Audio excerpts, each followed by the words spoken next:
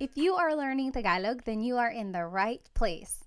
My name is Pat and I'm here to welcome you to the Tagalog Time video series and podcast where I will teach you conversational Tagalog. In my Tagalog lessons, we will break down grammar rules, we will learn common phrases that native speakers say, and we will practice so that you can feel confident speaking Tagalog to anyone you meet. Along the way, we will also talk about Filipino culture, history, and geography so that you can have some context to go along with the information we learn about the language. But first, I want to ask you, why are you learning Tagalog? Did you grow up in a home where your parents or your grandparents spoke Tagalog but you were never taught how to speak the language? Or maybe you have a special someone in your life who speaks Tagalog and you want to learn the language so that you can get to know their culture better. Or maybe you are fluent in Tagalog and you just want to understand the language a little bit better. Whatever your reason is, I'm so glad you're here. We will start from scratch, get a good foundation on the language, and build our way up. A little bit about myself. I was born in Manila. My family moved to the United States when I was 2 years old. And growing up, my parents only spoke to me in Tagalog. The only time they spoke to me in English was if I was in trouble. They wanted to make sure that I understood that I was in trouble loud and clear, so they said it in English and in Tagalog. But for the most part, my parents only spoke to me in Tagalog. Also, I watched a lot of TFC, the Filipino channel, growing up, and my family went to the Philippines every other year because we still have a lot of family over there. So all of that really helped me stay fluent in Tagalog. And it wasn't until I was already an adult when I really appreciated the fact that I was bilingual in both English and Tagalog. And I hope to help you in your Tagalog learning journey. I will mention that this Tagalog lesson is available on 2 different platforms. You can find the video on my YouTube channel, Tagalog Time Pat, or you can find the audio wherever you find your favorite podcast. I decided to have this Tagalog lesson available in these 2 different platforms because I know some people prefer the video so that they can see the images on there if they are visual learners, while others are auditory learners and prefer to just listen to the information. However you are catching this episode right now, I do encourage you to try out the other platform at a later time. For example, if you are watching the video on YouTube, maybe try out the podcast later. And vice versa, if you are listening to the podcast, maybe check out the video later. There are certain things in both the video and the podcast that are very beneficial. For example, when you are watching the video, you can see all of the words spelled out. You can see how everything is written and the pattern of all of these phrases. Whereas when you are listening to the podcast, you can really focus on the sounds and the emphasis and the pronunciation of words. The video and the podcast work different parts of your brain, so give each a try and see which one works best for you. Alrighty, let's go ahead and get started with the lesson. This is episode 1. I like to call it Tagalog Fundamentals. Our learning agenda for the lesson includes talking about the history of Tagalog. Where does the name come from? Who speaks Tagalog, like in what regions of the Philippines? And what is the difference between Tagalog and Filipino? So Filipino is actually the national language of the Philippines. How is it different from Tagalog? We'll talk about that. Then we will learn some common introduction phrases so that you can have a conversation with someone you just met. And lastly, we'll do some practice questions and apply what we learned. Alrighty, this is a picture of a river. In fact, this is the Marikina River in Metro Manila. I will just describe it to you. In the back, there are some skyscrapers, really tall buildings. In fact, this is kind of what you would see in the Philippines whenever you visit a big city. So there's skyscrapers. Most of those are probably condos, probably office buildings for both domestic or local businesses as well as international businesses too. And then there's probably some shopping centers all mixed in there as well. Around those skyscrapers, you will see a lot of houses. So big cities are very populated. A lot of traffic can be seen there. However, throughout the city, you will find pockets of nature, like this river, or even parts of wooded areas, or even nature parks where families will often relax together. So what does a river have to do with Tagalog? Well, in Tagalog, the word river is ilog. And back in the day, those who lived near the river were called taga ilog. Taga means from, ilog means river, so these people were from the river, or also known as river dwellers. The opposite of that would be taga-bundok, from the mountain. So this was just a way to distinguish people in different regions. Taga-ilog are those who were living beside the river. And the name Tagalog comes from this phrase, taga-ilog. It is the language that was spoken by these people who were living near the river. So eventually, the language was called Tagalog. Now, what is the difference between Tagalog and Filipino? Well, before the 1930s, there actually wasn't even a national language in the Philippines. At the time, Spanish and English were considered to be official languages, but there was no national language assigned yet. It wasn't until 1937 when Tagalog was declared to be the national language by the government. However, this was pretty controversial. Tagalog was only spoken in the Central Luzon area. That means people up north and people in the south did not speak Tagalog. There are lots of languages and dialects throughout the country. In fact, some people didn't even recognize Tagalog as the national language. Some people did not support this decision, but ultimately Tagalog was chosen for a number of reasons. First, Tagalog was spoken in Manila and its surrounding areas. And this is where the government had resided for many years. So since this is the area where government decisions were being made about politics, economics, and social issues, many people decided that Tagalog would be more suitable to be the national language. Also, Tagalog was chosen because it didn't have as many smaller dialects like other languages did in the country at the time. Another reason why Tagalog was chosen to be the national language was because there was an extensive amount of historical documents and books written in Tagalog. So this showed that Tagalog had already been a well-established language. Lastly, Tagalog was chosen to be the national language at the time because even though not a lot of regions spoke it fluently, it was the most widely understood language throughout various regions in the Philippines. Eventually, in 1987, it was declared that Filipino would actually be the national language instead of Tagalog. So what is the difference between Tagalog and Filipino? Well, Filipino comes from Tagalog. However, it includes loan words that are also commonly used, but come from Spanish, English, and other languages. For example, let's take the word dictionary. In Filipino, people would just say diccionario, dictionary. However, a true Tagalog purist would say talatinigan. You'll notice that the word diccionario has a lot of Spanish influence. And that is what the Filipino language is all about. It incorporates all of these loan words that have been mixed into Tagalog. So that's the main difference between Tagalog and Filipino. Tagalog is the uninfluenced language, whereas Filipino incorporates all of these loan words and influences from other countries. So speaking of, what are some of the Tagalog influences? Well, Spain colonized the Philippines from 1521 to 1898.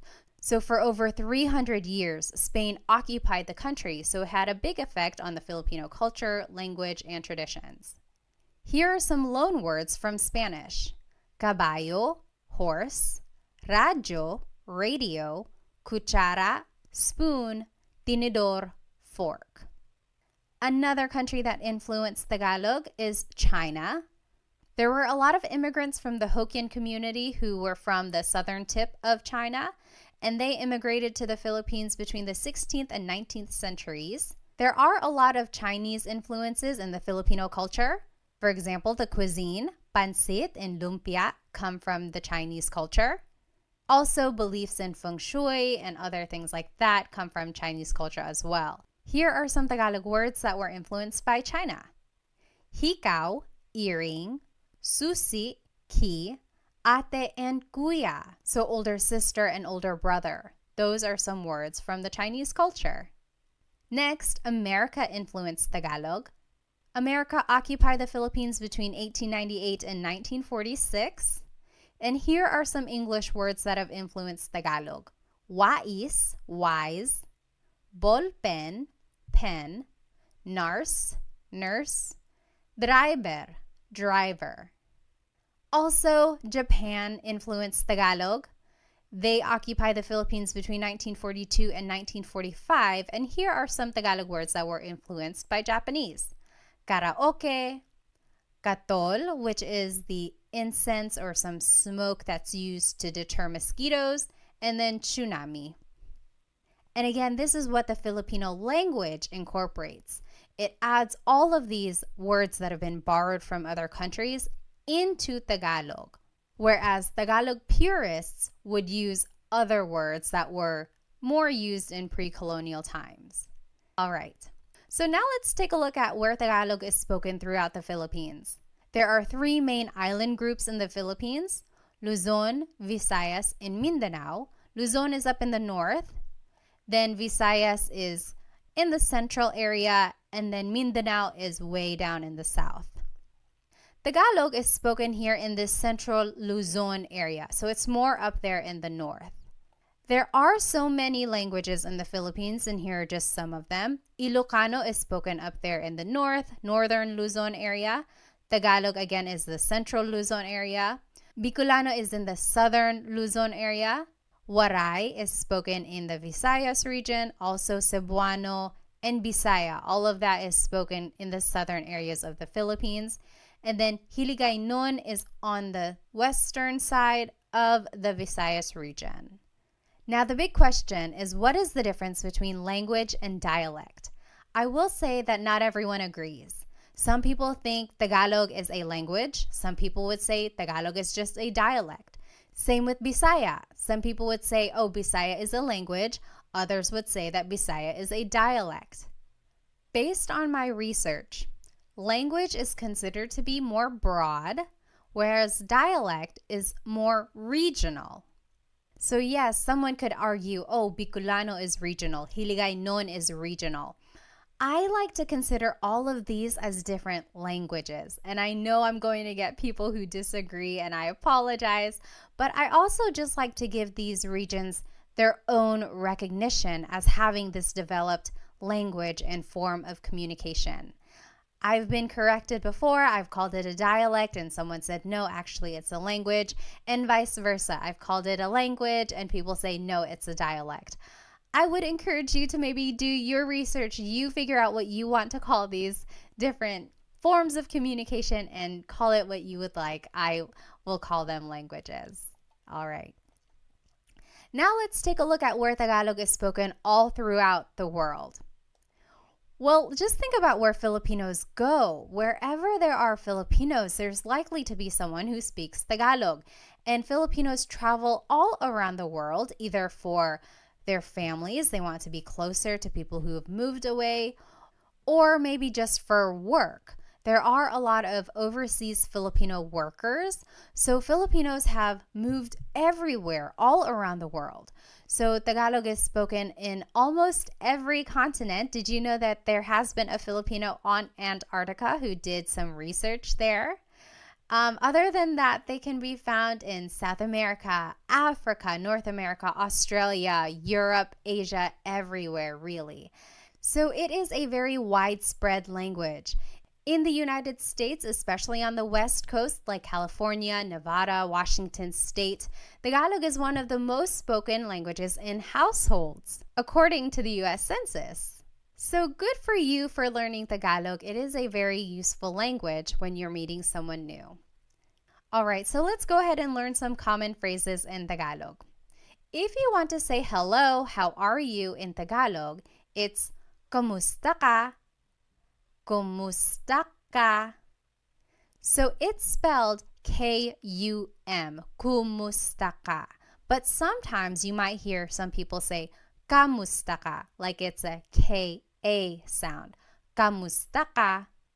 So if you want to say hello, how are you, it is just one phrase, kamusta ka? All right, now here are some responses. If you're doing well, you can say mabuti naman. Mabuti naman. That means I'm doing good. I'm doing great. I'm doing well. Mabuti means good. Naman is an emphasis word. So I'm doing good. Mabuti naman. If you're just doing okay, you can say ayos lang. Ayos lang. Ayos means okay. Lang means only. So I'm only doing okay. Ayos lang. And if you're not doing good, you can say hindi mabuti. Hindi means not. Mabuti means good. So not good. I'm not doing well. Hindi mabuti. Okay, say these phrases with me one more time. Kamusta ka? Hello, how are you? Kamusta ka? Kamusta ka? Mabuti naman. I'm doing well.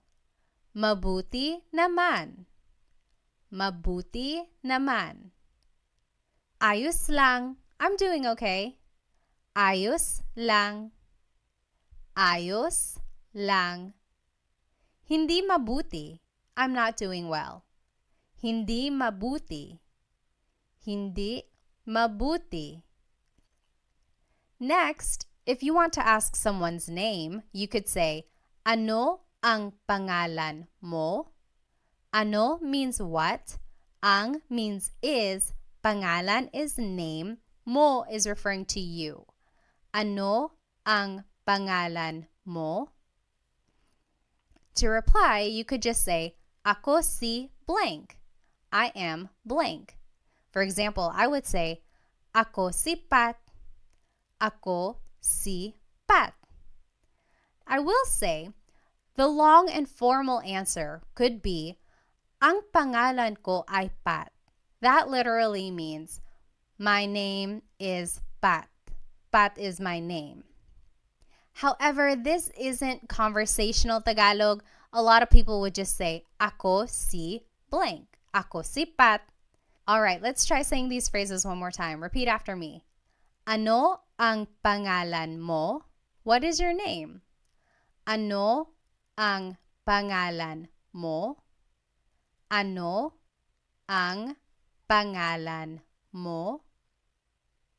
Ako si blank. I am blank. Ako si Pat. Ako si blank. All right, if you want to ask someone where they're from, you would say, taga saan ka? Taga means from. Saan means where. Ka is referring to you. Taga saan ka? Where are you from? Taga saan ka? To reply, you would say, taga blank ako. I am from blank. Taga means from. Ako means I am. Taga Manila ako. I am from Manila. Taga blank ako. All right, say these phrases with me one more time. Taga saan ka? Taga saan ka? Taga saan ka? Taga Manila ako. Taga blank ako. Taga blank ako. Next, if you want to ask about someone's age, you would say, ilang taon ka na? Ilang taon ka na? Ilan means how many. Taon means year. Ka is referring to you. Na means already. Ilang taon ka na? Ilang taon ka na? To reply, you would just say, blank ako.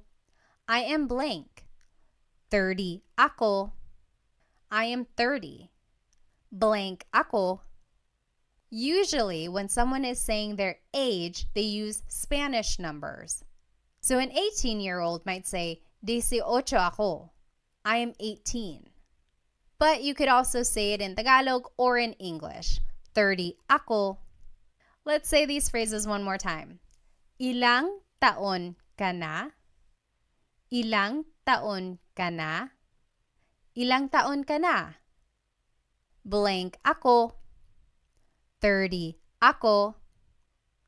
Blank ako. The long form of your answer could be, ako ay 30 taong gulang. That literally means, I am 30 years old. Again, this is not so much conversational Tagalog. It's more common for someone to just say, 30 ako. Next, you can ask someone, ano ang trabaho mo? What is your job? Ano means what? Ang means is, trabaho means job, mo is referring to you. Ano ang trabaho mo? Ano ang trabaho mo? Your response would be, blank ako. So very similar to the last response. I am blank. I am a blank. For example, I could say, nurse ako, teacher ako. And here's just some vocabulary on some professions. Guro, teacher, nurse, nurse, doktor, doctor, abogado, lawyer. So you could say, guro ako, nurse ako. All right, say these phrases with me one more time. Ano ang trabaho mo? Ano ang trabaho mo? Ano ang trabaho mo? Blank ako. Nurse ako. Guro ako. The long form answer would be, ako ay isang nurse. Literally, I am a nurse. Ako ay isang nurse. Again, this is not conversational Tagalog. More people would just say, blank ako, nurse ako. Next, someone might ask you, may asawa ka na ba? Are you married? May asawa ka na ba? May means to have. Asawa is a spouse. Ka is referring to you. Na means already. Ba is a question word. May asawa ka na ba? May asawa ka na ba? Your response would be, oo, yes, wala, or hindi, no, wala pa, not yet. So repeat after me, may asawa ka na ba? May asawa ka na ba? And you say your answer, oo, yes, wala, no, wala pa, not yet. Next is a very similar question. May anak ka na ba? May means to have. Anak means child. Ka is referring to you. Na means already. And ba is a question word. May anak ka na ba? Do you have any kids? May anak ka na ba? May anak ka na ba? Your response would be the same as the last question. Oo, yes. Wala or hindi, no. Wala pa, not yet. So the difference between wala and hindi. Wala technically means none or nothing. Hindi means no. And since the question has the word may, which means do you have, it's almost like a quantity, then you could answer with wala, none. I have none yet. I don't have any kids yet. So wala, none. Sometimes you might also hear someone say hindi, no. Most commonly you would hear someone say wala, none. If you do want to answer and say that you do have kids, you can add the number of kids in your response. Oo, may dalawang anak na ako. Let's review some Tagalog numbers. Isa, 1, dalawa, 2, tatlo, 3, apat, 4, 5, 5. Now, if you listen again to the response, it's oo, may dalawang anak na ako. When the number ends with a vowel, like dalawa, ends with the letter A, you have to add an NG at the end when you respond. So, oo, may dalawang anak na ako. So instead of saying may dalawa anak na ako, you have to add an NG to the end of the word dalawa so that it connects to the word anak. It's almost like you're saying two of child. You have two children. And you add this NG to the end of any number when it ends with a vowel. So isa, dalawa, tatlo, 5, 5. But for the word apat, 4, it ends with a consonant. You would have to add the word na before the word anak. So oo, may apat na anak na ako. So anytime the number ends with a consonant, you add the word na. All right. Say that again with me. May anak ka na ba? May anak ka na ba? Do you have any kids? May anak ka na ba? And your response, oo, yes. Wala or hindi, no. Wala pa, not yet. And to talk about how many kids you do have, you could say, oo, may dalawang anak na ako, and just fill in the number in the phrase. Lastly, to get to know someone, you can ask them, ano ang hilig mo? What are your hobbies? Ano means what, ang means are or is, hilig means your likings or things that you like. Mo is referring to you. Ano ang hilig mo? What do you like to do? What are your hobbies? Your response would be, mahilig ako blank. I like to blank. And here are some examples of some hobbies.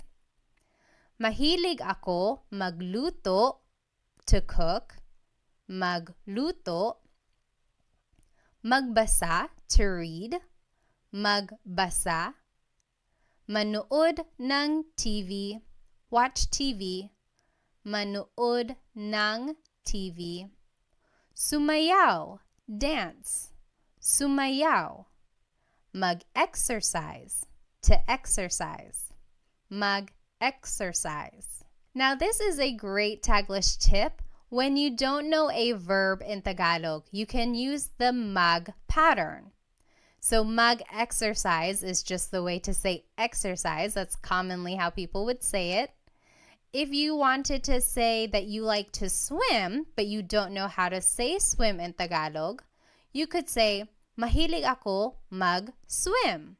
I like to swim. Later on, go back and look up what to swim is in Tagalog. Then you can say, mahilig ako lumangoy, lumangoy. So I am a big supporter of using Taglish, especially while you are learning Tagalog. The main focus here is to learn the patterns and formation of phrases. And over time, you will learn more Tagalog vocabulary so that you can fill it into these phrases. But in the meantime, feel free to put English words wherever you need to. All right. Now, I always get asked, how do you use the word po? The word po is a part of speech that is used to show respect. Usually, kids say po throughout a conversation when they are speaking to an elderly person. Or adults even say po when they are trying to be respectful either to someone in authority or someone older than them.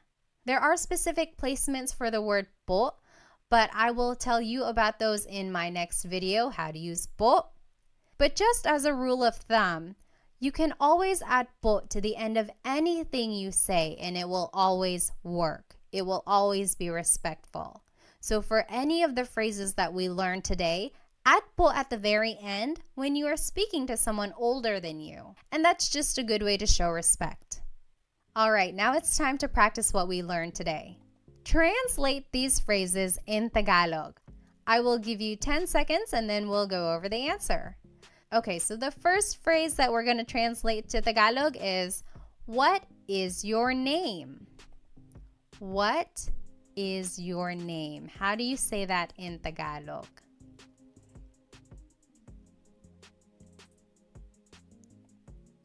Ano ang pangalan mo? Ano ang pangalan mo? What is your name? Ano ang pangalan mo? Now, how would you reply in Tagalog?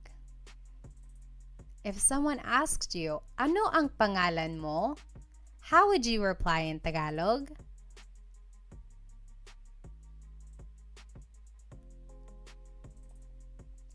Ako si blank. Ako si Pat. Ako si blank. All right, next question. How do you say, what is your job in Tagalog? What is your job?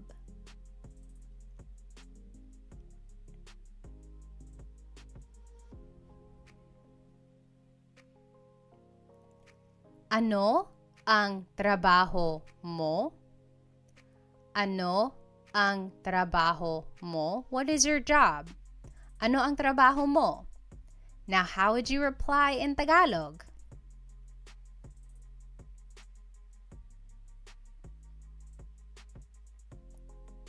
Blank ako. I am blank. Nurse ako. Teacher ako. Next, how would you say, hello, how are you in Tagalog? How do you say hello, how are you in Tagalog?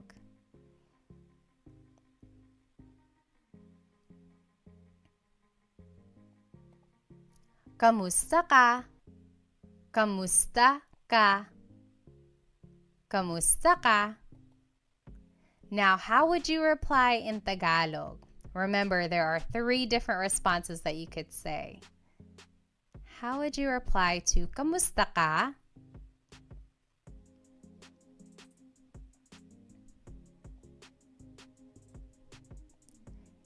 If you're doing well, you could say mabuti naman. Mabuti naman. If you're doing okay, you could say ayos lang. Ayos lang. And if you're not doing so good, you can say hindi mabuti. Hindi mabuti. All right, now how do you say, are you married in Tagalog? Are you married?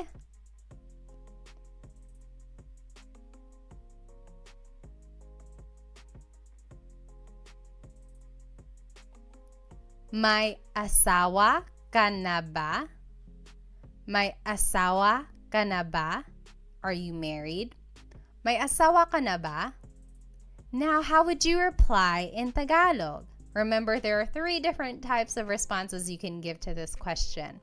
May asawa ka na ba?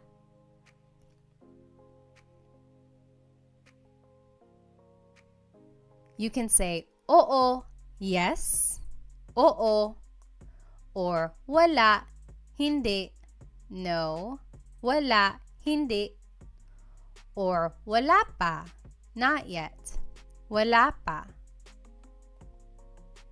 How do you say, where are you from in Tagalog? Where are you from?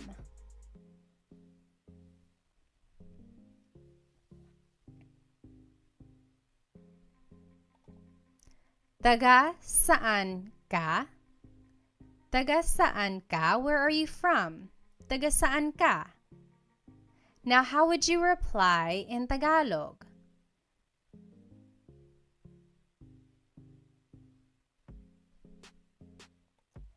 Taga blank ako. Taga Manila ako. I'm from Manila. Taga blank ako. All right, how would you ask, how old are you in Tagalog? How old are you?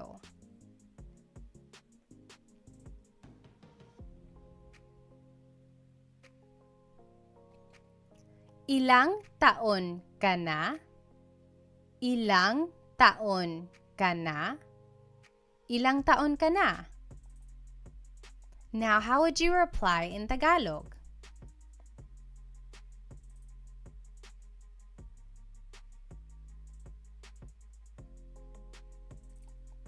You can say blank ako.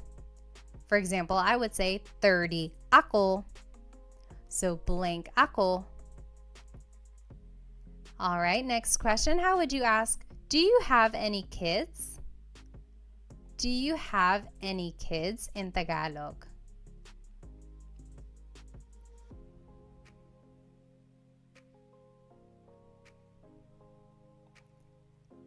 May anak ka na ba? May anak ka na ba? Do you have any kids? May anak ka na ba? And how would you reply in Tagalog?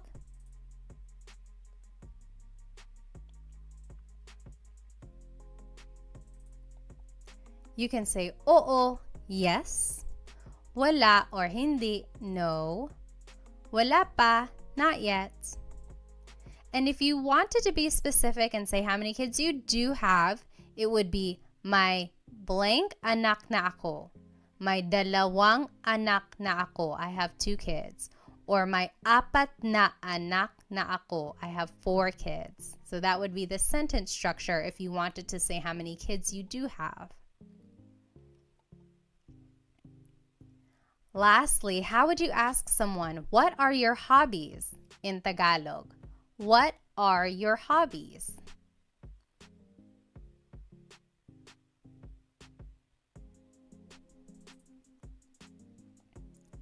Ano ang hilig mo?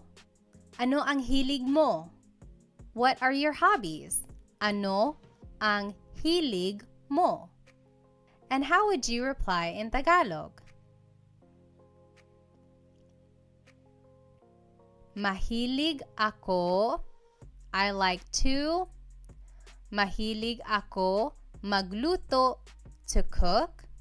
Magluto. Magbasa, to read. Magbasa. Manood ng TV, to watch TV. Manood ng TV. Sumayaw, to dance. Sumayaw. Mag-exercise, to exercise. Mag-exercise. And remember, you can always use a Taglish tip. If you don't know a verb in Tagalog, just say it as a mag-verb. Mahilig ako mag-swimming. Mahilig ako mag-shopping. And later on, go back and try to figure out what these words are in Tagalog. So to swim is lumangoy. Mahilig ako lumangoy. All right, we learned a lot today. We learned about the history of Tagalog. We learned where it's spoken and some influences of it. Then we learned some common phrases that hopefully you can start using when you meet someone new. And then we practiced. I encourage you to maybe write these phrases down on a note card. Write the English translation on one side and the Tagalog translation on the other side, and then just review them throughout the day. Practice really does make perfect. Try using these phrases to a native speaker that you know, or if you don't have anyone you can speak to right now, really try practicing these note cards on your own. And a lot of people I meet get really nervous about their accent. I always say, ignore the accent. Forget about it for now. The accent will come the more you practice. I will say that even I have an English accent when I'm speaking Tagalog sometimes too. It usually comes out when I'm nervous or if I'm speaking too fast. But really, that doesn't matter. What matters in the end is that you are able to communicate in Tagalog. Be sure to subscribe to my YouTube channel for more Tagalog lessons and follow me on my other social media platforms. Thank you so much for joining me in this Tagalog lesson. In my next lesson, I will talk about how to use po when you want to be respectful. I hope to see you there. Paalam!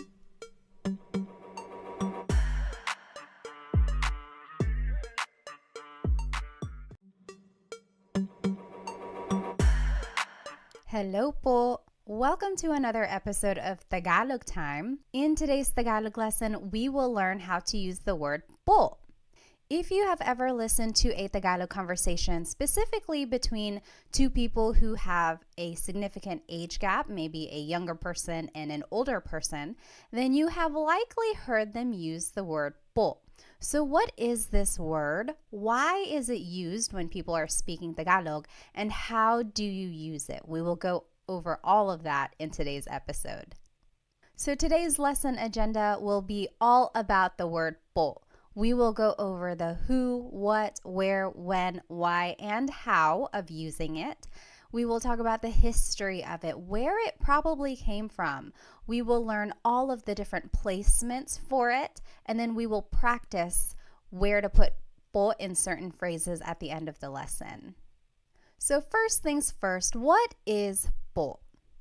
Po is a part of speech that is used in Tagalog to show respect. I always tell the kids' classes that whenever you are speaking to an adult, you always have to use po. However, adults can also use po whenever they are speaking to someone who's older than them or if they're speaking to authority, and we'll go over that in just a minute. It's important to note that there really is no direct English translation for the word po.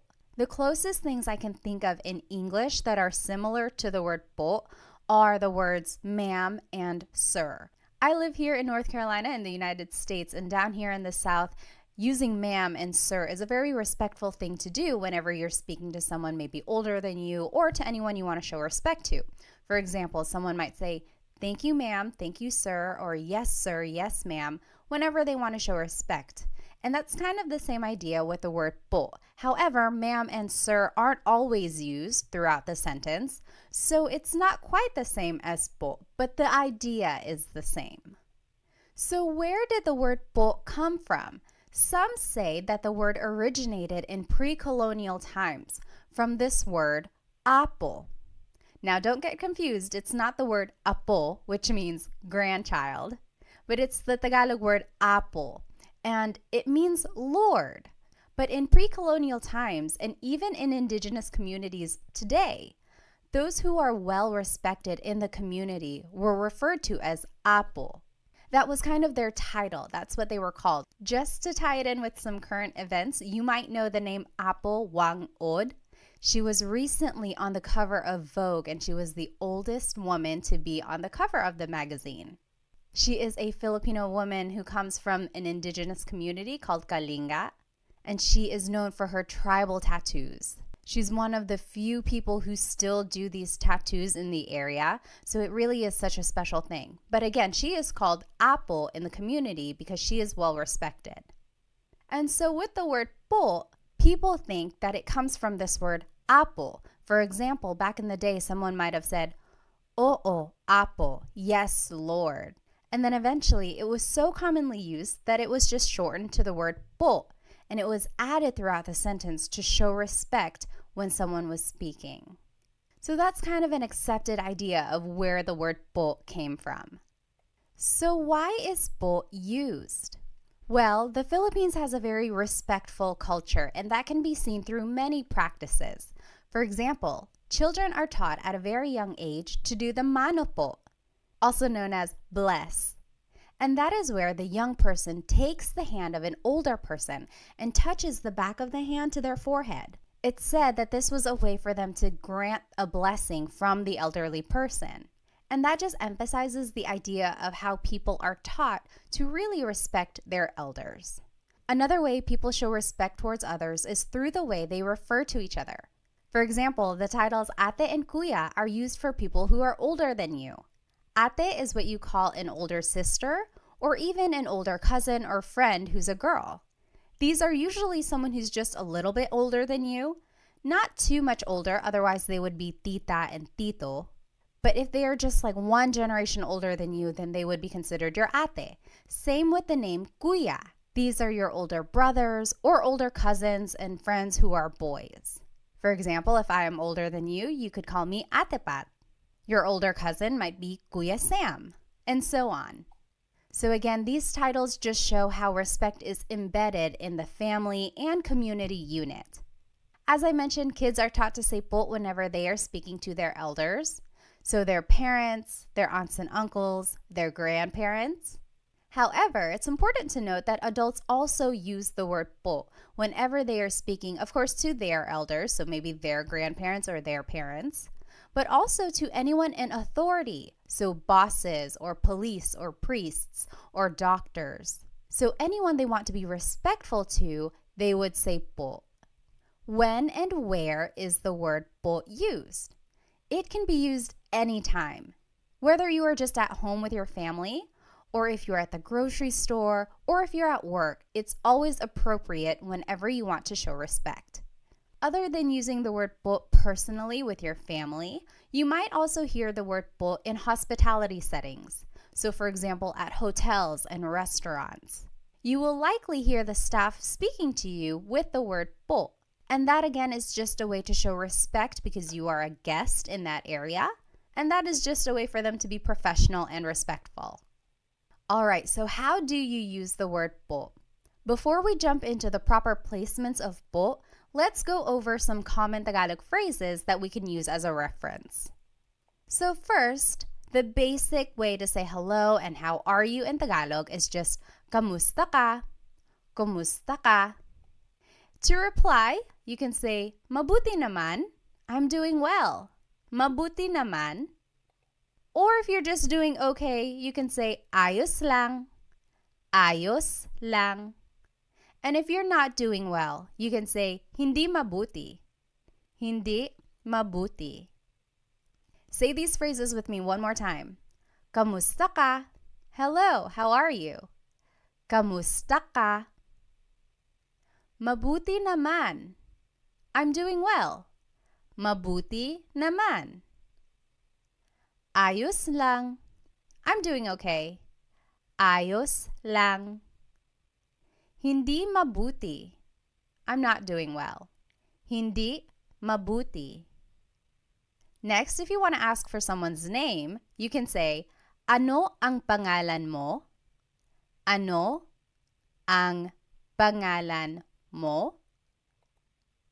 Your response would be, ako si blank. I am blank. I would say, ako si Pat.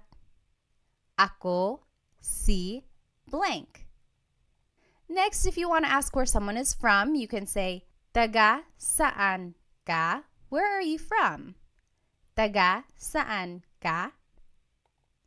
To reply, you can say, taga blank ako. I am from blank. Taga Manila ako. Taga blank ako. Let's say these phrases one more time. Ano ang pangalan mo? What is your name? Ano ang pangalan mo? Ako si blank. I am blank. Ako si Pat. Ako si blank. Taga saan ka? Where are you from? Taga saan ka? Taga blank ako. I am from blank. Taga Manila ako. Taga blank ako.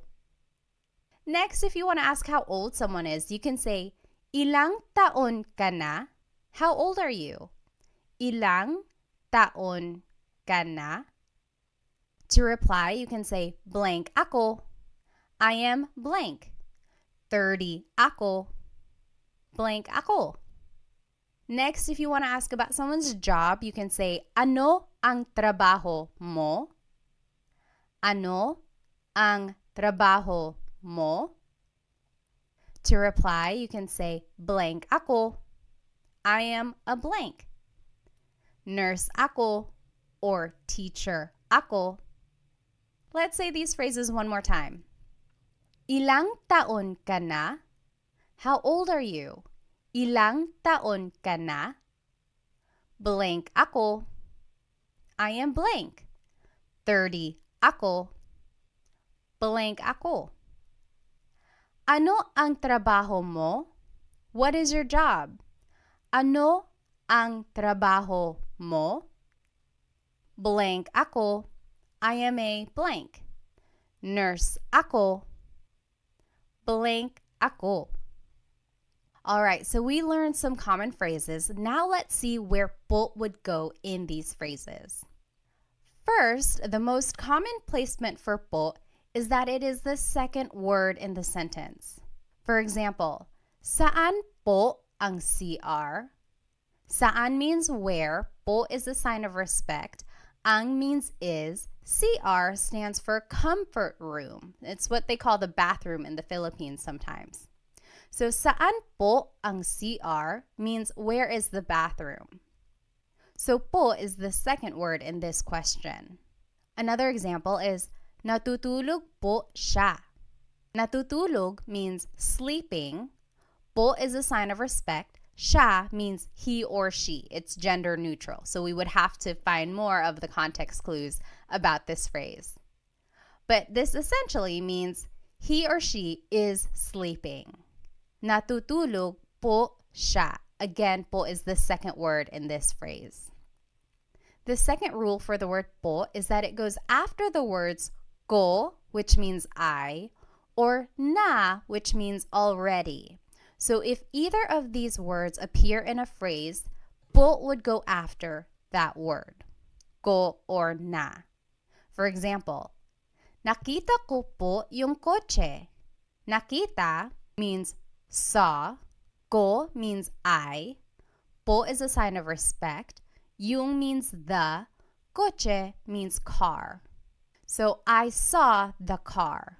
Nakita ko po yung coche. Po is after the word ko. Another example, kumain na po ako. Kumain means ate. Na means already. Po is a sign of respect. Ako means I. So, I already ate. Kumain na po ako. Po goes after the word na. Lastly, po goes after a set phrase. For example, maraming salamat po. Thank you very much. Maraming salamat po. Also, it can go after the phrase magandang umaga po. Good morning. So these are just some set phrases and po goes after them.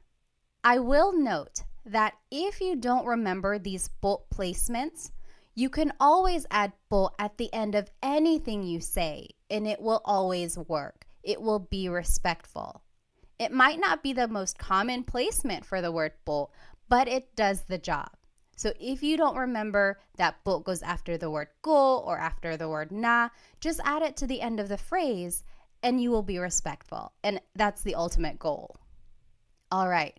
Now let's talk about po pronouns. This is very important. Whenever we are using the word po, you have to change the singular you pronoun to the plural you pronoun. For example, the word mo turns into the word nyo. The word ko turns into the word kayo. Depending on the sentence, mo means you or your, and ko means I or my. And these are singular pronouns. So anytime you are using the word po, you have to use the plural you pronoun, nyo and kayo, respectfully.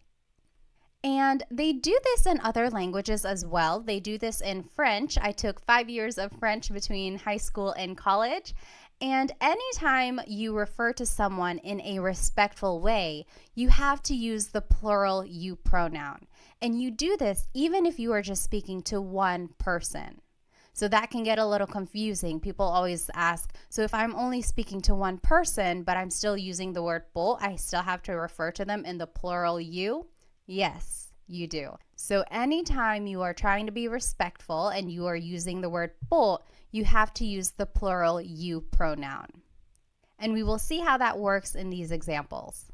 So just to review the common phrases we just learned, kamusta ka? Hello, how are you? Mabuti naman. I'm doing well. Ayos lang. I'm doing okay. Hindi mabuti. I'm not doing well. Now, if we want to be respectful, let's see where po would go in these phrases. Kamusta ka turns into kamusta po kayo. So po is the second word in this question. And then ka becomes kayo. So that is an example of where the singular you pronoun becomes a plural you pronoun. So kamusta ka becomes kamusta po kayo. Next, mabuti naman becomes mabuti naman po. So that's just a set phrase. It would go at the end of that. Very similar, ayos lang becomes ayos lang po. Again, it just goes at the end because it's a set phrase. And then lastly, hindi mabuti becomes hindi mabuti po. Again, that's just a set phrase. You might hear someone say, hindi po mabuti. I've heard that before, so it can also be the second word in this phrase, hindi po mabuti. But since it's a set phrase, I would add it to the end, hindi mabuti po. So those are some examples of where po would go. Just some more common phrases. Let's review. Ano ang pangalan mo? What is your name? Ako si Pat. I am Pat. Taga saan ka? Where are you from? Taga Manila ako. I am from Manila. Now let's see where po would go in these phrases. Ano ang pangalan mo becomes ano po ang pangalan nyo? So po is the second word here, goes right after the word ano. And then mo becomes nyo. So again, the singular you pronoun becomes a plural you pronoun.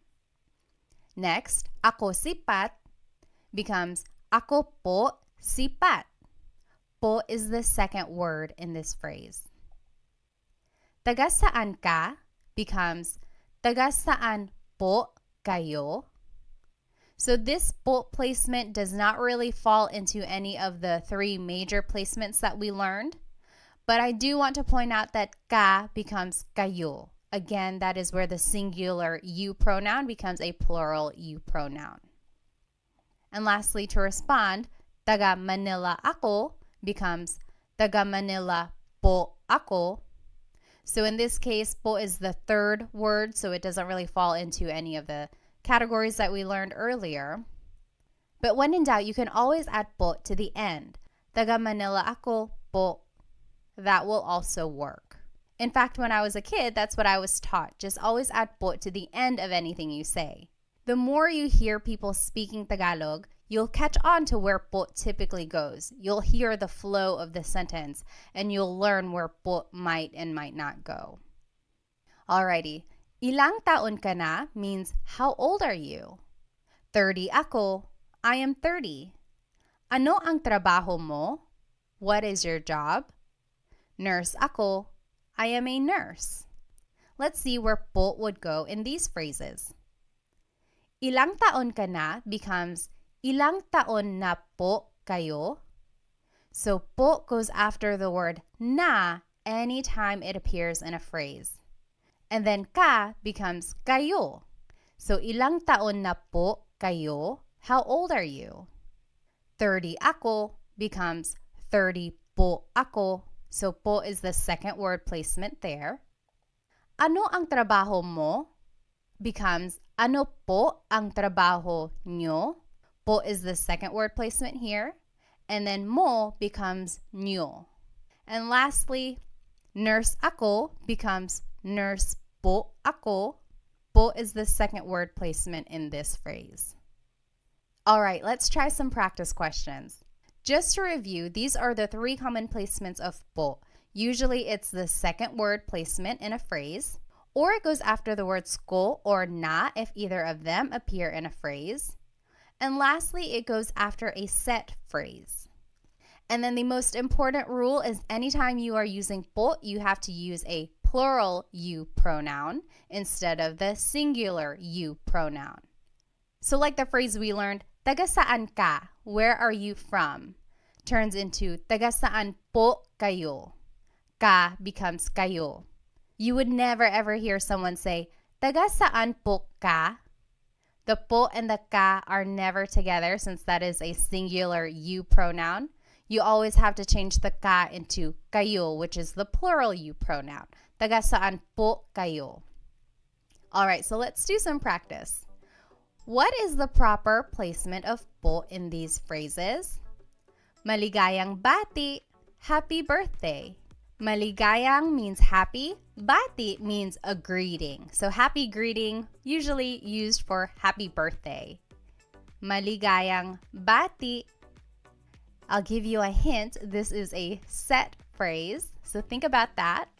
Maligayang bati, happy birthday. Where would po go there? Next, binili ko yung laruan. Binili means bought. Ko means I. Yung means the. Laruan means toy. So I bought the toy. Binili ko yung laruan. Where would po go in this phrase? Binili ko yung laruan. And lastly, kinain ko na yung pagkain. Kinain means ate. Ko means I. Na means already. Yung means the. Pagkain means food. I already ate the food. Kinain ko na yung pagkain. Where would po go in this phrase? Take a minute and try to think of where you would put po in these phrases.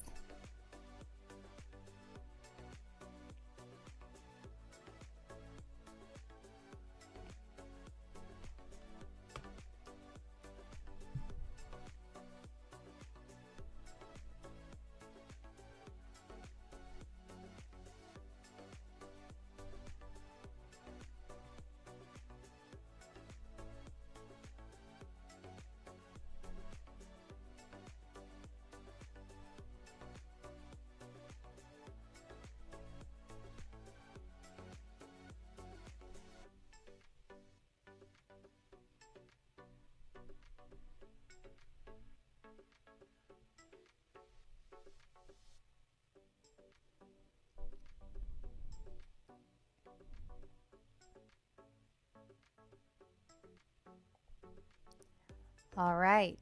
Maligayang bati becomes maligayang bati po. So that is a set phrase, so po would just go at the end of that. Maligayang bati po. Next, binili ko yung laruan. I bought the toy. Becomes, binili ko po yung laruan. Po would go after the word ko in this phrase. Lastly, kinain ko na po yung pagkain. So remember, one of the rules was it goes after the word ko or na if either of them appear in the phrase. What if they both appear in the phrase? It would just go after both of them. So, kinain ko na po yung pagkain. Po goes after the word na, which is after the word ko. So, did you get it right? I hope you did. It does take some practice, but remember, you can always add po to the end of your sentence. All right, so just a quick note. What is the difference between po and ho? For example, someone might say, ano po, which means what? Someone else might say, ano ho, which also means what? What is the difference between po and ho? Well, both are a sign of respect. They have the same placement rules that we just learned. However, ho is considered to be a little bit more informal and po is formal. Some people might use the word ho when they are speaking to an elderly person who is not really close to them or a stranger who they don't really know well. For instance, some people use the word ho when they are speaking to an older person who they don't really know very well. So maybe an older stranger or just an older acquaintance, they might use the word ho. Whereas po is really saved for older people in their family, people they really know and want to formally respect. I personally don't use the word ho very often. I just use po for everyone when I want to be respectful. However, I have heard people use the word ho whenever they're speaking to someone kind of informally, but also still respectful. You might hear it in movies or Filipino shows or things like that. Just know that it is equivalent to the word po, but just a little bit less formal. Alrighty, so we learned a lot today. We learned the placements of po. We learned a little bit about the history, where it comes from, how to use it, when and where. And then we were able to practice a little bit. So I encourage you, maybe when you are speaking to your parents or to your grandparents, just practice saying po, even if it's in English. Try adding po to anything you say at the end, even if it's an English phrase. That way you can get in the habit of using po and being respectful towards others in this way. If you would like to stay connected and get notified whenever I have a new Tagalog lesson, I encourage you to subscribe to my YouTube channel. And please follow me on my other social media platforms. I have a lot of other good content there as well. I'll see you in our next Tagalog lesson. Paalam!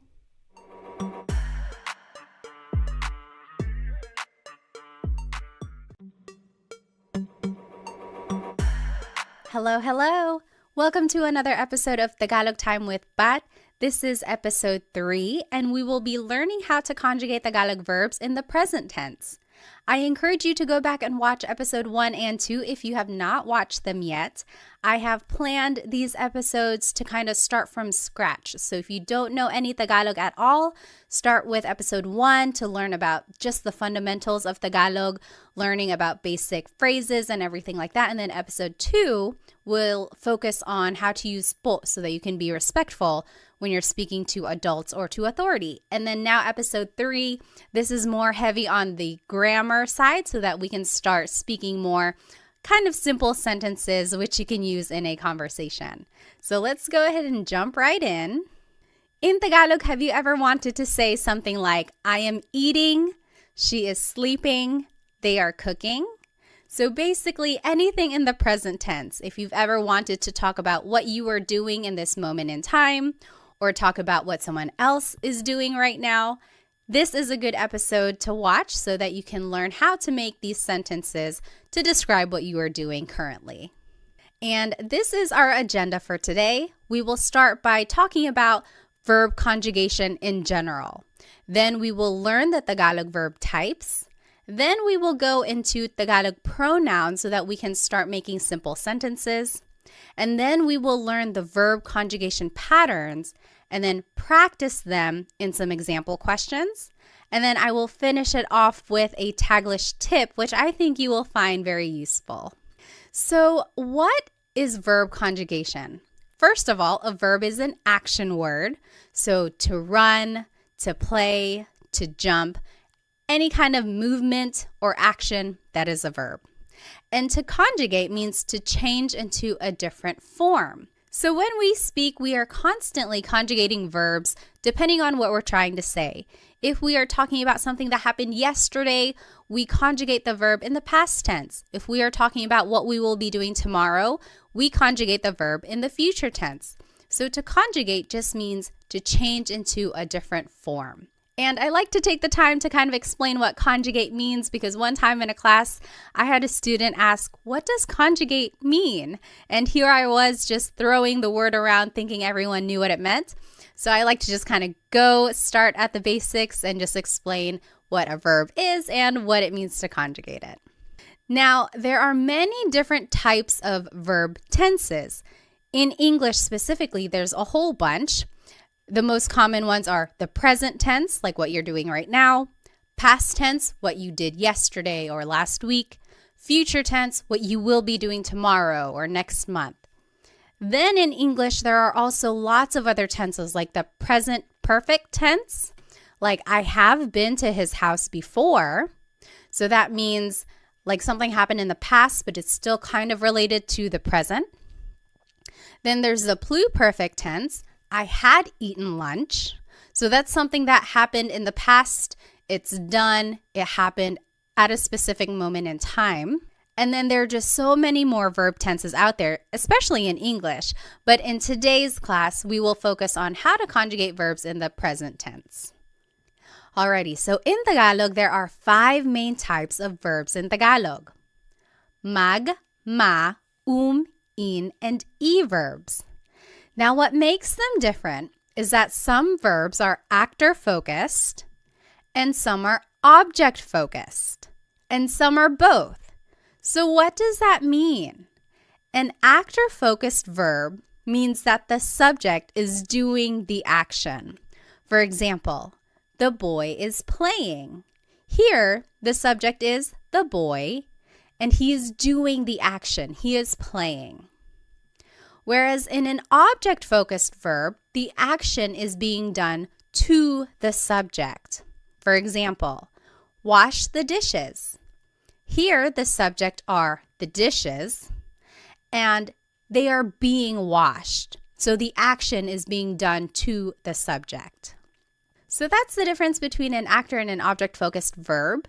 And the difference between them will be important when we are determining the type of sentence that we're going to make. So we'll see that more in the examples later on. Alrighty, so speaking of subjects, let's learn some subject pronouns. Ako means I. Ka means you singular, so it's just you by yourself, one person. Siya means he or she. And I want to point out that siya is gender neutral. That means you have to listen for the context of the sentence to determine who that person is talking about. And also, take a look at the spelling. It looks like it should be pronounced siya, but it's actually pronounced siya. There are some regions in the Philippines that might pronounce it siya, but for the most part, in the central Luzon, Tagalog-speaking areas, it's pronounced siya. Next, sila is they. Tayo is we inclusive. Kami is we exclusive. So in Tagalog, it's interesting. There are 2 types of we. In English, we just say we, and then you have to kind of distinguish who you're talking about, like we who. So in Tagalog, if everyone is included, that's tayo. So you and me and everyone in the room, we are all eating, kumakain tayo. That's inclusive because everyone is doing the action. Whereas if it were me and my husband Chris, we are eating, that would be kumakain kami. That's exclusive because you're not included. I'm just kind of telling you about it. kumakain kami, we are eating. And then lastly, kayo is you plural. So you all, that's you plural, kayo. Okay, now the simplest sentence structure is verb plus pronoun. If we take a look at the verb to cook, in Tagalog it's magluto. So if you want to say I am cooking, it's nagluluto ako. Or you could say nagluluto ka, you are cooking. Nagluluto siya, he or she is cooking. Nagluluto sila, they are cooking. Nagluluto tayo, we are cooking, inclusive. Again, that's you and me and everyone in the room. We are all cooking together. Everyone is included. Nagluluto tayo. Versus nagluluto kami. Me and my husband Chris, we are cooking. That's exclusive. And then nagluluto kayo, you all are cooking. Maybe you all as a class, nagluluto kayo. All right, so all of these examples just show the simple sentence structure, verb plus pronoun. So the verb goes first, and then the pronoun goes afterwards. It's the opposite of English where the pronoun goes first. Like, I am cooking, I is the pronoun, and then it's the verb cook. So in Tagalog, it's the opposite, verb plus pronoun. All right, so one important thing about Tagalog verbs is that they all have a root word, and then something is added to them to conjugate it to a different tense. So an affix or an infix is added to the word to change it into a different tense. For example, let's take a look at the word magluto, to cook again. You could say nagluluto ako, I am cooking. That's the present tense. Past tense, nagluto ako, I cooked. Future tense, magluluto ako, I will cook. So I underlined here all of the root words. So luto is the root word. And then there's the affix that goes before the root, and that will determine the tense.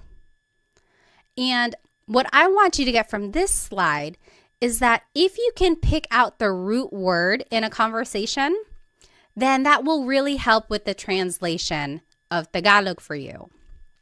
So if I heard someone say, oh, nagluto ako kahapon, then I would say to myself, okay, I know luto means to cook. Now I have to use context clues to figure out, are they talking about something that happened yesterday, or are they cooking right now, or are they going to cook tomorrow?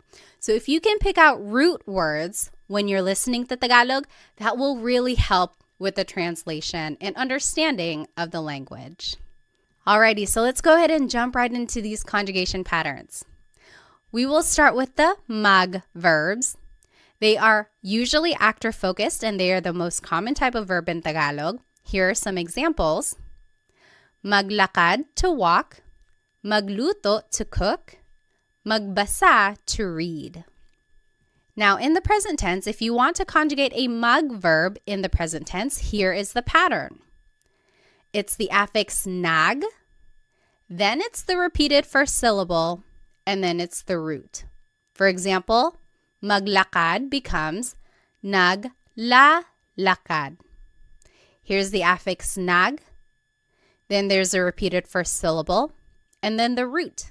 Naglalakad ako, I am walking. Naglalakad sila, they are walking. Alrighty, let's take a look at magluto, to cook. In the present tense, it becomes nagluluto. Here's the affix nag, then there's the repeated first syllable, and then the root. Nagluluto sila, they are cooking. Nagluluto. Lastly, magbasa, to read. It becomes nagbabasa.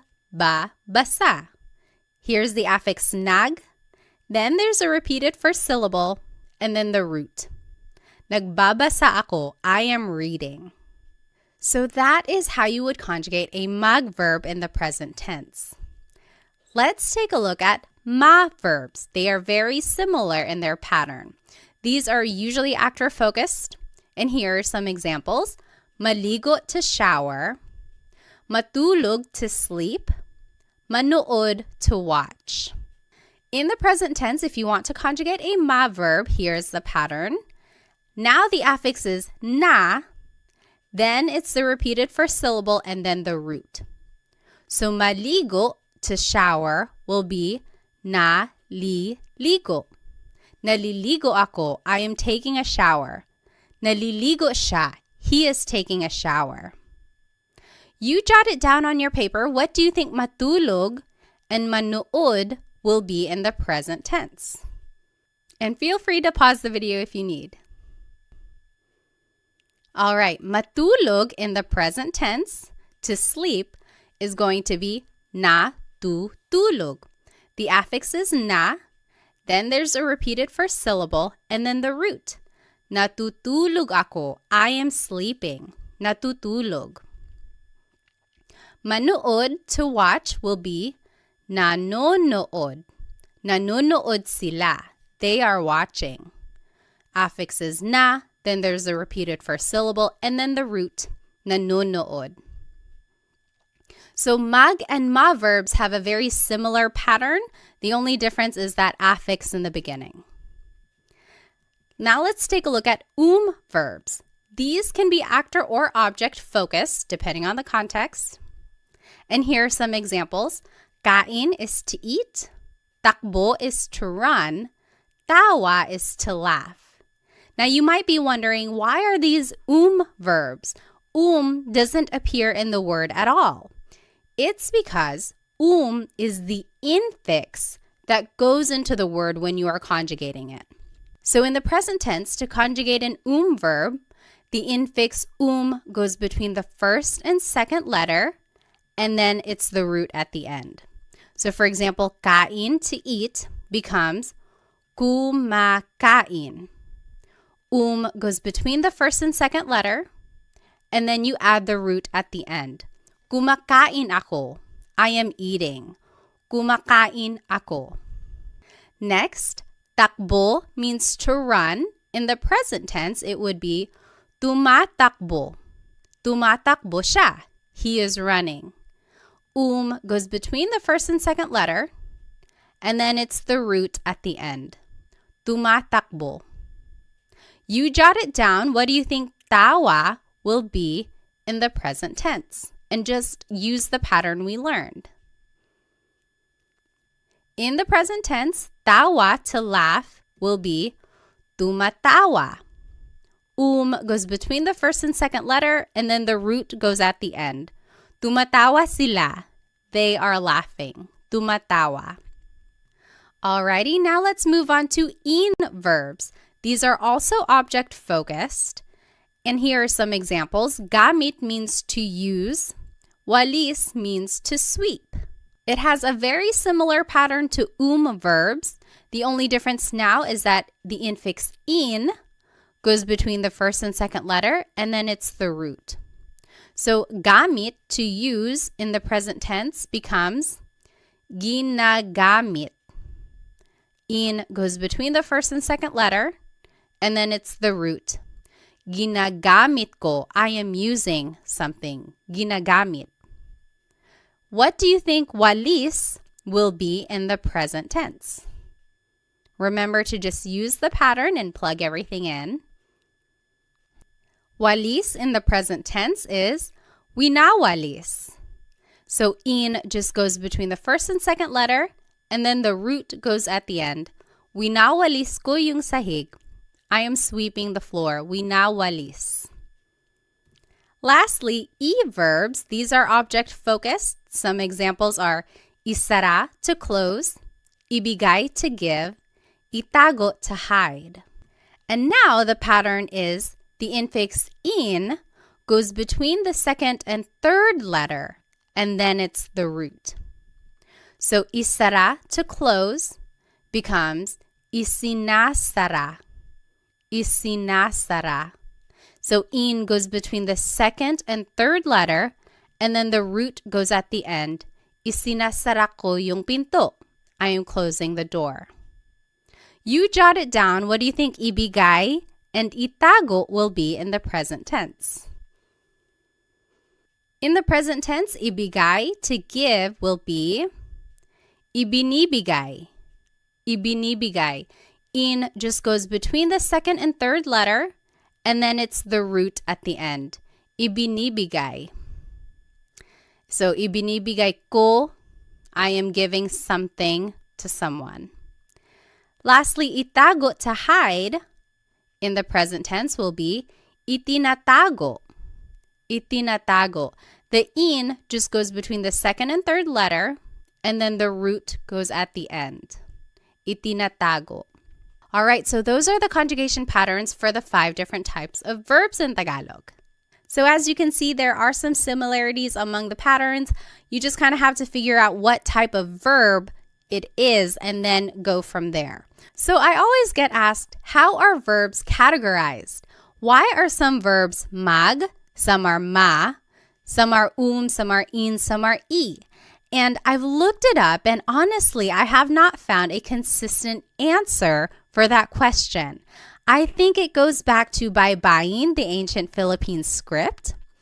And back in the day, all of these verbs were just organized into these categories, and it was passed down throughout the years. And as Tagalog has evolved over time, all of these verbs have just been accepted into these categories.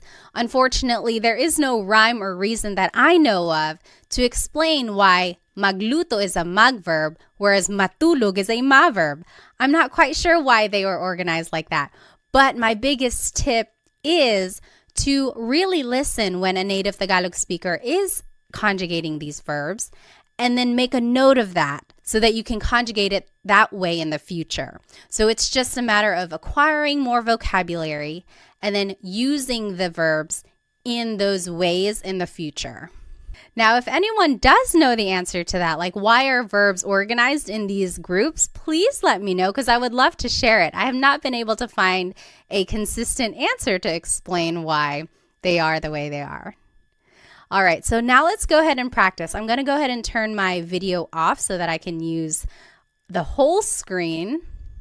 All right, so in this top left corner are the verb patterns that we just learned. Under that are the subject pronouns we learned. Ako is I, ka is you, siya is he or she, sila is they, tayo is we, inclusive, kami is we, exclusive, kayo is you, plural. Then here is the simple sentence structure, verb plus pronoun. And then here are some vocabulary terms to indicate present tense. So ngayon means right now. Ngayong araw means today. And here are some examples. So number 1, I am cleaning right now. Maglinis means to clean. Number 2, she is eating. Kain means to eat. Number 3, you all are cooking. Magluto means to cook. Number 4, we are walking. Maglakad, inclusive. Number 5, they are sleeping. Matulog. And number 6, we are watching TV. Manood, exclusive. So let's do number 1 together just so we are all on the same page. Remember our sentence structure here, verb plus pronoun. So the verb for to clean is maglinis. In the present tense, it's naglilinis. So mag verbs, remember the pattern is affix nag, then there's a repeated first syllable, and then the root. Naglilinis, then I, the subject pronoun for I is ako. And then right now, ngayon. Naglilinis ako ngayon. I am cleaning right now. Naglilinis ako ngayon. You take a minute and do the last 5 questions and then we'll go over it. And feel free to pause the video now if you think you'll need more time. All right, so let's go ahead and do number 2. She is eating. Kumakain siya. Remember, kain is an verb. So the pattern for verbs is the infix goes between the first and second letter, and then it's the root. Kumakain siya.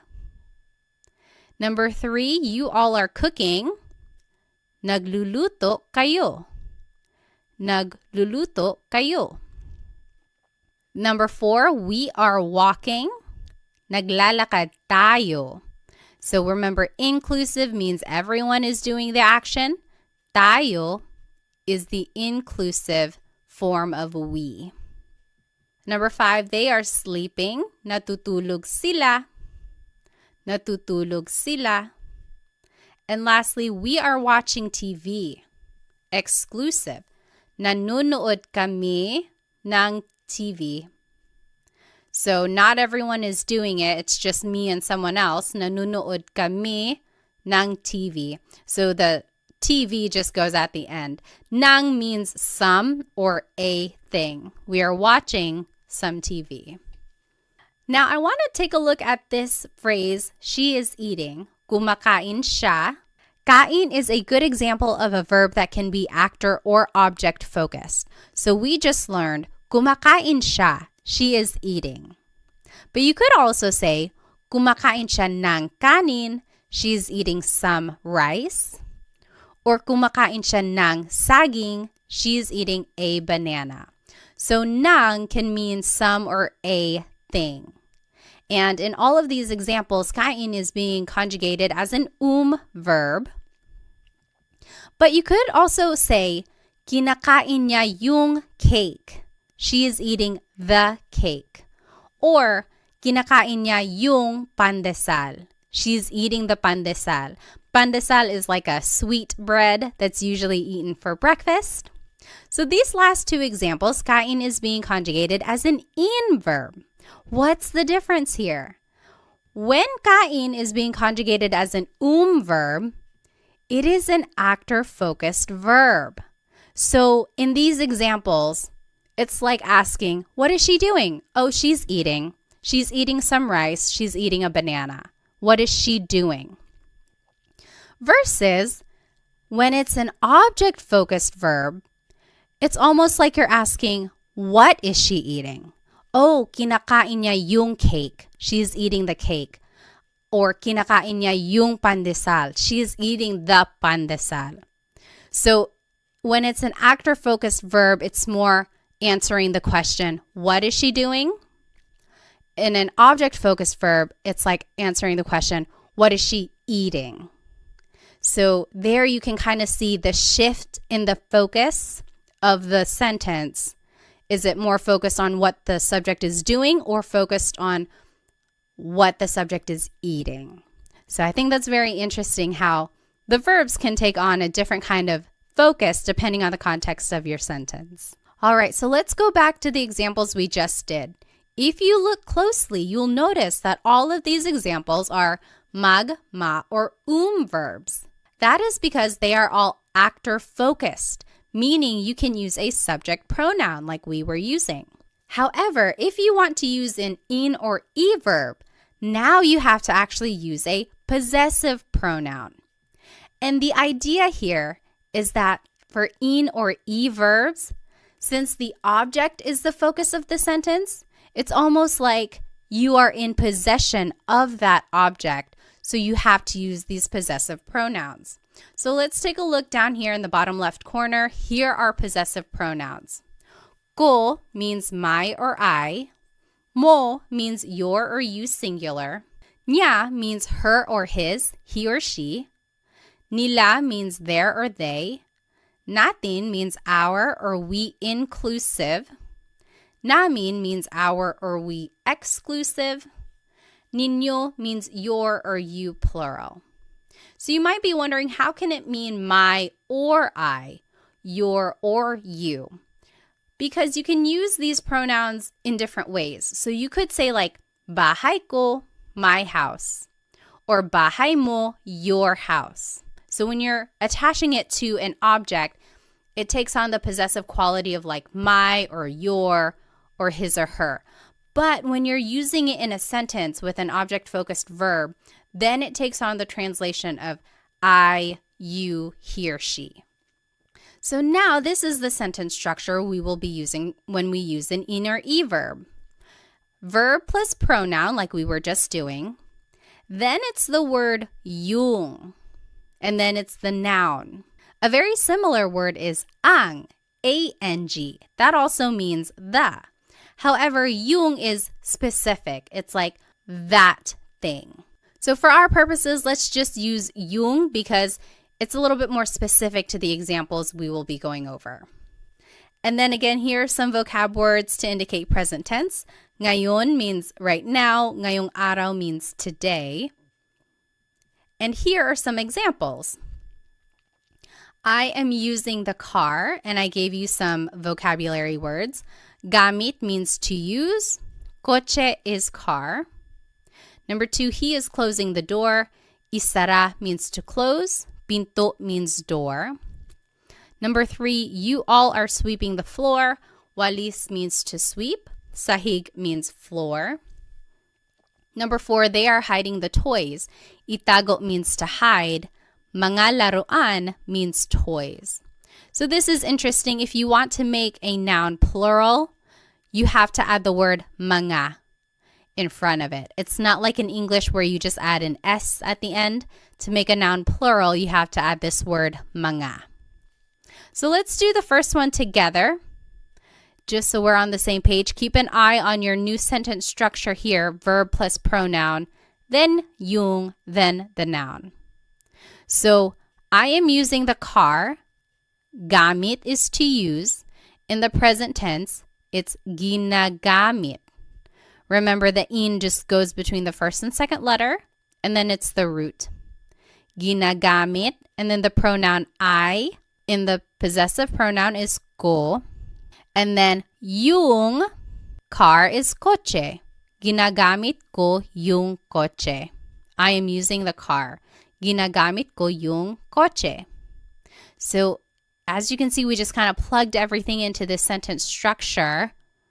And then we also used the pattern that we learned for these different types of verbs. So go ahead and take a minute. You do the last 3 examples and then we'll go over it. Feel free to pause the video if you need. All right, let's do number 2. He is closing the door. Isinasara niya yung pinto. Isinasara niya yung pinto. So the pattern for e-verbs, the in just goes between the second and third letter, and then it's the root. He, as a possessive pronoun, is niya. Yung pinto, the door. Number 3, you all are sweeping the floor. Winawalis nyo yung sahig. Winawalis nyo yung sahig. And then lastly, they are hiding the toys. Itinatago nila yung mga laruan. Itinatago nila yung mga laruan. So it really is just a matter of plugging everything into the sentence structure and then using the patterns that we learned for these different verbs. And the trickiest part really is trying to remember that for actor-focused verbs like magma and verbs, you can use subject pronouns. But then for in and e verbs, you have to use possessive pronouns. And again, it's because it's almost like you or the subject are in possession of that object. Alrighty, so let's take a look at this verb walis. This is another example of where it can be an actor or object-focused verb. We learned winawalis ko yung sahig. I am sweeping the floor. That's an in verb. The focus is on the object, sahig.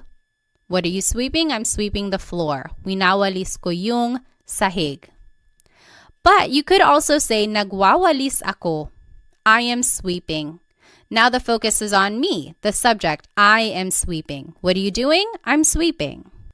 So here, when it's an in verb, it's an object-focused sentence. Versus when it's a mag verb, it's an actor-focused sentence. So very interesting there. Alrighty, let's finish it off with this Taglish tip. Taglish is Tagalog and English together. And I am a big supporter of using Taglish. There are people out there who might say, oh, don't use Taglish. That's a bad way to learn a new language. On the contrary, I think it's a great way to learn a language because you can use it as a stepping stone while you get more vocabulary. So you don't want to rely on Taglish forever. The idea is that hopefully over time you can get more vocabulary and learn how to say the whole phrase in Tagalog. But in the meantime, let's learn this Taglish tip, and I think you can use it every day. So let's take a look at these examples. I am driving, she is swimming, they are jumping. We didn't learn how to say to drive, to swim, or to jump. We didn't learn those verbs. But you could always turn them into a mug verb. So mug plus the English verb, and then you could just conjugate it in the present tense using the pattern we learned. Affix is nug, then there's a repeated first syllable and then the root, and then use the subject pronouns like we learned. So what if for number 1, I said, I am driving, and I told you to use the verb mug drive. Now you could conjugate it as nagdadrive ako. So you see there's the affix nag, then there's a repeated syllable, more like a repeated sound, and then there's the root. Nagdadrive ako. I am driving. Nagdadrive ako. I know it's kind of funny. It's like, is this even allowed? But honestly, I hear this phrase a lot. It's like, oh, sorry, I can't pick up the phone right now. Nagdadrive ako. I am driving right now. Next, she is swimming. What if I told you to use the verb mag-swim? How would you say that in Taglish? In Taglish, you could say, nagsiswim siya. So the affix is nag, then there's the repeated first syllable, and then the root. Nagsiswim siya. Lastly, they are jumping. What if I told you to use the verb mag-jump? How would you write they are jumping in Taglish form? In Taglish, you could say, nagja-jump sila. They are jumping. Nagja-jump sila. So the affix is nag, then there's a repeated first syllable or sound, and then the root. Nagja-jump sila. So I think this tip is useful, but again, try to go back later on and try to figure out what that word is in Tagalog so that you can say the whole phrase in Tagalog. So to drive in Tagalog is magmaneho. So nagmamaneho ako. I am driving. To swim in Tagalog is lumangoy. So lumalangoy siya. She is swimming. And then to jump in Tagalog is talon. Tumatalon sila. They are jumping. So try using Taglish whenever you can, because I think it's a great way to practice using the sentence structure. You also get to practice using the different pronouns, and also it's a way to practice the conjugation patterns that we learned. And then also, of course, it's a good way to gain vocabulary when you go back and look up what these words actually are in Tagalog. Alrighty, so here's just a quick recap of everything we learned today. We went over a lot of information. First, we talked about what it means to conjugate a verb. Then we talked about the 5 different types of Tagalog verbs, mag, ma, in, and e verbs. Then we talked about different Tagalog pronouns, so subject pronouns for actor-focused verbs, and then possessive pronouns for object-focused verbs. Then we learned the different conjugation patterns for all of these verbs and even did some practice questions. And then we finished it off with a Taglish tip, which I hope you can start using in a conversation. I encourage you to go back and rewatch this video if you would like, because I know it'll take some time to kind of learn and understand the different patterns and how they are used throughout a conversation. Maybe go back and try doing the practice questions again. And then, of course, try using the Taglish tip that I taught you so that you can start using a little bit of Tagalog every day. And if you would like some more Tagalog resources, please find me on Instagram, TikTok, and Facebook. I post shorter videos throughout the week that will help you learn Tagalog on the go. Also, check out my Stan store because sometimes I have group classes going or other resources on there that might be helpful to you. Lastly, feel free to check out my Amazon storefront because I have a whole list of Tagalog learning books that I think are very useful. There are some in there that are very comprehensive with some practice quizzes and assessments, and then there are some that are quick and easy reads that will help you learn Tagalog very quickly. So feel free to check out those other resources that I put together for you. Thank you so much for spending some time with me today. Keep an eye out for the next Tagalog lesson where I will be teaching how to conjugate verbs in the past tense and the future tense. And I think it will go a little bit quicker if you were able to follow along with this lesson, because now it's just a matter of learning a new pattern and learning new infixes and affixes. Wherever you are in your Tagalog learning journey, I am here to support you. So thank you so much. I'll see you in the next episode. Paalam!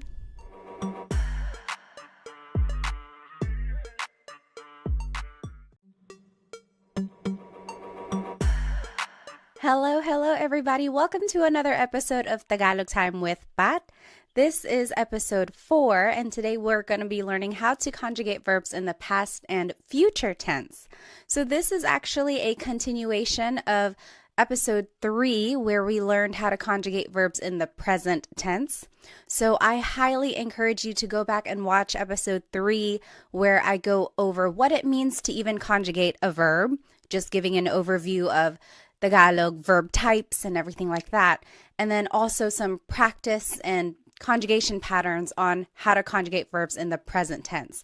So since this is kind of a continuation, I encourage you to go back and watch episode 3 if you have not watched it yet, because we will be building upon those ideas that we have already learned so far. Okay, so in Tagalog, have you ever wanted to say something like, I ate something earlier today, or she slept early? So anything in the past tense. Or have you ever wanted to say something like they will cook something, or we will use something? So things in the future tense. If you ever wanted to say things about the past or the future, this is the episode for you. So here's the agenda for today's lesson. We will do a quick review of the Tagalog verb types. Then we will talk about Tagalog pronouns so that we can make simple sentences. And then we will review very briefly the present tense conjugation of verbs. Then we'll jump right into the past tense conjugation patterns, and then the future tense conjugation patterns, and then some practice questions throughout as well. And then we'll finish off with a Taglish tip, which I think you will find very useful. Alrighty, so there are 5 main Tagalog verb types in Tagalog: mag, ma, in, and e verbs. And what makes them different is that some are actor-focused, like mag, ma, and and then some of these verbs are object-focused, like in, and e. So you can see that the verbs, some of them can be actor or object-focused, depending on the context of the sentence. And again, in lesson 3, I go over which types of verbs can be actor or object-focused. So that's a really good episode to watch. Okay, so what does it mean to be an actor or an object-focused verb? Well, an actor-focused verb means that the subject is doing the action. For example, the boy is playing. Here, the subject is the boy, and he is doing the action. He is playing. So the focus here is on the subject. Whereas for an object-focused verb, the action is being done to the subject. For example, wash the dishes. Here, the subject is the dishes, and something is being done to them. They are going to be washed. So here the focus is more on the object, which is the dishes, versus when the focus is on a subject like a person or the actor. And then let's just review some subject pronouns. Ako is I. Ka is you singular. Siya is he or she. Again, this is gender neutral. You have to listen to the context of the sentence to figure out who someone is talking about. And again, just to point out the pronunciation, it looks like it should be pronounced siya, but it's usually pronounced siya, siya. Sila is they. Tayo is we inclusive. Kami is we exclusive. We'll go back to that. Kayo is you plural. So you all as a class, kayo. So now let's go back to the 2 different types of we here. So tayo is all of us together. You and me and the whole class, we are all doing the action. So kumakain tayo. We are all eating. Kumakain tayo. So it's inclusive because everyone is doing the action. Versus kami means me and someone else. So me and my husband Chris, we are eating. Kumakain kami. we are eating. You're not doing the action. I'm just telling you about it. So maybe you're calling me and I'm like, oh, kumakain kami. We are eating. So that's exclusive. So the simplest sentence structure in Tagalog is verb plus pronoun. It's the opposite of English where the pronoun goes first. I am running. I am eating. So there the pronoun I goes first. But in Tagalog, it's the opposite. The verb goes first. So for example, let's take a look at the verb to cook, which is magluto. Using the subject pronouns we just learned, here are some simple sentences. Nagluluto ako. I am cooking. Nagluluto ako. Nagluluto ka. You are cooking. Nagluluto siya. He or she is cooking. Nagluluto sila. They are cooking. Nagluluto tayo. We are all cooking together. So remember, that's inclusive. We're all doing it. Nagluluto kami. We are cooking. So me and my husband Chris, nagluluto kami. That's exclusive. And then nagluluto kayo. You all are cooking. Maybe you all as a class, you all are cooking. So this is a good slide to know just because it shows how you can put the verb and the pronoun together, and then it shows how the different subject pronouns are used. Okay, so now just a review that all Tagalog verbs have a root, and then something is added to them, whether it's an affix at the beginning, maybe an infix in the middle, or even a suffix at the end, which we will see today. So something is added to the root to conjugate it to a different tense. So for example, the word magluto, to cook, in the present tense, it's nagluluto ako. I am cooking. Nagluluto ako. In the past tense, nagluto ako. I cooked. Nagluto. In the future tense, magluluto ako. I will cook. Magluluto. And I've underlined and bolded the root here. So luto, that's the root word of to cook. And then an affix is usually added to indicate the different tense. So you can see the different affixes there. And what I want you to get from this slide is that if you can pick out the root word in a conversation, then that's kind of half of the battle, right? Try to pick out root words that you can recognize and then use context clues to determine what is actually being said. So if I heard someone say, oh, nagluluto ako ngayon, then I would say, oh, okay, I know luto means cook. Are they saying that they're cooking right now, or did they cook something yesterday, or will they be cooking tomorrow? So just kind of try to pick out the root words that you know and then kind of go from there for the translation of Tagalog. Okay, so all of that was a review from Lesson 3. Let's jump into the new material now of Lesson 4, the past tense conjugation patterns.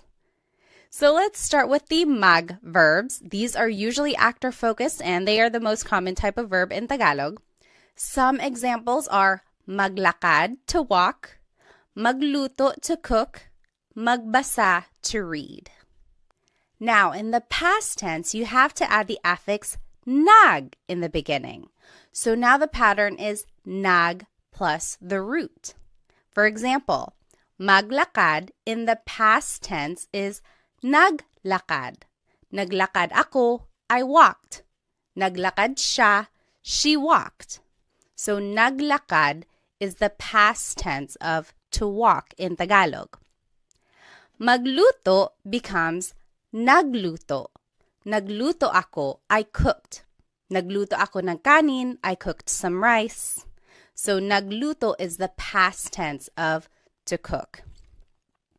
Magbasa becomes nagbasa. Nagbasa ako, I read. So nagbasa is the past tense of to read. So you can see how the pattern is nag plus the root, right? It's a little different from the present tense. Speaking of, let's go ahead and just compare the present tense to the past tense conjugation of mag verbs. So in the present tense, we learned naglalakad is walking. Naglalakad. If you recall, the present tense conjugation of mag verbs is nag plus the repeated first syllable plus the root. Naglalakad ako, I am walking. Naglalakad. The present tense conjugation of to cook is nagluto. Nagluto ako, I cooked. Then in the present tense, magbasa is nagbabasa. That means reading. Nagbabasa ako. I am reading.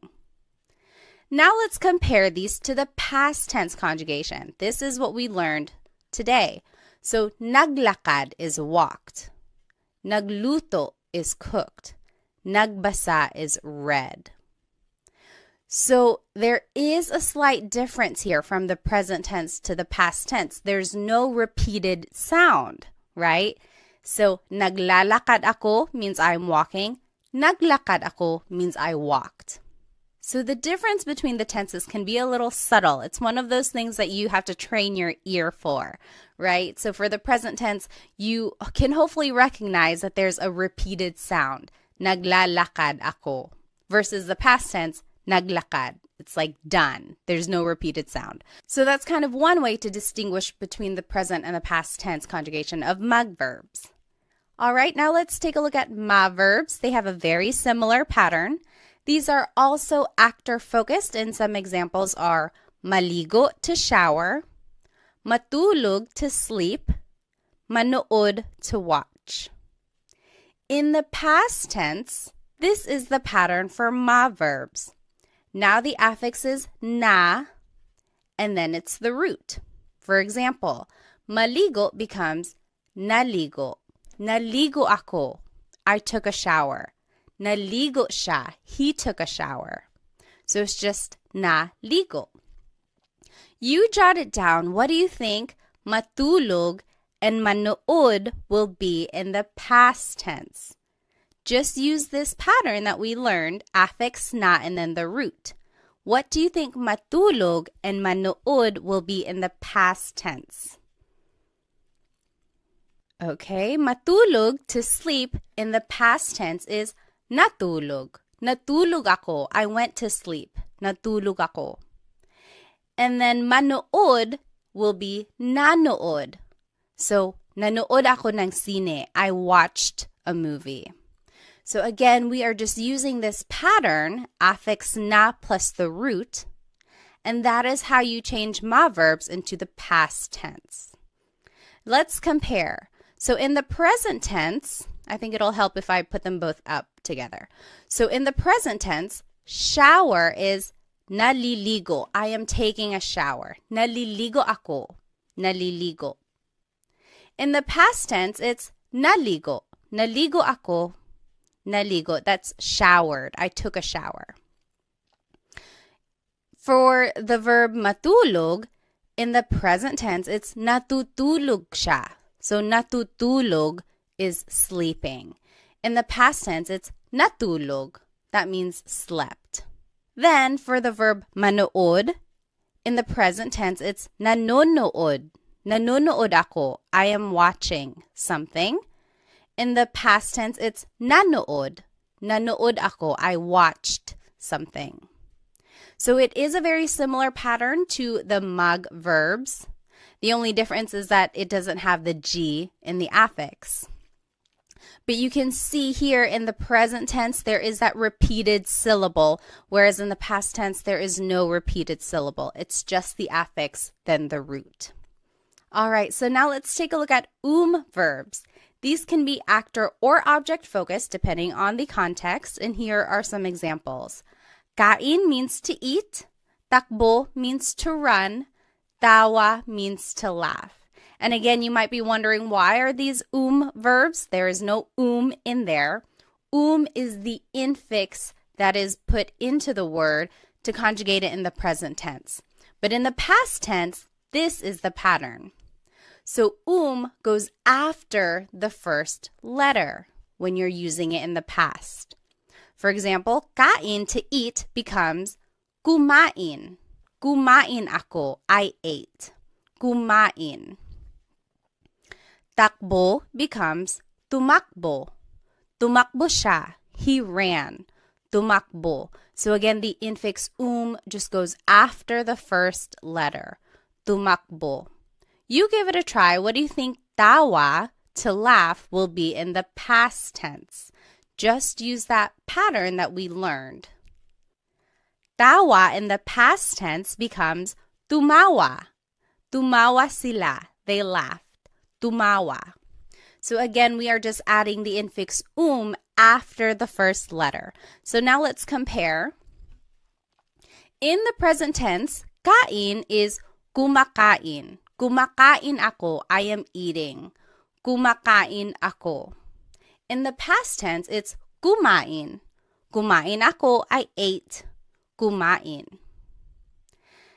For the word takbo, in the present tense, it's tumatakbo. That means running. Tumatakbo siya, he is running. In the past tense, it's tumakbo. He ran. Tumakbo.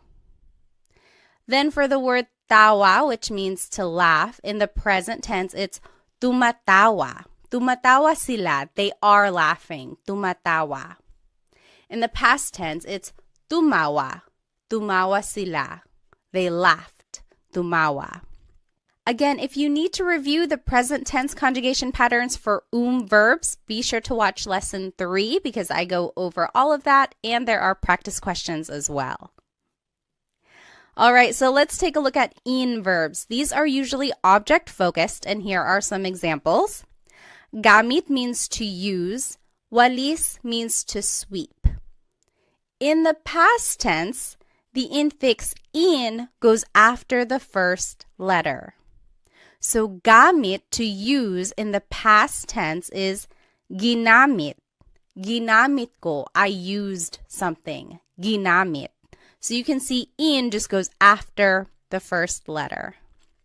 You jot it down. What do you think walis, to sweep, will be in the past tense? Walis in the past tense will be winalis. Winalis ko yung sahig. I swept the floor. Winalis. So let's compare. In the present tense, using is ginagamit. Ginagamit ko. I am using something. Past tense, ginamit. That means I used something. Ginamit ko. In the present tense, to sweep is winawalis. That means sweeping, winawalis. In the past tense, it's winalis. Winalis ko yung sahig. I swept the floor. So it looks like for the most part when a verb is conjugated in the past tense, the conjugation is usually shorter. There's not a repeated syllable, there's no repeated sound or anything like that. So that's kind of one way to recognize if something is being conjugated in the past. Usually it's a shorter word. All right, so now lastly, let's take a look at verbs. These are usually object focused and here are some examples. Isara means to close. Ibigay means to give. Itago means to hide. In the past tense, the infix in goes after the second letter for verbs. So let's take a look at the word isara, which means to close. In the past tense, it becomes isinara. Isinara ko yung pinto. The in goes after the second letter. Isinara. Next, the word ibigay, which means to give, becomes ibinigay. Ibinigay ko yung regalo. I gave the gift. Ibinigay. Alrighty, you give it a try. What do you think itago, to hide, will be in the past tense? Remember to just use this pattern that we learned. Itago in the past tense becomes itinago. The in just goes after the second letter. Itinago ko, I hid something. Itinago. Now let's compare. In the present tense, isara is isinasara, closing. Isinasara. In the past tense, it's isinara, closed. Isinara. In the present tense, ibigay becomes ibinibigay. Ibinibigay, that means giving. In the past tense, it's ibinigay, gave. Ibinigay. Lastly, itago, which means to hide, in the present tense is itinatago. That means hiding. Itinatago. In the past tense, it's itinago, hid. Itinago. So those are all of the past tense conjugation patterns for the different types of verbs in Tagalog. I will go ahead and turn off my screen so that we can do some practice questions.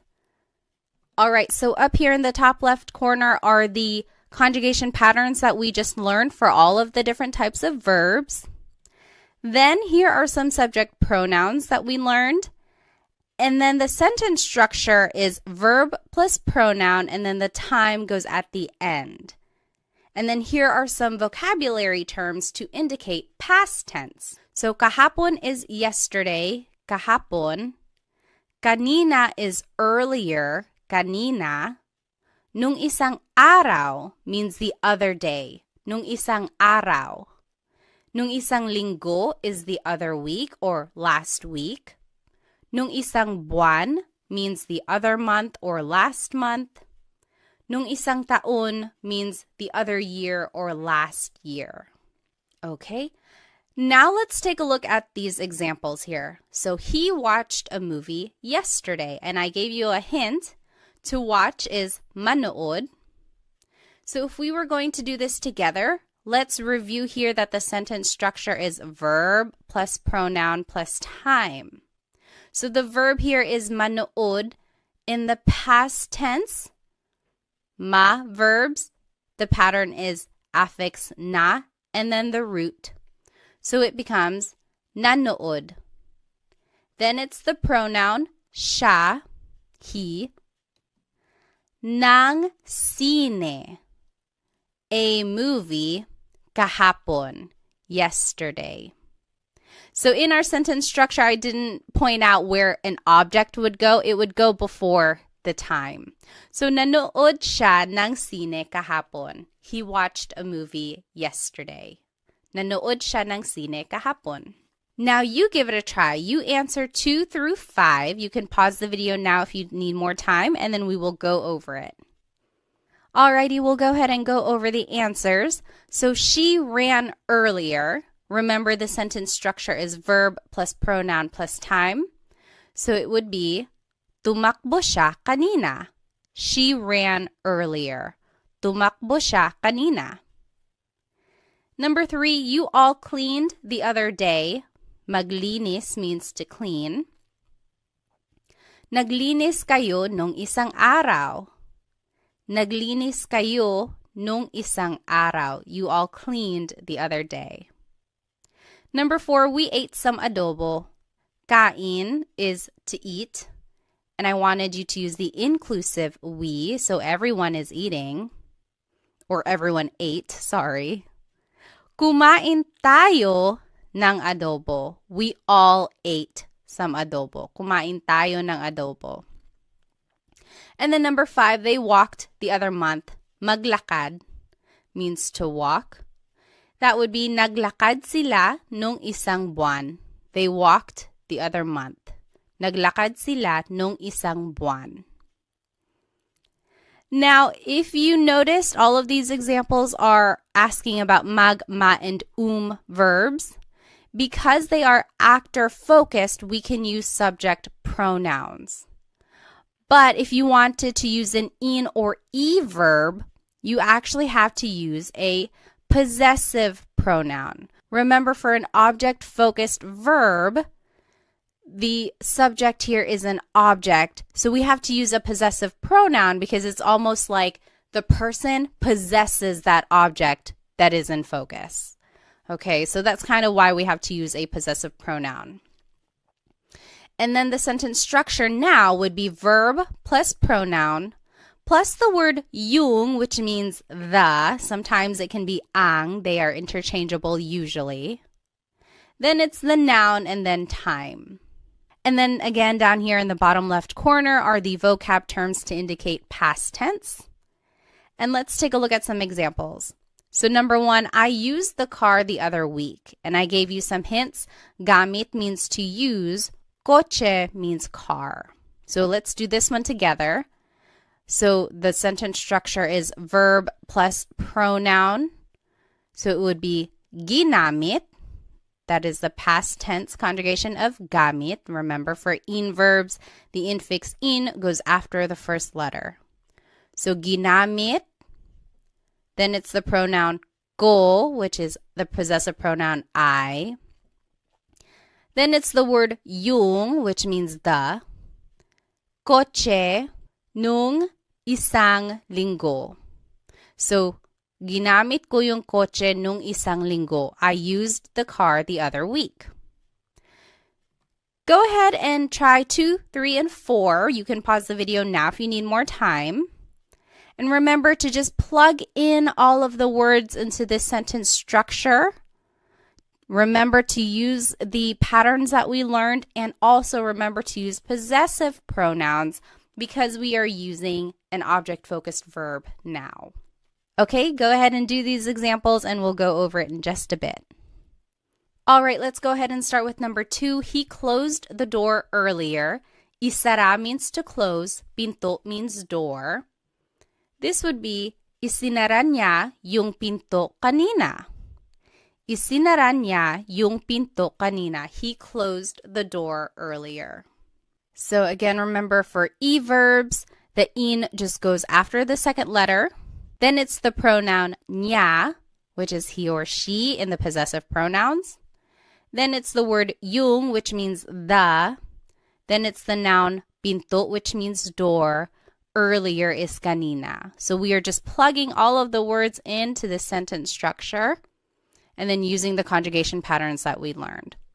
Okay, number 3, you all swept the floor yesterday. Walis means to sweep, sahig means floor.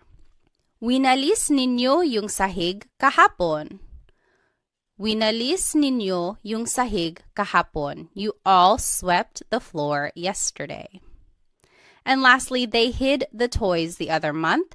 Itago means to hide. Mga laruan means toys.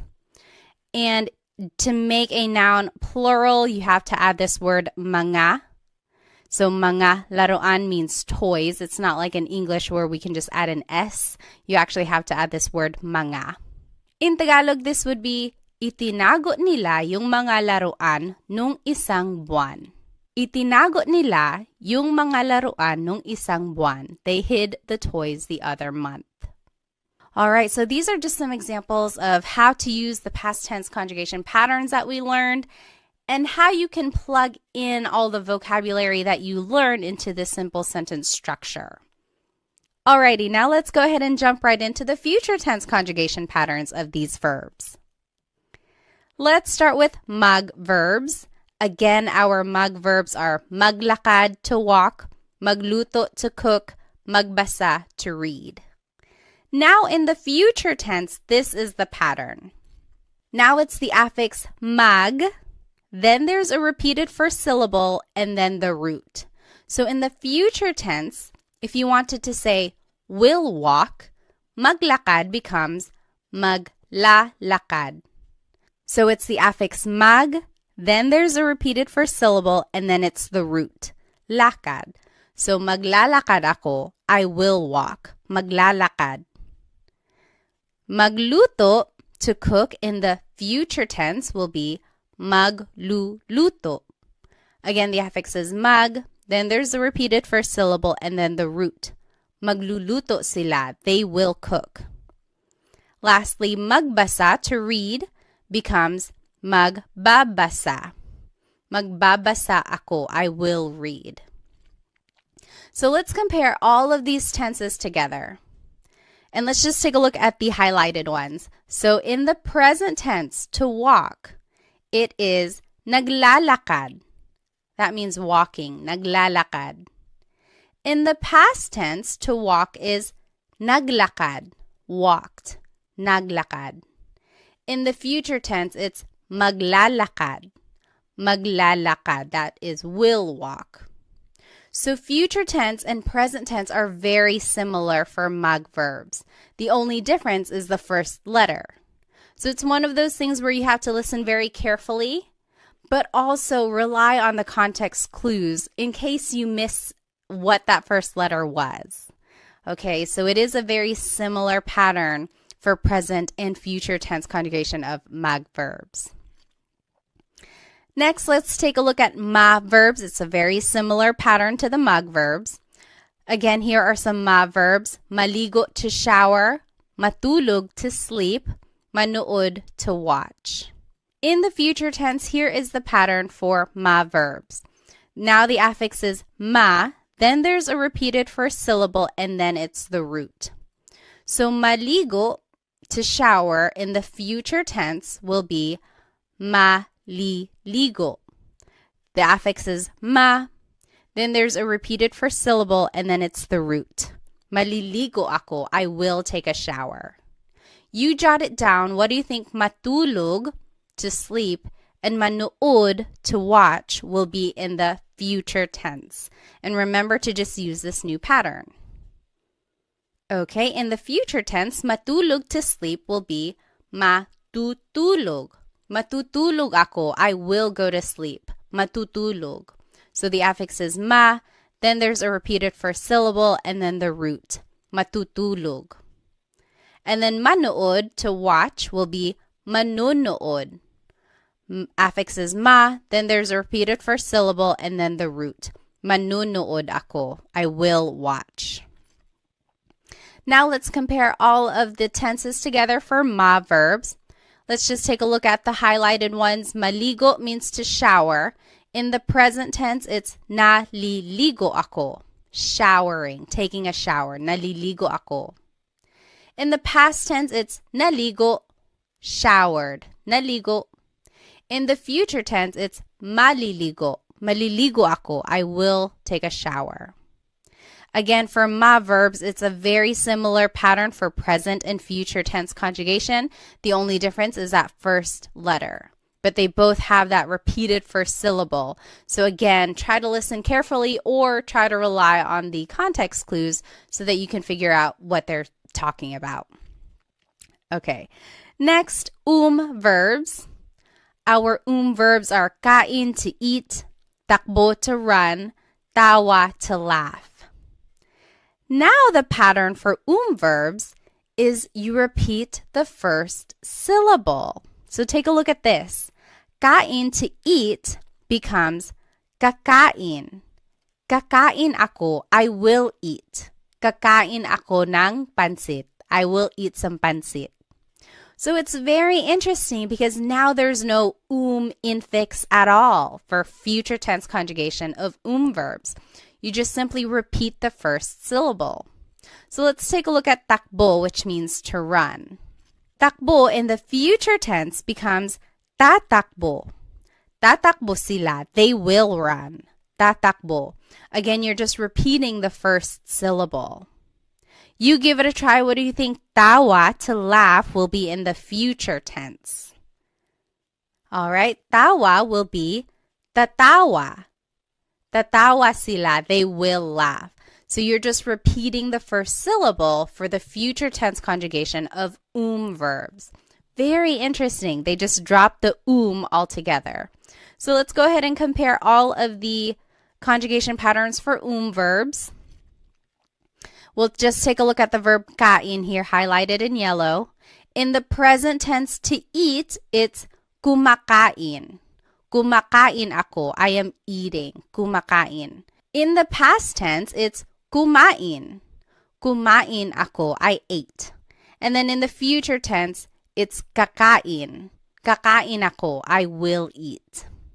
So very interesting. All of the conjugation patterns are different for verbs here. Then in verbs, some examples are gamit, to use, walis, to sweep.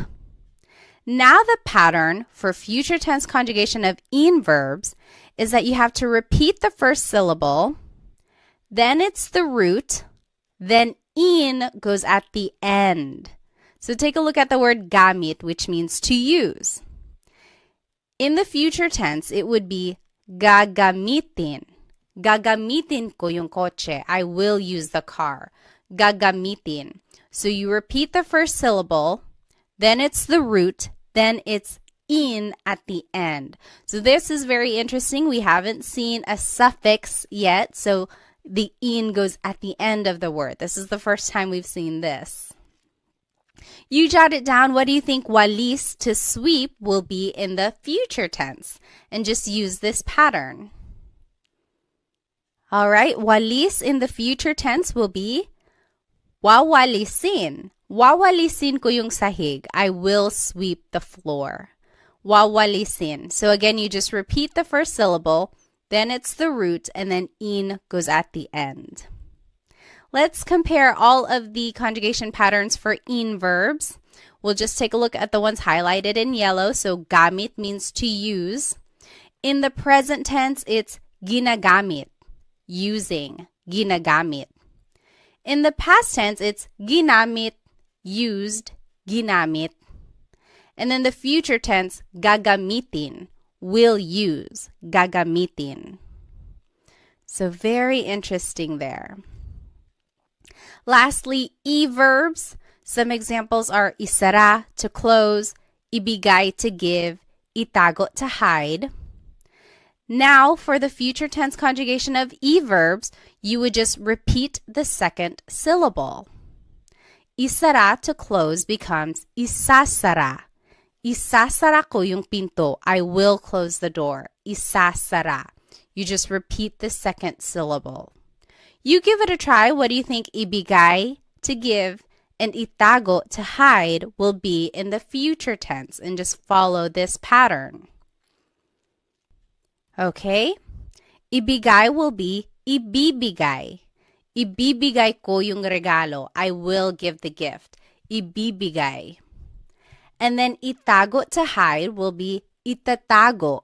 Itatago ko yung pera. I will hide the money. Itatago. So again, you are just repeating the second syllable. Let's go ahead and compare all of these conjugation patterns for e-verbs.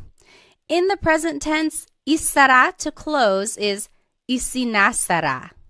Isinasara. That means closing. Isinasara. Past tense, it's isinara, closed. Isinara. And then in the future tense, it's isasara, will close. Isasara. All right, so those are all of the future tense conjugation patterns for the verb types in Tagalog.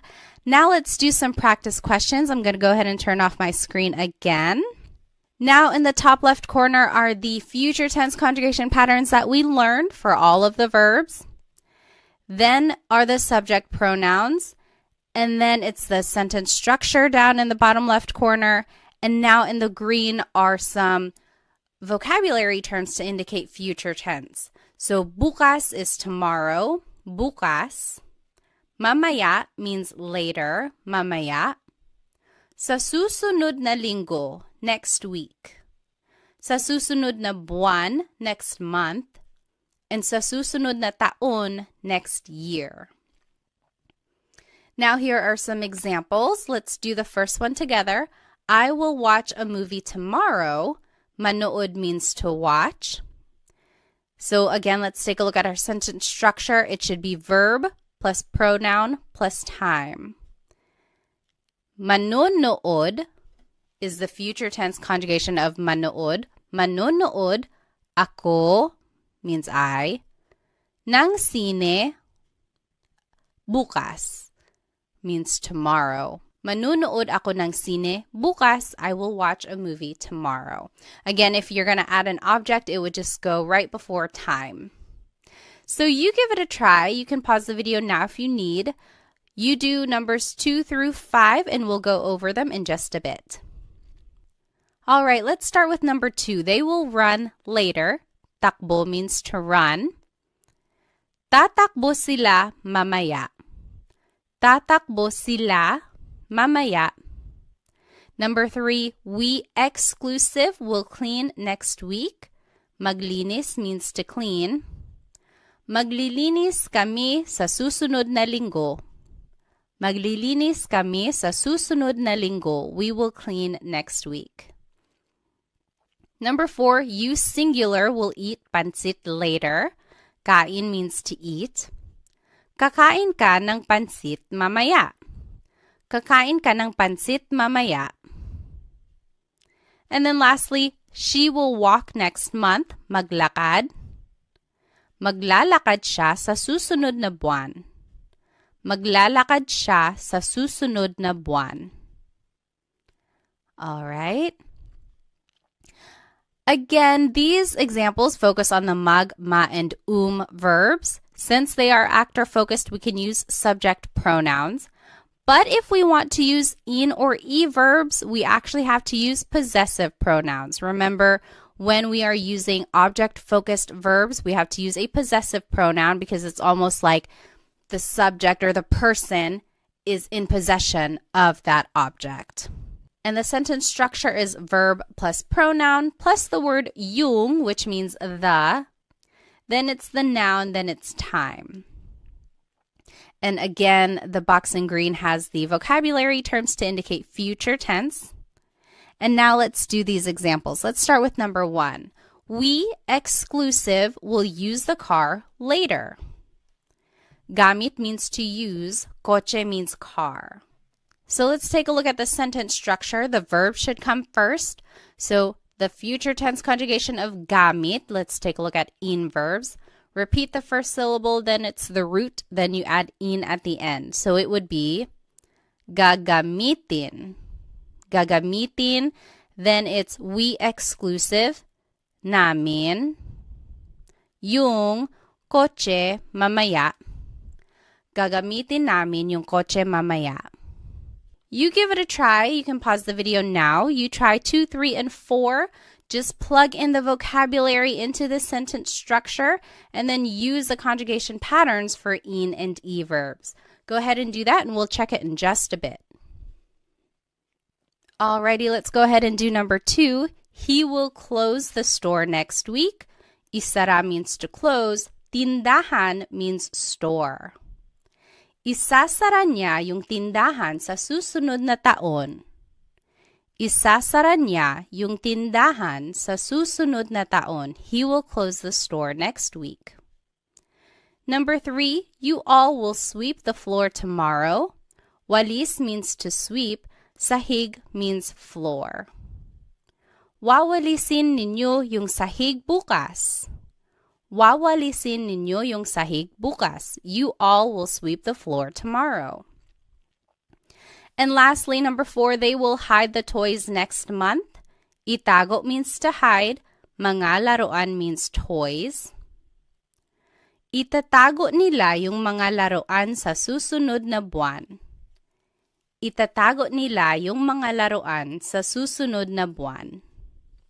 So these are just some examples on how to use the future tense conjugation of these verbs. And it gives a good practice on how to use this sentence structure where the verb comes first, then it's the pronoun, and then sometimes an object, and then the time goes at the end. So hopefully you can recognize this pattern when you hear native Tagalog speakers speaking Tagalog. Now I want to finish off our lesson with a quick Taglish tip. And Taglish is Tagalog and English put together. I am a big supporter of using Taglish.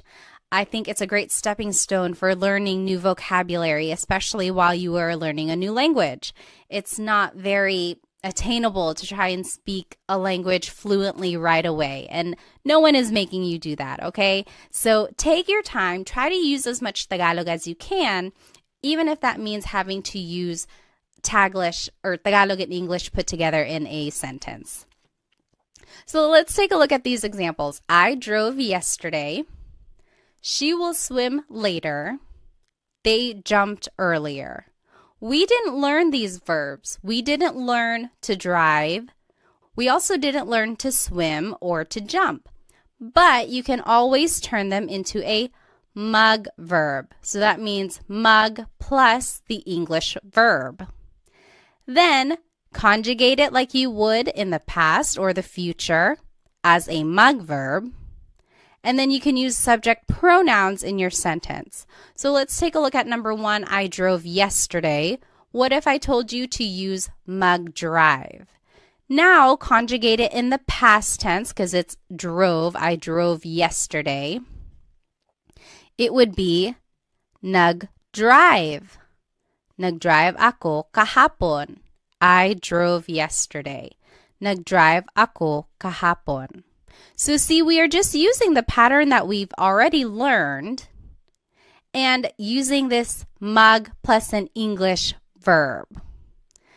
So go ahead and try number 2 and 3. You can use mag-swim and mag-jump, and then we'll go over it in just a second. Alrighty, for number 2, she will swim later. If I told you to use mag-swim, it would be magsiswim siya mamaya. Magsiswim siya mamaya. So again, for the future tense conjugation of a mag verb, it's mag plus the repeated first syllable plus the root. Magsiswim siya mamaya. She will swim later. Lastly, they jumped earlier. If I told you to use mag-jump, it would be nagjump sila kanina.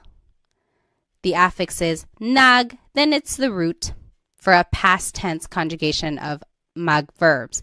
So nagjump sila kanina. So that is just a quick way to use Taglish, but I do encourage you to go back and look up these words in Tagalog so that you can say the whole phrase in Tagalog eventually. For example, to drive in Tagalog is magmaneho.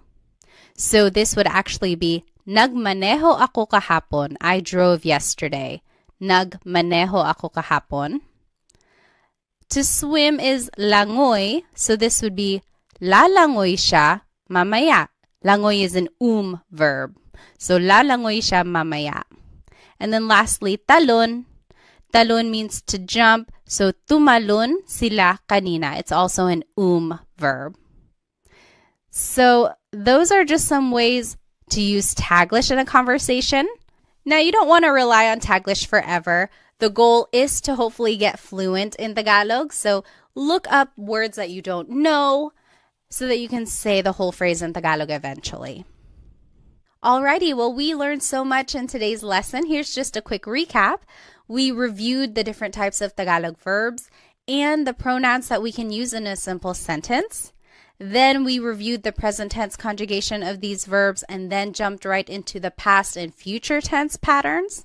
Then we did some practice questions and then finished off with a Taglish tip, which I hope you can start using in your everyday conversations. Again, I strongly encourage you to watch lessons 3 and 4 together because they build on each other. Be sure to take detailed notes so that you can keep all of these conjugation patterns straight. Hopefully, this will help you recognize some of these patterns and recognize the tenses and definitely root words now that you know some vocabulary when you're listening to Tagalog speakers. If you would like some more Tagalog resources, please follow me on Instagram, TikTok, and Facebook, where I post shorter videos throughout the week that will help you learn Tagalog on the go. I also have an Instagram subscription if you would like extended videos and also a monthly newsletter where I recap all of my Tagalog lessons that I post on Instagram. I also have a Stan store where I have some products and then sometimes some group classes if they are available. You might want to check that out. And lastly, feel free to check out my Amazon storefront where I have links to some fun products about the Filipino culture, which I think you might enjoy. Well, thank you again for spending some time with me. I hope to see you in the next Tagalog Time episode. Paalam!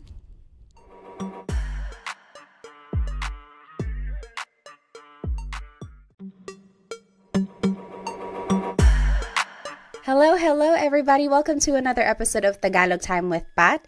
This is episode 5 and we will be learning how to use possessive pronouns with nouns. In Tagalog, have you ever wanted to say something like, my friend is funny, her dog is brown, or that's Sam and Mary's house, or that's mine? Basically, anything that shows possession or a way to express ownership, that is what we are going to be learning today.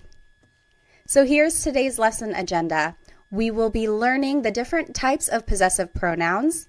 Then we will learn the various sentence structures for how to use them. And then we will learn possessive sentence markers and demonstrative pronouns so that we can make a variation of sentences. And then we will learn a Taglish tip, and then we will be doing practice questions all throughout the lesson. So go ahead and grab your piece of paper and something to write with so that we can practice. All right, so what is a possessive pronoun? Well, it's a part of speech that is used to describe ownership or possession of a noun. If you recall, if you've been following these series in a chronological order, we have already been learning possessive pronouns, but we've been using them with a verb. So specifically with an object-focused verb, we've been using a possessive pronoun because the idea is that the person in that sentence is in possession of the object that is in focus. So these three examples are a review of the past couple lessons, lessons 3 and 4. They are straight from those slides.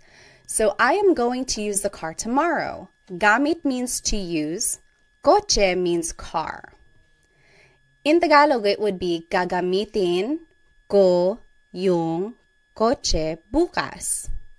It's a future tense sentence, so it's gagamitin. And then ko is the possessive pronoun here, meaning I. So gagamitin ko yung kotse bukas. Number 2, she swept the floor earlier. Walis means to sweep. Sahig means floor. In Tagalog, this would be winalis niya yung sahig kanina. Winalis is the past tense form of to sweep. Niya is the possessive pronoun here, meaning she. And then number 3, they are closing the door. Isinasara nila yung pinto. Isinasara is the present tense conjugation of isara, which means to close. Nila means they. So here are the possessive pronouns we already know. We've been using them with a verb, but today we will learn how to use them with a noun. All right, so a possessive pronoun sometimes can be called a possessive adjective or a personal pronoun. And an adjective is something that describes a noun. So if you were to say my house, you are kind of describing it. You're describing whose it is. It's mine, right? It's my house. So it kind of makes sense that sometimes it's called a possessive adjective. And then same with personal pronoun. A pronoun means it's something that is replacing the noun. So if I were to say I am sweeping, ko is that pronoun since it's meaning I. Okay, so these are the different names for possessive pronoun depending on what type of resource you're using. Now let's review the possessive pronouns that we've already learned. Ko means I or my. Mo is you or your singular. Niya, he or she, his or her. Again, this is gender neutral. Nila, they or their. Natin, we or our inclusive. Namin, we or our exclusive. Ninyo is you or your plural. So that's you all as a class. And we will take a look at the difference between this inclusive and exclusive meaning here. So let's take a look at the noun house. In Tagalog, house is bahay. Bahay ko is my house. Bahay ko. Bahay mo is your house, singular. So that's just you, one person, your house. Bahay mo. Bahay niya, his or her house. So niya is gender neutral. You really have to focus on the context of the sentence to determine who someone is talking about. Bahay niya. Bahay nila, their house. Bahay natin, our house inclusive. So if you and me and the whole class, we all lived in the same house, we could say bahay natin. Everyone is included there. Versus bahay namin means our house exclusive. So me and my husband Chris, we have our own house. That's bahay namin. You're not included, I'm just telling you about it. So bahay namin. And then bahay ninyo, your house, plural. So you all as a class, you all have a house. That's bahay ninyo, your house. So I want to point out the word order here is object plus the pronoun. Bahay ko. This is different from English because we would say my house. The pronoun goes first, my house, and then it's the object. So in Tagalog, it's the opposite. The object goes first, and then it's the pronoun. And this is an important note. These types of possessive pronouns never go at the beginning of the sentence in Tagalog. They go after the object. So you would never start your sentence with ko or mo or niya. It just doesn't work like that. All right, so let's do some examples. I'm going to go ahead and turn off my screen here. Now, in order to use these possessive pronouns in a sentence, we have to have a noun and an adjective. So we will learn some of these nouns and adjectives here. In this top left corner are the possessive pronouns we just learned. Now here are some nouns. So aso is dog, pusa is cat, coche is car, bahay is house, pagkain, food, mga damit, clothes, buhok, hair, ulo, head, mga kamay, hands. So again, that's how you make something plural. You have to add the word mga before it. Mga kamay means hands. Now here are some words for people that you might know. Tatay, father, nanay, mother, kapatid, brother or sister. So that's gender neutral. Kapatid is a brother or a sister. Mga anak, children, kaibigan, friend. And now here are some adjectives. So here are different colors, mga kulay. Pula is red, kahel, orange, dilaw, yellow, verde, green, azul, blue, lila, purple, puti, white, itim, black, abo, gray, rosas, pink, ginto, gold, kayumanggi, brown. And some more adjectives. Masakit, hurts. Sira, broken. Nawawala, missing. Masaya, happy. Bago, new. Malayo, far away. Masarap, delicious. Malamig, cold. And lastly, let's finish off with some more adjectives. Matangkad, tall. Maliit, little. Malaki, big. Mahaba, long. Maikli, short, thing. Nakakatawa, funny. Maganda, beautiful. Guapo, handsome. All right, so that's a lot of vocabulary right there, which is great because then we can make a variety of sentences. Now here is the sentence structure for using these possessive pronouns. So first comes the adjective, then it's the word ang, which means is or are, then it's the object, and then it's the pronoun. So let's take a look at some examples. Number 1, your, plural, food is delicious. Let's do this one together. So the adjective comes first. Take a look at the sentence structure. Adjective comes first, so it would be masarap. It's right over here in this pink box. Masarap means delicious. Then it's the word ang. Then it's the object, food, which is here in the noun section, food, pagkain. And then it's the pronoun, ninyo, plural. Your food is delicious. Masarap ang pagkain ninyo. So do you see how we just plugged everything into the sentence structure here?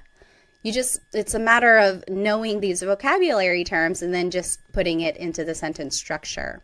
This is a good phrase to know if you're visiting like a Filipino restaurant, or if you are visiting a family member, like someone who's older than you and you want to be respectful after they fed you. You could say, masarap ang pagkain ninyo. Your food is delicious. All right, so go ahead and take a minute and do the rest of these examples, and then we will go over it in just a bit. All right, so let's start with number 2. My head hurts. It would be, masakit ang ulo ko. Masakit ang ulo ko. My head hurts. Number 3, his brother is funny. Nakakatawa ang kapatid niya. Nakakatawa ang kapatid niya. So kapatid is one of those words that's gender neutral. If you wanted to be specific and say brother, like this sentence is perfectly fine, but you could go further and say, nakakatawa ang kapatid na lalaki niya. Or nakakatawa ang kapatid niya na lalaki. So, but usually you can just say, nakakatawa ang kapatid niya. Number 4, their car is broken. Sira ang kotse nila. Sira ang kotse nila. Number 5, our exclusive house is far away. Malayo ang bahay namin. Malayo ang bahay namin. Number 6, your singular hands are cold. Malamig ang mga kamay mo. Malamig ang mga kamay mo. And lastly, number 7, our inclusive cat is black and white. Itim at puti ang pusa natin. And that is how you say and. It's just the word at, A-T. Itim at puti ang pusa natin. All right, so here is a quick Taglish tip. Taglish is Tagalog and English put together. I am a big supporter of using English in Tagalog if you are still learning new vocabulary. So here is one way you can use it. So here is the sentence structure we just learned. If you don't know an adjective or an object in Tagalog, just say that word in English. For example, his cousin is beautiful, or my child is heavy. We didn't learn the word for cousin, we didn't learn the word for heavy. So you can just say them in English. Maganda ang cousin niya. His cousin is beautiful. Maganda ang cousin niya. Or heavy ang anak ko. My child is heavy. Heavy ang anak ko. So that works. That's perfectly fine. But the idea is to go back and look up what those words are later so that eventually you can say the whole thing in Tagalog. Maganda ang pinsan niya. So pinsan is cousin. And this is gender neutral as well. Maganda ang pinsan niya. Or mabigat ang anak ko. Mabigat means heavy. So if you don't know a word in Tagalog, don't be discouraged. I do want you to try and use Tagalog as much as you can, even if that means having to sneak in some English here and there. And then hopefully someone will just correct you and say, oh, cousin in Tagalog is pinsan. So then you can just start saying pinsan in your sentences. All right, so here are the examples we just did, and I want to take a closer look at number 1. Your food is delicious. And you can say it in an alternative way. So your food is delicious. We just learned, masarap ang pagkain ninyo. Adjective comes first, then it's the object, then it's the possessive pronoun. That's the sentence structure we just learned. However, you could switch it up and say, ang pagkain ninyo ay masarap. That also means your food is delicious. Ang pagkain ninyo ay masarap. Now the object is at the beginning. Then it's the possessive pronoun, then it's the adjective. So there is kind of a change in the grammar structure here. And now you are using this word ay, which is a sentence connector, which means is. So ang in this phrase means is, but then when you're switching it up, I is the connector here. Not a lot of people use this second form. It's more formal. It's more casual to just say, masarap ang pagkain ninyo. But this is not wrong. Ang pagkain ninyo ay masarap. That is perfectly correct. It's grammatically correct. It's just not very colloquial. It's not what's used in common conversation every day. Okay, so that's just a note on how you can say or hear things if you happen to hear it this way. All right, and then I just want to point out that all of these phrases could be turned into that alternative phrase. So, masakit ang ulo ko could turn into, ang ulo ko ay masakit. That also means my head hurts. It's kind of more poetic. It's like not a lot of people say it that way. Ang ulo ko ay masakit. It's just very literal. So it's more common for someone to say, masakit ang ulo ko. But you could hear it as, ang ulo ko ay masakit. That's right. It's correct. And then, nakakatawa ang kapatid niya. That could be said as, ang kapatid niya ay nakakatawa. So again, you're just switching up the word order here, but it means the same thing. All right, so now let's learn some demonstrative pronouns. It started to rain over here. I wonder if you can hear it. So what is a demonstrative pronoun? Sometimes they're called demonstrative adjectives, again, because it's describing a noun. Well, it's a part of speech that helps identify someone or something. So here are some examples. Ito means this or these. Yan means that or those. So I'm saying yan, but it's technically iyan, iyan. But it's more common to just hear someone say yan. So here's the sentence structure for how demonstrative pronouns can be used. Ito or iyan goes first. It's taking the place of the adjective. Then it's the word ang, then it's the object, then it's the pronoun. So the last part of this sentence structure is the same as what we've just learned. So here's how it's used. This is my house would be, Ito ang bahay ko. Ito ang bahay ko. This is my house. So ito goes first, then it's the word ang, then it's bahay, and then it's the pronoun. Ito ang bahay ko. That is my house would be iyan ang bahay ko. That is my house. Iyan ang bahay ko. So ito means this, iyan means that.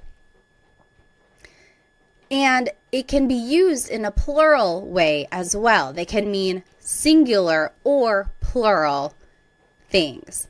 So these are my kids is still ito ang mga anak ko. Ito ang mga anak ko. These are my kids. Those are my kids. Iyan ang mga anak ko. So ito means these. Iyan means those. Now there is an alternative way to say these phrases, which is still correct. So this is my house, we just learned. Ito ang bahay ko. You might also hear it as bahay ko ito. Bahay ko ito. So it's using that demonstrative pronoun ito, and then there's the object and there's the pronoun. So the word order is switched up and we took out the word ang. It's just kind of included in that phrase already. Bahay ko ito, this is my house. Same with that is my house. We learned iyan ang bahay ko. But you could also hear bahay ko iyan. Bahay ko iyan. Both forms of these phrases are correct. There's not one wrong way to say it. Ito ang bahay ko might be a little bit formal, but it's said just as much as bahay ko ito. Okay, so these are the two ways you might hear the demonstrative pronoun being used with a noun. So let's do some examples. These are my kids is ito ang mga anak ko. We learned that. And then those are my kids. Yan ang mga anak ko.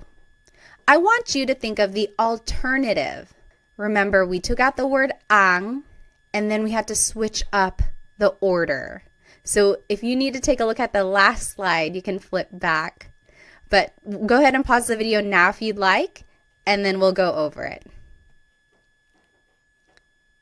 Okay, so the alternative for ito ang mga anak ko would be mga anak ko ito.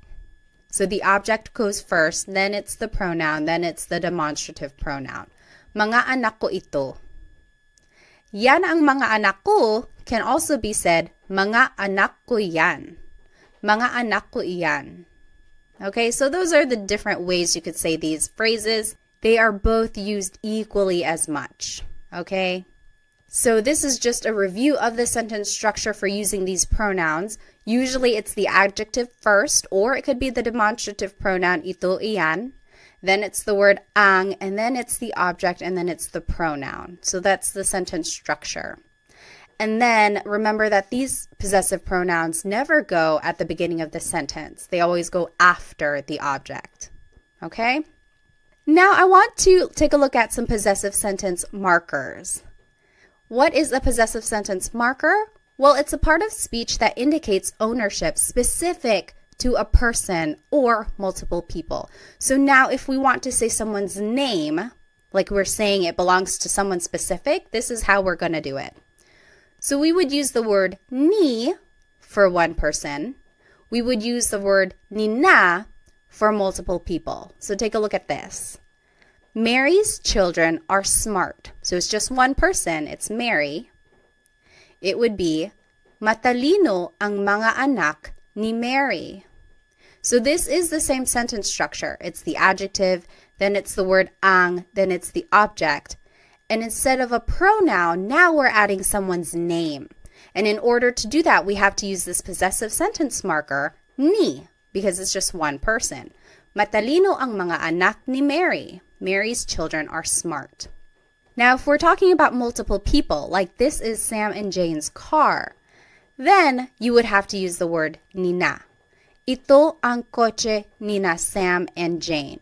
So it's still that same sentence structure. Ito is the demonstrative pronoun, then it's the word ang, then it's the object kotse, and now instead of a pronoun, we're using someone's name, But then we have to use this possessive sentence marker, ni na, because it's multiple people. So, ito ang kotse ni na Sam at Jane. This is Sam and Jane's car. All right, so this is that sentence structure I was just talking about. It's the adjective, plus it's the word ang, then it's the object, then it's ni or ni na, and then the names go at the end. So here are some examples. Let's do number 1 together. Sarah's head hurts. Head is ulo, hurts is masakit.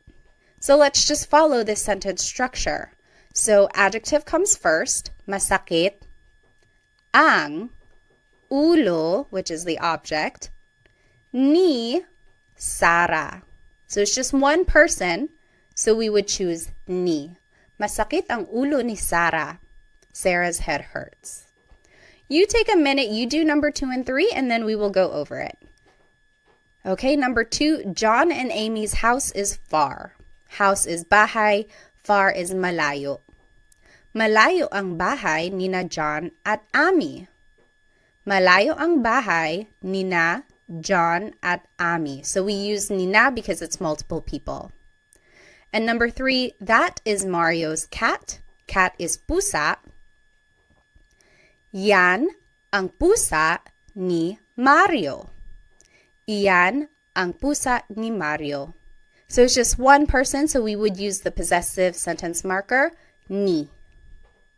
Now, there are some different ways to say these phrases. Let's take a look at the example. This is Sarah's house. We learned, ito ang bahay ni Sarah.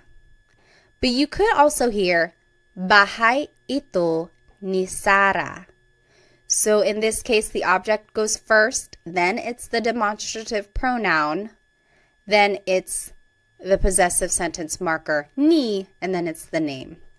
Bahay ito ni Sarah. Another example, that is Mark and Molly's house. It would be, iyan ang bahay ni Mark at Molly. So we've learned these sentence structures already. It's the demonstrative pronoun, then it's the word ang, then it's the object, and then it's usually the pronoun, or in this case, it's the people with the possessive sentence marker. Now, the alternative way to say this is, bahay iyan ni Mark at Molly. So the object goes first, then it's the demonstrative pronoun, then it's the sentence marker, and then it's the people's name. Bahay iyan ni Mark at Molly. So these two ways to say these phrases are both correct. They are used equally as much. So you might hear them in those ways, or you could practice saying them either way.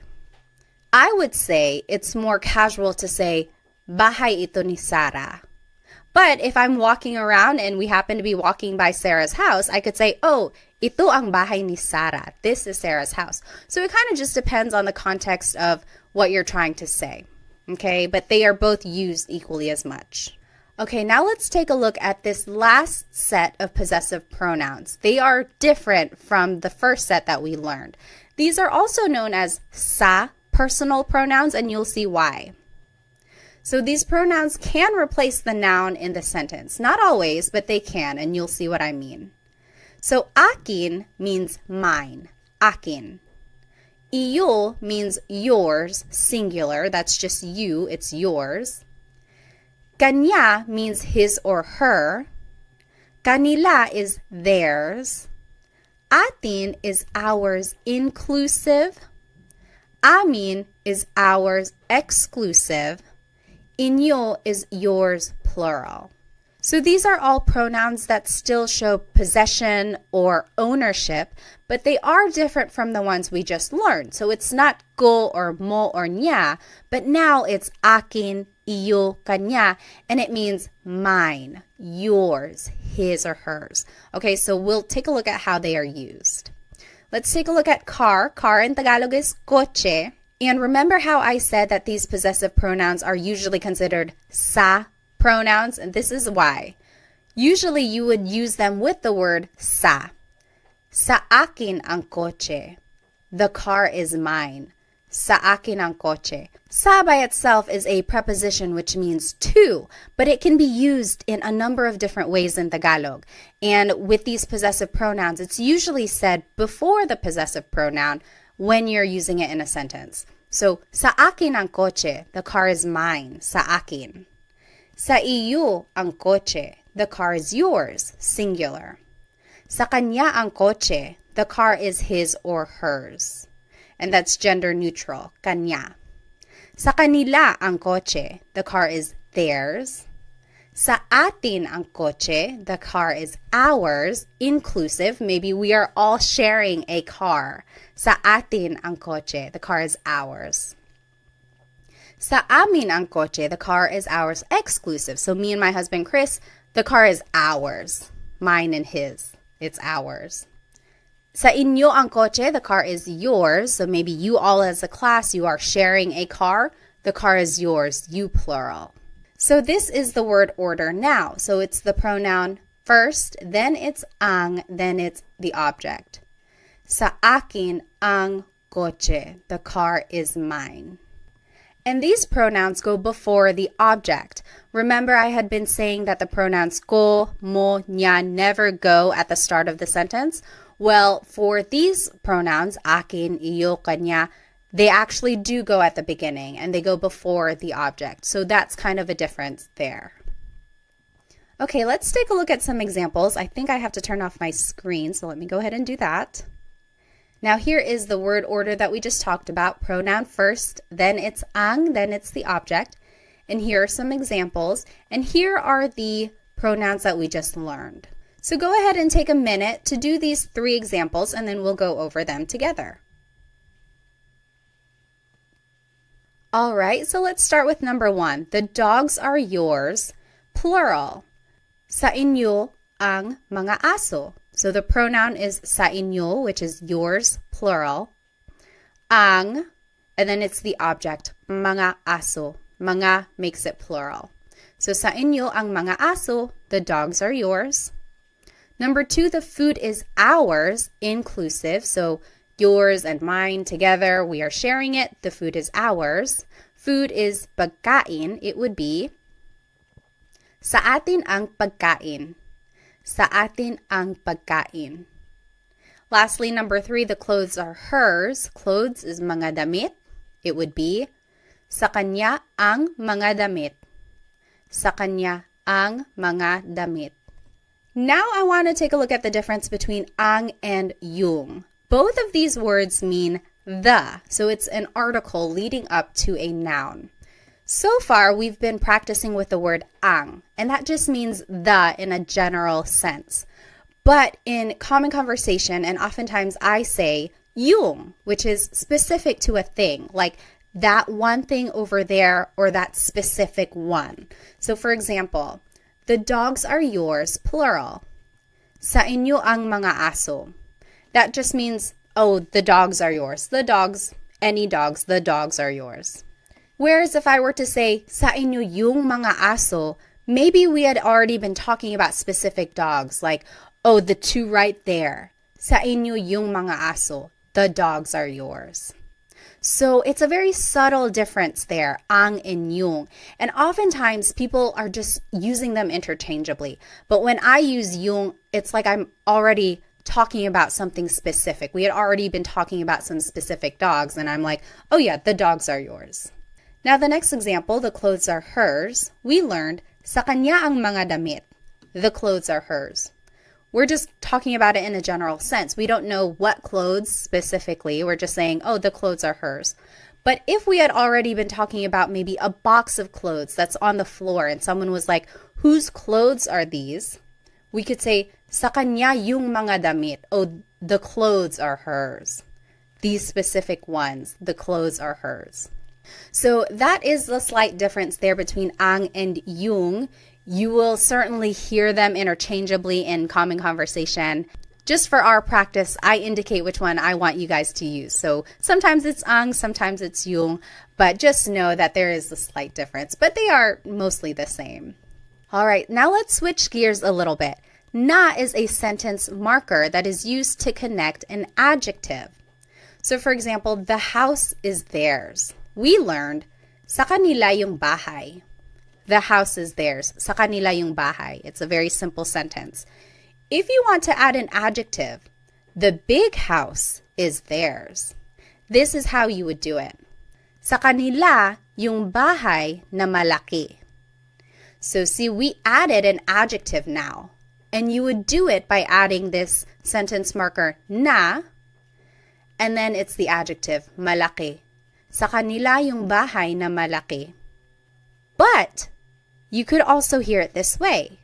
Sa kanila yung malaking bahay. So this is an alternative phrase, but it still means the big house is theirs. Sa kanila yung malaking bahay. Technically, this is malaki na bahay. The na is in there, but it's being incorporated into the adjective malaki. And you only make this contraction if the adjective ends with a vowel. So see, malaki ends with an I, and when you are putting the adjective first, instead of saying malaki na bahay, you could just say malaking bahay. So it's a contraction. Now let's take a look at another example. The little house is theirs. Sa kanila yung bahay na maliit. So there's that sentence marker na, and then the adjective maliit means little. You could also hear sa kanila yung maliit na bahay. So we just switched it. We put the adjective first. And now we don't make the contraction. We don't put it together because it doesn't end with a vowel. You would still use the sentence marker na. So that's just one important thing. If the adjective does end with a vowel, you can make a contraction. And just know that the sentence marker na is there. Malaking bahay technically is malaki na bahay. But we just made the contraction just to make it easier to pronounce and make the sentence flow a little bit better. But if the adjective ends with a consonant, you don't make the contraction because it doesn't really work like that. And these two ways to say these phrases are used equally as much. There isn't a formal way, there isn't a casual way. It's just kind of personal preference or depending on what someone wants to say. Now let's do some examples. It is the sentence structure pronoun first, then the word yung. Now I want you guys to just practice yung, but again, remember it means the, and it's interchangeable with the word ang usually. Then it's the object, then it's the word na, and then it's the adjective at the end. And then here are the possessive pronouns that we learned. And here are some examples. Let's do the first one together. The white car is mine. White is puti, car is coche. So let's just follow this sentence structure. Pronoun first, sa akin, yung, then it's the object coche, then it's the sentence marker na, and then it's puti, the adjective. Sa akin yung coche na puti. The white car is mine. Sa akin yung coche na puti. What do you think the alternative way to say this would be? So remember, you can put the adjective before the object, and depending on whether or not there's a vowel at the end, you can make the contraction. What do you think the alternative phrase would be for sa akin yung coche na puti?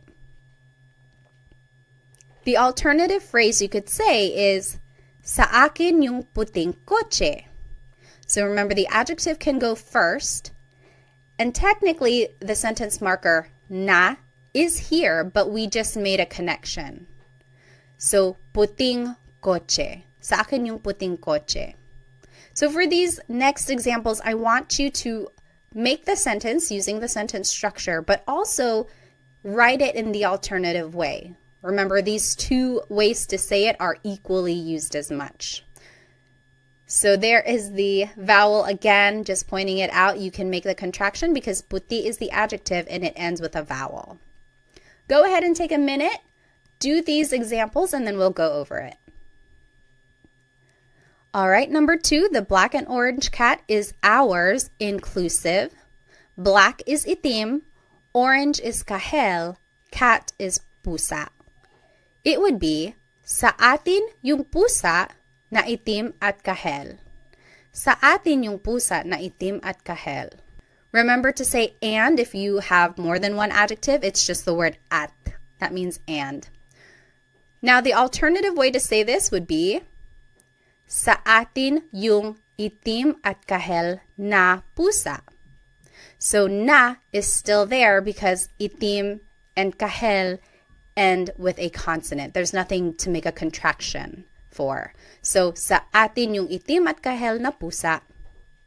All right, number 3, the new clothes are not yours. Singular. New means bago. Clothes is mga damit. So this is a way to kind of negate a thought. So it's not something we've seen so far, so this is how you do it. Hindi sa iyo yung mga damit na bago. So everything here is the same. We've already learned it. Pronoun, then it's yung, then it's object, then it's not, and then bago, the adjective. The only difference is that we've added the word hindi, which means no, but in this sentence, it can mean not. So the new clothes are not yours. Hindi sa iyo yung mga damit na bago. So that's how you would say not. And the alternative way to say it is, hindi sa iyo yung mga bagong damit. Hindi sa iyo yung mga bagong damit. Here you can make the contraction, bago na damit. Could just be bagong damit. All right, now let's practice with some demonstrative pronouns. Ito means this or these. Yan means that or those. If you wanted to say this is mine, it would be sa akin ito. Sa akin ito. Or you might hear sakin to. Sakin to. So a lot of people just put all the words together or shorten it. Sakin to, this is mine. That is yours is sa iyo yan. Sa iyo yan. So the pronoun goes first, and then it's the demonstrative pronoun. You might hear sa'yo yan. Sa'yo yan. And then lastly, that's not mine. Again, negating the thought. It would be hindi sa akin yan. Hindi sa akin yan. Or hindi sa akin yan. Hindi sa akin yan. All right. Now let's do some examples. First, it's the pronoun, and then it's the demonstrative pronoun. And these are the pronouns we learned. So now take a minute and do these examples. If you wanted to say those are his, it would be sa kanya yan. Sa kanya yan. Number 2, these are ours. Exclusive would just be sa amin ito. Sa amin ito. So we are just following that sentence structure, pronoun, then the demonstrative pronoun. Number 3, that's not yours. Plural is hindi sa inyo yan. Hindi sa inyo yan. So you just add the word hindi at the beginning to mean not.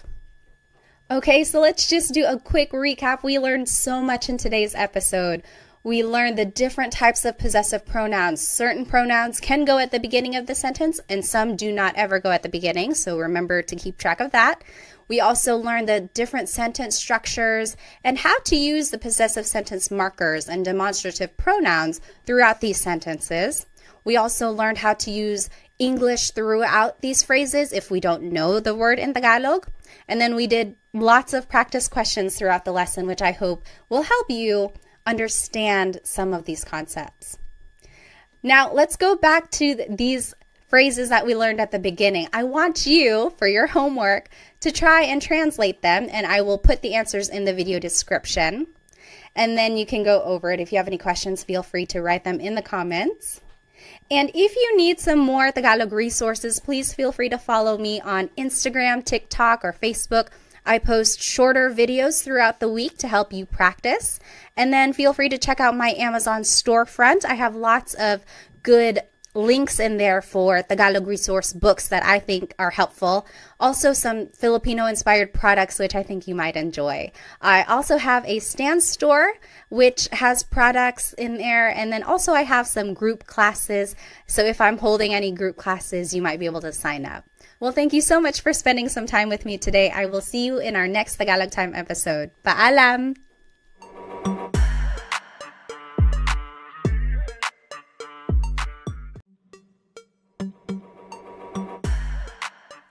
Hello everyone. Welcome to another episode of Tagalog Time with Pat.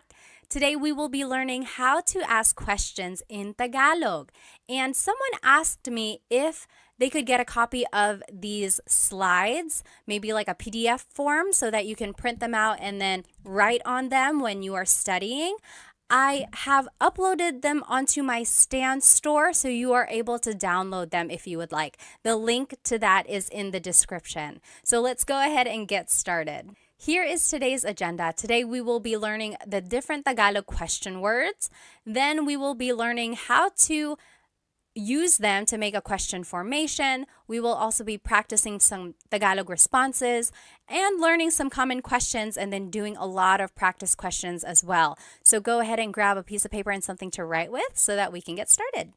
So here are some Tagalog question words. There are a lot, and then we're going to be talking about them and then some variations as well.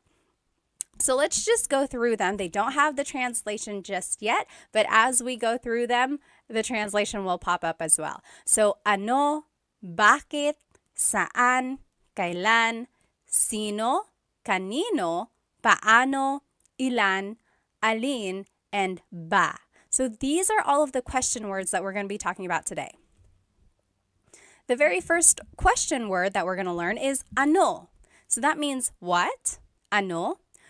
If you have ever heard a native Tagalog speaker, they might sometimes say ano as a filler in their conversation. Like if they can't think of the word, they say yung ano, yung ano. So it's like sometimes it can mean or the thing, but technically it means what. So here are the different ways to use ano in a question. So ano, then the word ang, then a noun. So for example, ano ang pangalan mo? What is your name? Ano ang pangalan mo? And I underlined pangalan because that's the noun. Your response could be, ang pangalan ko ay Pat. That literally means my name is Pat. But you might also hear someone say, Pat ang pangalan ko. Pat ang pangalan ko. That also means my name is Pat. Or you might just hear someone say, ako si Pat. Ako si Pat. I am Pat. So all of those are the different ways to respond. I will say the most common response in casual conversation is, ako si Pat. So ano ang pangalan mo? Ako si Pat. After that, the most common response would probably be, Pat ang pangalan ko. Pat ang pangalan ko. Ang pangalan ko ay Pat is a little bit formal. It's not very natural. It's kind of what you would read, like if something is written out. That is like the grammatically correct way to say, my name is Pat. But those are different ways to respond, and they're all correct. Another example, ano ang trabaho niya? Trabaho means job. So ano ang trabaho niya? What is her job? His or her. Niya is a gender-neutral pronoun. So you have to listen to the context of the conversation to determine who someone is talking about. So ano ang trabaho niya? And the responses could be, ang trabaho niya ay nurse. Ang trabaho niya ay nurse. Or it could be, nurse ang trabaho niya. Nurse ang trabaho niya. Or nurse siya. Nurse siya. I will say nurse siya is a little bit more like grammatically correct because it's like a person. You're not really, I don't know, it just kind of doesn't sound as correct when you say, ang trabaho niya ay nurse. It's almost, I guess it does work. It does work. Don't listen to me. But yeah, so these are the different ways to say this. Again, ang trabaho niya ay nurse is a little bit more on the formal side. Not a lot of people say it like that. It's more common for someone to say, nurse siya. She is a nurse. Which I am. Surprise, surprise, right? A lot of Filipinos are nurses. Here's another example. Ano ang blank sa Tagalog? That means, what is blank in Tagalog? What is blank in Tagalog? This is a good question to know while you are learning Tagalog vocabulary. If you see something and you want to be like, oh, what is this in Tagalog? You can say, ano ang blank sa Tagalog? For example, ano ang dog sa Tagalog? the answer would be, dog sa Tagalog ay aso. Dog sa Tagalog ay aso. Or, aso ang dog sa Tagalog. Aso ang dog sa Tagalog. So these both mean dog in Tagalog is aso. So you might be wondering, why are there so many different ways to respond? And I think it's just, a lot of languages have that. It's like you can move around some of the words, change up the grammar a little bit, and it means the same thing, but there are certain phrases or certain ways that things are more used in common conversation. In this case, I think aso ang dog sa Tagalog, or actually dog sa Tagalog ay aso. I think aso ang dog sa Tagalog is a little bit more casual. Okay. Next, ano ang verb? So this is another way to use ano. So ano ang kinakain mo? Ano ang kinakain mo? That means, what are you eating? Kinakain is the present tense form of to eat. So what are you eating? Ang kinakain ko ay adobo. Ang kinakain ko ay adobo. I'm eating adobo. Or adobo ang kinakain ko. Or kumakain ako ng adobo. So those all mean I am eating adobo. The more commonly used way to say it would be kumakain ako ng adobo. I'm eating adobo. Usually the last example that I give is the one that's more natural, like less formal and used in common conversation. Another example, ano ang sinabi niya? Sinabi means to have said. Like, what did he say? Ano ang sinabi niya? Responses could be, ang sinabi niya ay hindi. He said no. Ang sinabi niya ay hindi. Or, hindi ang sinabi niya. Or, sinabi niya hindi. Those are the different ways to say, he said no. Again, I would hear sinabi niya hindi, or hindi ang sinabi niya. Just a note about sinabi, you might hear someone say, sabi niya hindi. Sabi niya hindi. Technically, the past tense conjugation of sabi is sinabi, but people shortcut it and say sabi niya hindi. So if you hear that, that's what it means. Next, ano ang ginagawa mo? What are you doing? Ano ang ginagawa mo? And some responses, gumagawa ako ng cake. I am making a cake. And I'm going to explain this in a minute. Nanonood ako ng TV. I am watching TV. So why did I respond this way to this question? Gawa means to make or to do. So if someone asked you, ano ang ginagawa mo? They could be asking, what are you doing? And I responded, nanonood ako ng TV. I'm watching TV. Or if someone asks, ano ang ginagawa mo? That could also mean, what are you making? So I responded, gumagawa ako ng cake. I'm making a cake. So that's just the different ways gawa can be used.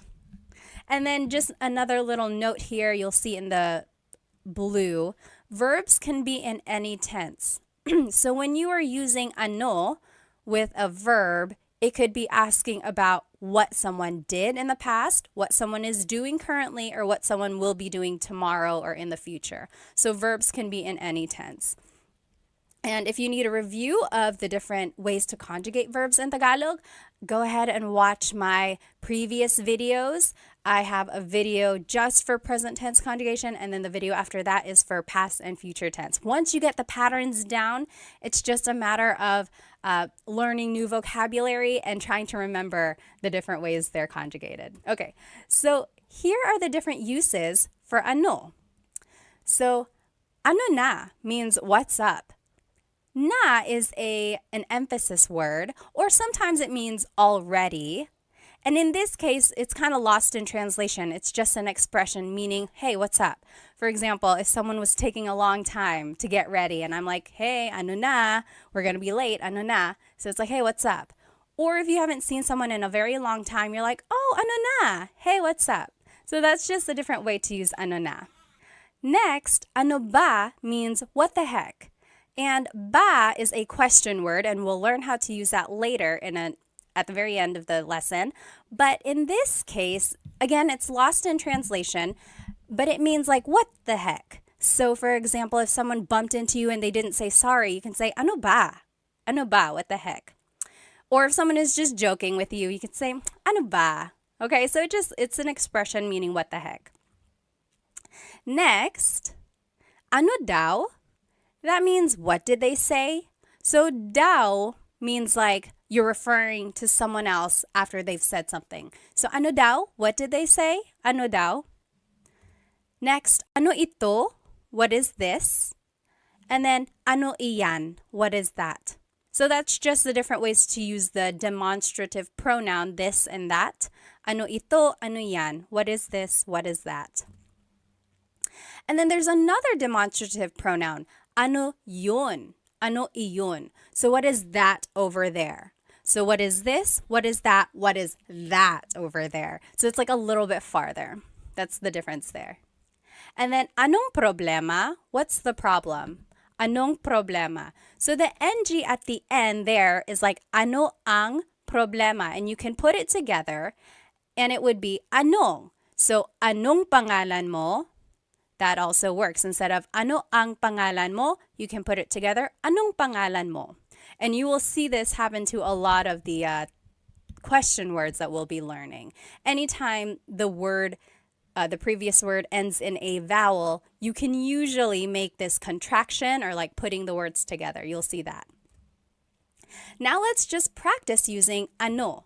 So on the left side, let me turn off my screen. So sorry. So on the left side here, you will see the rules that we just learned. So ano ang plus a noun. The example was, ano ang pangalan mo? Ang pangalan ko ay Pat. Or Pat ang pangalan ko, or ako si Pat. Again, remember, ako si Pat is the more casual way to respond. And then the next example we learned was ano ang plus a verb. So ano ang kinakain mo? What are you eating? And then those are the responses. Kumakain ako ng adobo.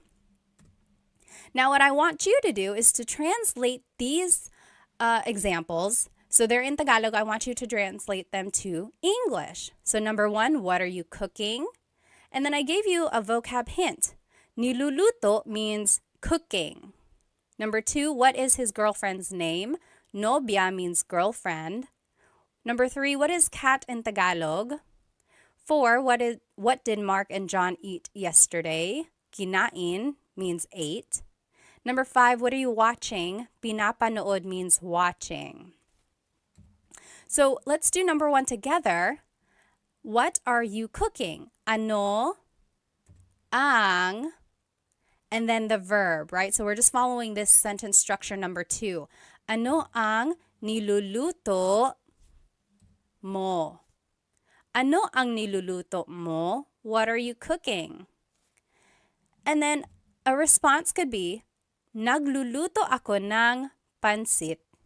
Nagluluto ako ng pansit. So this kind of brings in all of the different conjugations that we had learned in the previous lessons. So try to remember how to conjugate them. And I'm just thinking here, I guess it can be a little bit confusing because in the question, it's conjugated as niluluto. And that wasn't really one of the conjugation patterns that we had learned. But nagluluto is a nag verb. So I will say there are some variations in the conjugations and you might not recognize them, but just try your best and then we'll go over it, okay? And then just follow this pattern when you're making your response as well. Take a look at the examples I did and then see if you can make the examples. And you can fill in the example with any answer that you want. So go ahead, pause the video now, and then you can come back and we will go over these questions. Okay, welcome back. Let's do number 2. What is his girlfriend's name? Nobya is girlfriend. Ano ang pangalan ng nobya niya? So we learned ano ang pangalan mo. Now if you want to talk about someone else, you would have to add ng nobya niya. Nang means of. So nobya is girlfriend, niya is his. So what is the name of his girlfriend?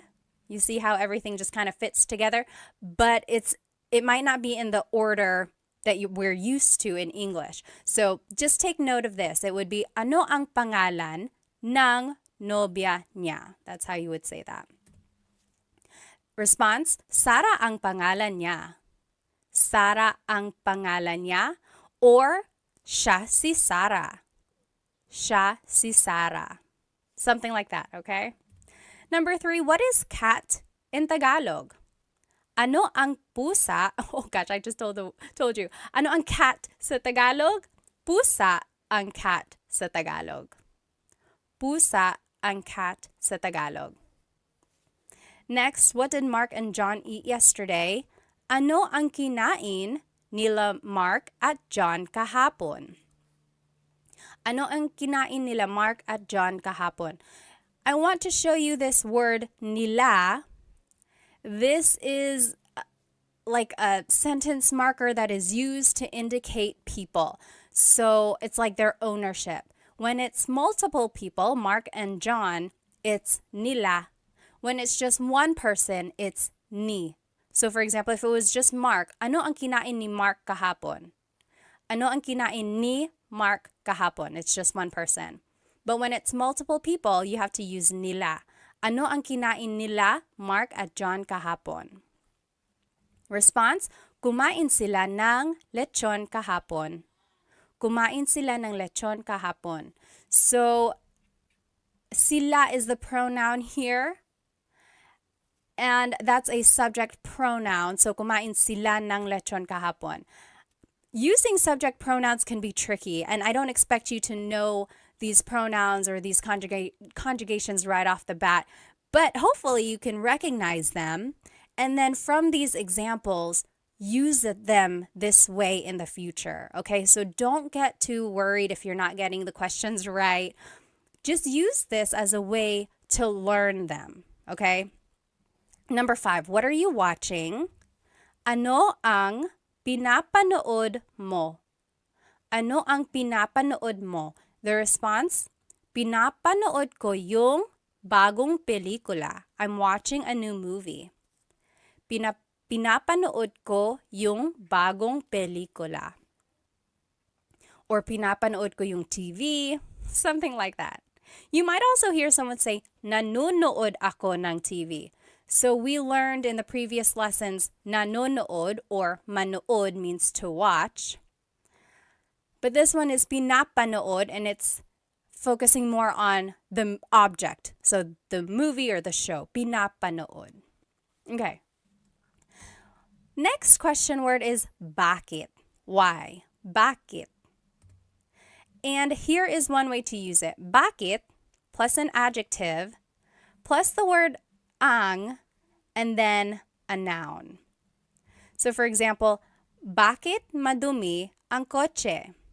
Bakit madumi ang kotse? Why is the car dirty? And then the response, madumi ang kotse kasi maputik sa labas. Madumi ang kotse kasi maputik sa labas. So the car is dirty because it's muddy outside. Maputik means muddy, labas means outside.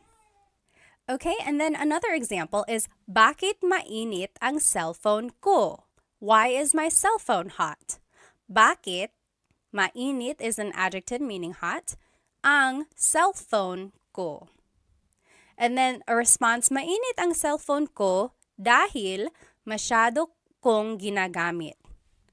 My cell phone is hot because I'm using it too much. So hopefully you can see here the pattern that we are following.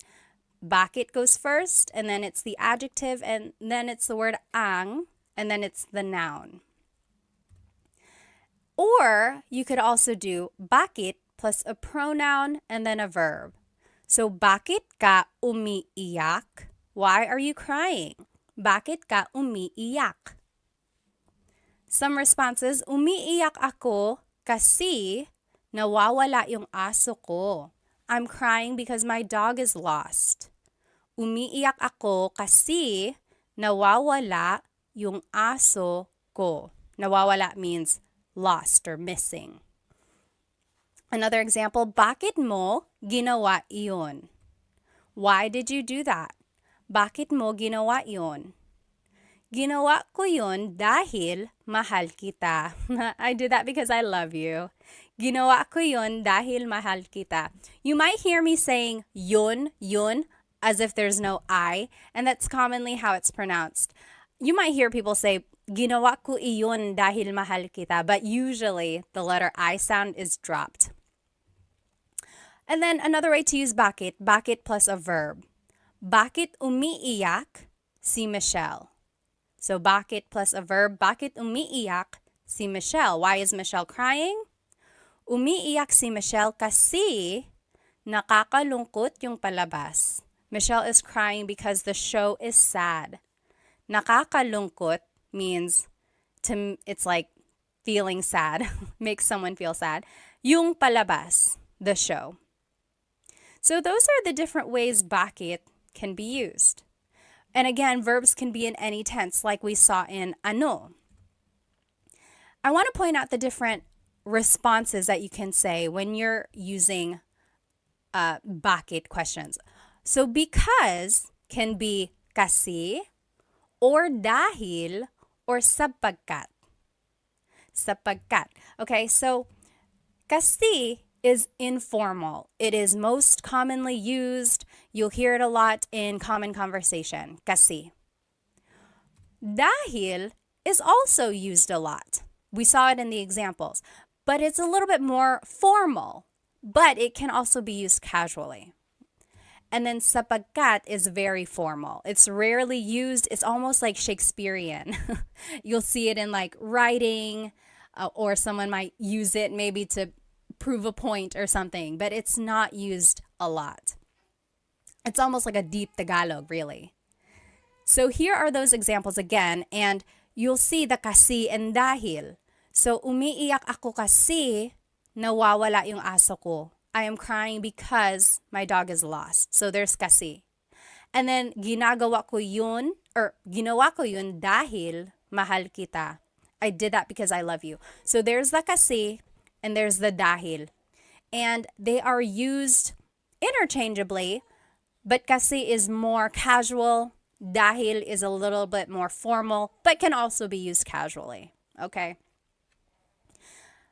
Now, here are the different ways bakit can be used, and it doesn't really have a direct translation. So you might hear, bakit ganito? Bakit ganito? Ganito means like this. So why like this? Or why is this happening? So for example, it's like, oh no, I got a flat tire. I ran out of gas and I'm late for work. Oh, bakit ganito? Why is it happening? Why is it like this? And then bakit ba? Again, there's that ba question word. When it's added to bakit, it's why with emphasis. So maybe someone is annoying you. They're like, hey Pat, hey Pat. And you're like, oh, bakit ba? Why? What do you need? Bakit ba? And then, bakit na naman?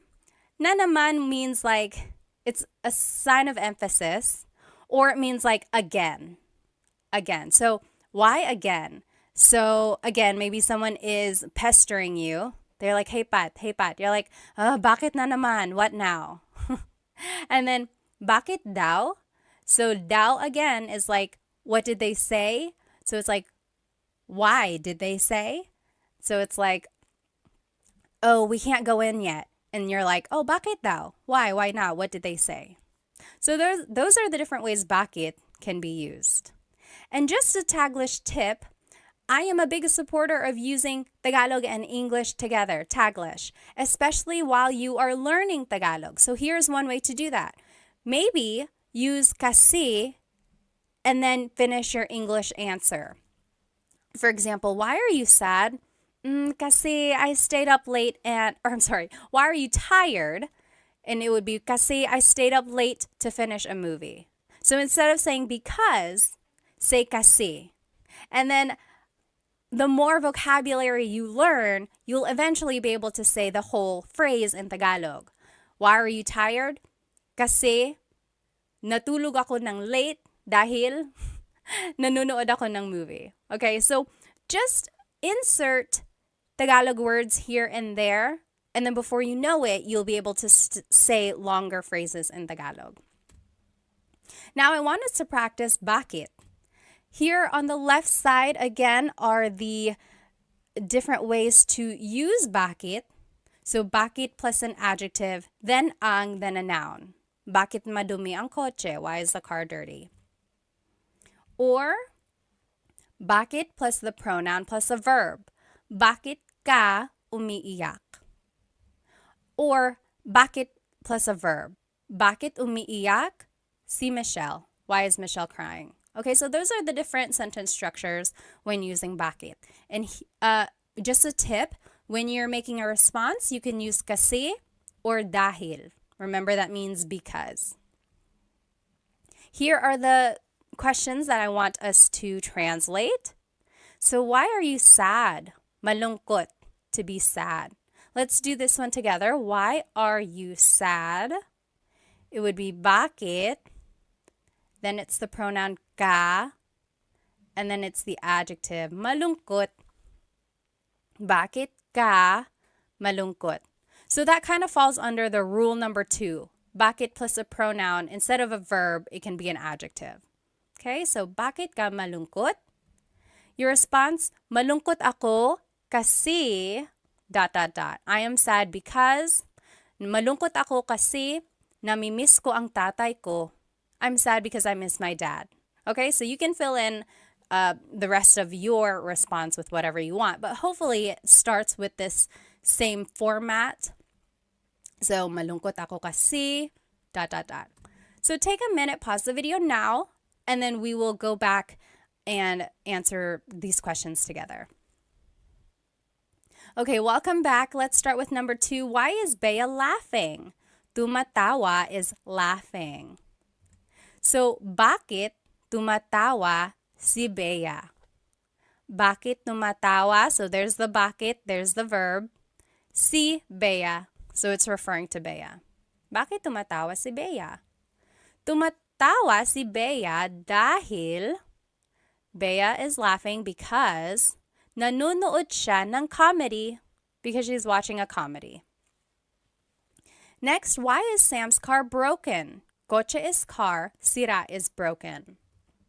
Bakit sira ang kotse ni Sam? So this one kind of falls under the rule number 1, bakit, and then adjective, and then ang, and then the noun, kotse. And then ni Sam just indicates the ownership of Sam. So, bakit sira ang kotse ni Sam? Response could be, sira ang kotse ni Sam kasi luma na siya, because it's old. Sira ang kotse ni Sam kasi luma na siya. Next, why are the kids fighting? Mga bata is kids, nag-aaway is fighting. Bakit nag-aaway ang mga bata? So there's bakit and then there's a verb. So there's rule number 3. Bakit plus a verb. Bakit nag-aaway ang mga bata? Why are the kids fighting? The response, nag-aaway sila dahil magkaiba ang gusto nilang laruin. They want to play with different things. So a couple things I want to point out. Nag-aaway sila. So instead of repeating mga bata, I just said sila, they. And you can do that. Or you could have said, nag-aaway ang mga bata dahil, like you can repeat it again. Or you can use a pronoun like I did. Nag-aaway sila dahil. And remember, you could have said kasi. So it's interchangeable. You'll see in my answer, sometimes I use kasi, sometimes I use dahil. Magkaiba means different. Ang means is. Gusto is to like.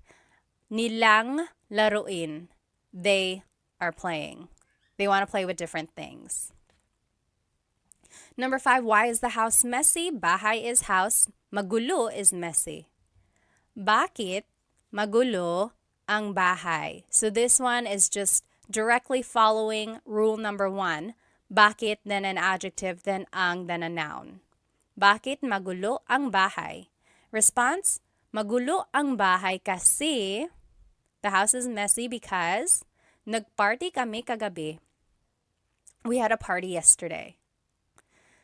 So if you can recognize the different patterns that were used here, that's kind of where it comes from, these questions. And you can add things afterwards to make it specific, like, is it belonging to someone? Are we talking about a place or something like that? So follow these rules on the left side, and then if you have to, add more information at the end. And then when you're making a response, that is where you choose kasi or dahil, and then bring in part of the question into your response as well. If you have any questions about anything we're learning, please feel free to write it in the comments and I will try to respond. The next question we are going to learn is saan. Saan means where. So saan plus a verb. That's an example of how to use this. Saan matutulog si Bobby?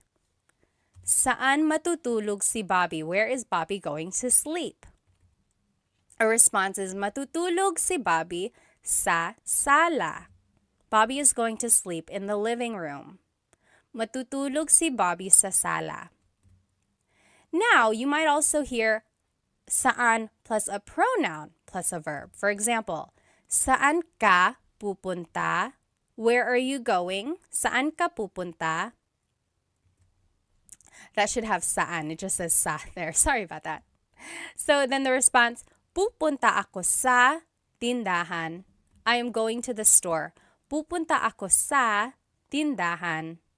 So that's the difference there. If you are talking about someone specific, you would add si and then their name. Saan matutulog si Bobby? Or if you just want to use a pronoun, the pronoun would go right after the question word. Saan ka pupunta? Okay, so those are the different ways to use it.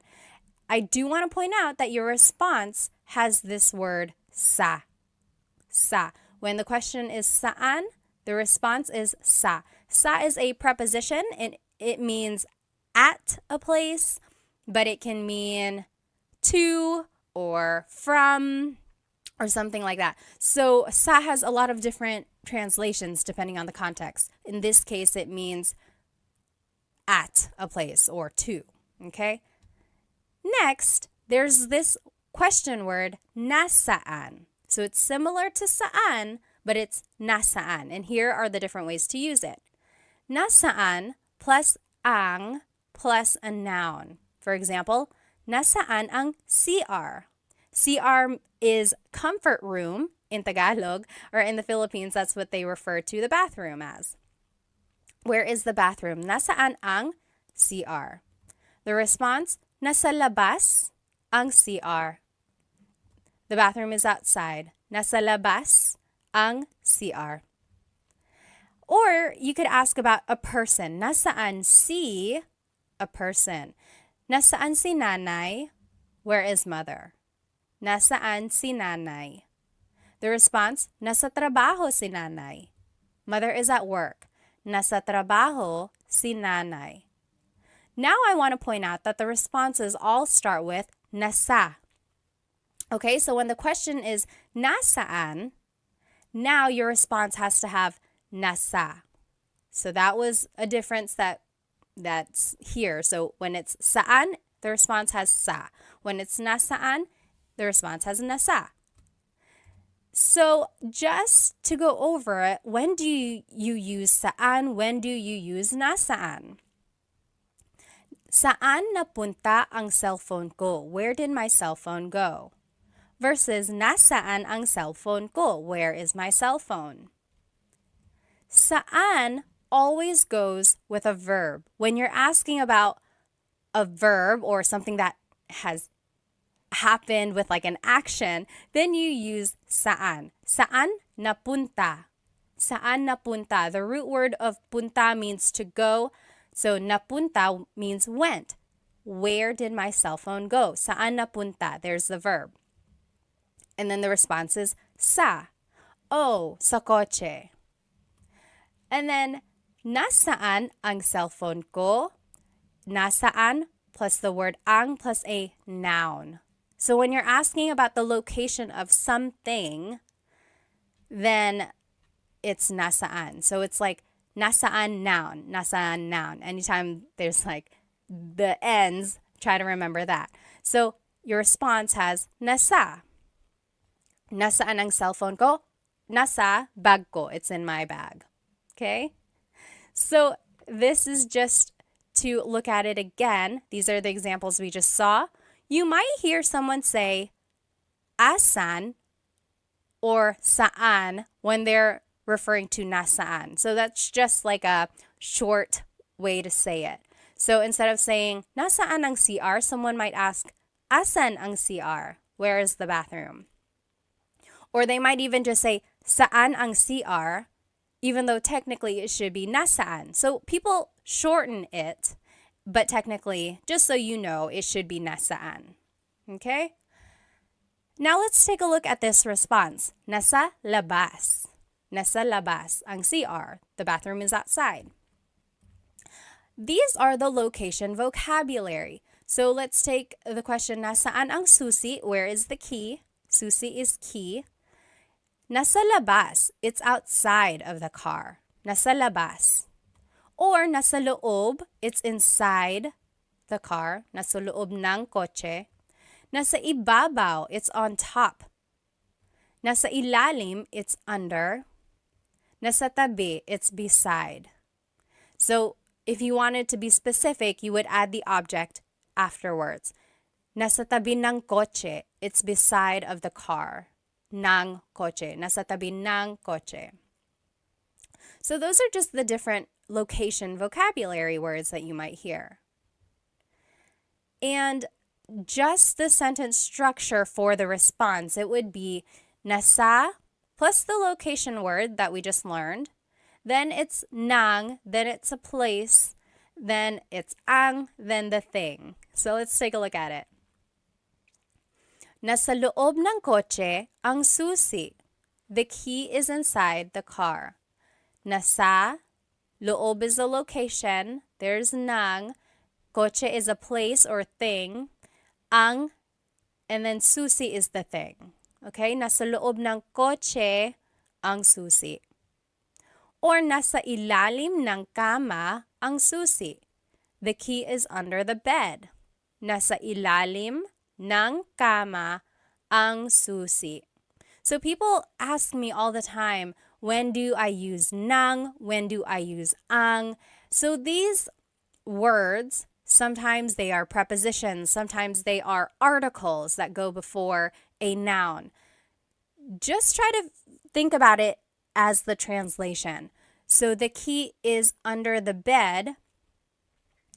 So under of the bed, the key. That's how this is like literally translated. Ng kama is like of the bed. It's under of the bed. And then ang susi, the key. So a lot of it doesn't make sense. It's not the same grammar structure as in English. So just follow this pattern that I'm showing you now. And with more practice, it'll kind of come more naturally. Next, nasa location plus si plus the person. So nasa bahay si tatay. Nasa, and then the location is bahay, si, and then the person, si tatay. Father is at the house. Or nasa loob ng bahay si tatay.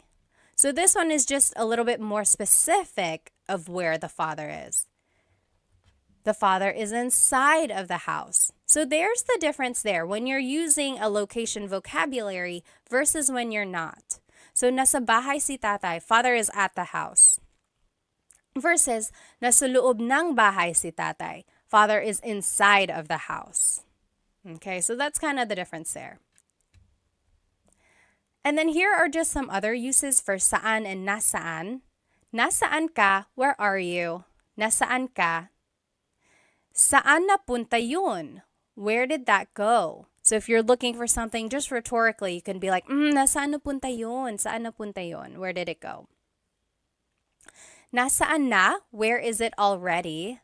It's like maybe if you're waiting for a pizza to be delivered and they're taking a long time, you're like, nasaan na? Where is it? Where is it? Na again is an emphasis word. Sometimes it means already. Taga saan ka? Where are you from? Taga means from. Saan means where. Ka is referring to you. Where are you from? Taga saan ka? So those are the different ways saan can be used. Now let's practice saan. And on the left side of your screen, you will see the sentence structures that we practiced. So saan plus a verb or saan plus pronoun plus a verb. Remember, anytime we're asking about a verb, you have to use saan. Anytime we're asking about a noun, you have to use nasaan. So nasaan plus ang plus noun. Or nasaan plus si plus a person. Okay, let's put these into use and I think it'll help clarify any questions. So translate these questions to Tagalog. Where is dad going? Pupunta means going. So let's do this one together. Saan, because it's asking about an action. Pupunta si dad. Saan pupunta si dad? And then the response, pupunta si dad sa simbahan. Dad is going to church. Pupunta si dad sa simbahan. So you're kind of taking the second part of this question and using it in your response. Okay, so try practicing that. And there's that preposition sa again, to the church. Okay, pause the video now. You try the next 4 examples and we'll go over it together. Okay, so now let's do number 2. Where is the store? Tindahan is store. It would be, nasaan ang tindahan? So we're asking about a noun, the store, so we have to use nasaan. Nasaan ang tindahan? The response, nasa tabi ng post office ang tindahan. Nasa tabi means beside.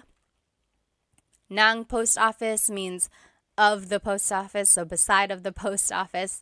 Ang tindahan means the store. The store is beside the post office.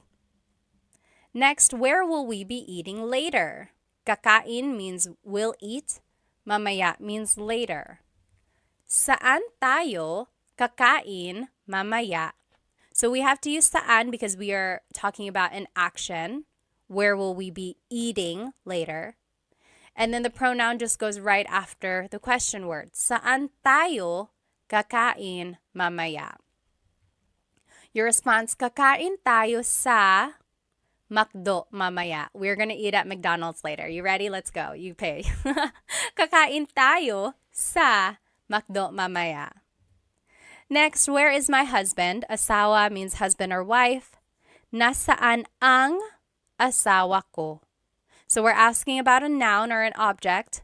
So nasaan is what we used. Nasaan ang asawa ko? Where's my husband or wife? Husband in this case. Number 5, where is John? Oh, your response, nasa kusina siya. Nasa kusina siya. He is in the kitchen. So remember, anytime you're using nasaan, your response has to have nasa. And then up here in the previous example, anytime you're using saan, your answer has to have sa. And then last one, where is John and Simon? Nasaan sina John at Simon? So it's nasaan because we're just asking about them, not about what they're doing or where they are doing something. And then it would be nasa labas sila, they are outside. Or nasa labas sina John at Simon. So you can add their names again. Or you could just add the pronoun. And then I added that here in the number 4 example, nasa kusina ang asawa ko. So you can repeat that part of the question, or you can just use a pronoun. Okay, so up to you. So these are the question words that we have learned so far. Ano means what. Bakit means why. Saan means where. Okay? And this is where we're going. We're going to see what these other ones mean. Now, we're going to talk about kailan. Kailan means when. When. So if you want to use it in a question, it would be kailan ang, and then a noun. Kailan ang kaarawan mo? when is your birthday? Kailan ang kaarawan mo? Sa March ang kaarawan ko. My birthday is in March. Sa March ang kaarawan ko. Kailan ang handaan? When is the gathering? When is the party? Sa Sabado ang handaan. The party is on Saturday. And again, you don't have to add this part at the end. You could just say sa Sabado. Kailan ang handaan sa Sabado? But the longer response, kailan ang handaan sa Sabado ang handaan? Okay, so those are the different ways you can use kailan. There's this word sa again. And in this case, it's being translated as on or at a certain time. So that's where, or that is the leading word in your responses. Next, you can use kailan with a verb. So, kailan aalis si Nadine? When is Nadine leaving? Kailan aalis si Nadine? Aalis si Nadine bukas. Nadine is leaving tomorrow. Aalis si Nadine bukas. So this is just a phrase, and you use the conjugation patterns that we learned, and then you just answer. So depending on what the question is, just make a statement using that correct tense of the verb. Kailan dumating sina nanay at tatay? When did mother and father arrive? Kailan dumating, so kailan plus a verb, sina nanay at tatay? Dumating sila kahapon. They arrived yesterday. So here, sina is a sentence marker that's indicating mother and father, whereas sila is the pronoun that replaces them. So if we were going to say nanay and tatay in the response, we would use sina again. For example, dumating sina nanay at tatay kahapon. But if we're just using the pronoun, it's dumating sila kahapon. Okay, so that's how you would use kailan in a verb. So there are the different sentence markers when you are using a name in your question. When it's one person, it's si. Kailan aalis si Nadine? When it's more than one person, it's sina. Kailan dumating sina nanay at tatay? All right, then you could do kailan plus a pronoun plus a verb. Kailan ka uuwi? When are you going home? Kailan ka uuwi? So there's kailan, there's the pronoun, there's the verb. We're just following the pattern here. Then, uuwi ako mamaya. I am going home later. Uuwi ako mamaya. Another example, kailan sila ikakasal? When are they getting married? Kailan sila ikakasal? Ikakasal sila sa susunod na buwan. They are getting married next month. So hopefully you're recognizing some of this vocabulary from our previous lessons.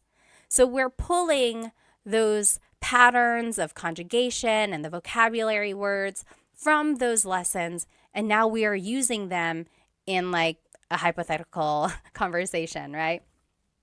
So it's all building on each other. Now I want to show you the responses. The response might have the word nung or sa. We already talked about sa. Let's see what nung means. So nung means something happened in the past. Sa means something will happen in the future. So for example, kailan sila ikakasal? When will they get married?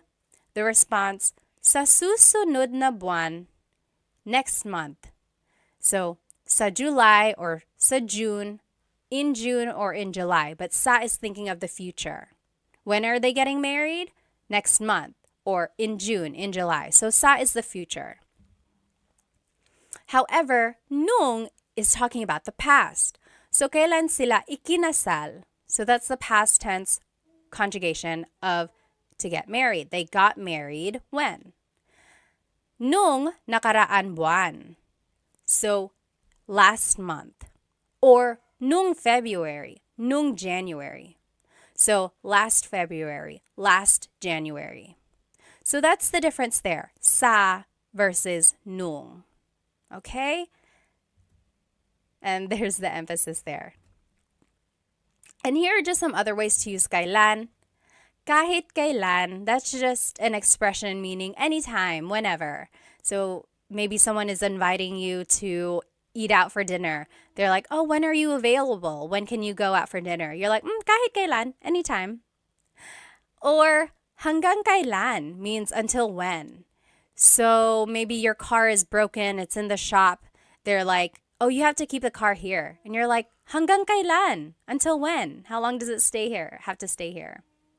And then next, kailan nangyari yun? When did that happen? Kailan nangyari yun? Nangyari means happened, and then yun means that. Kailan nangyari yun?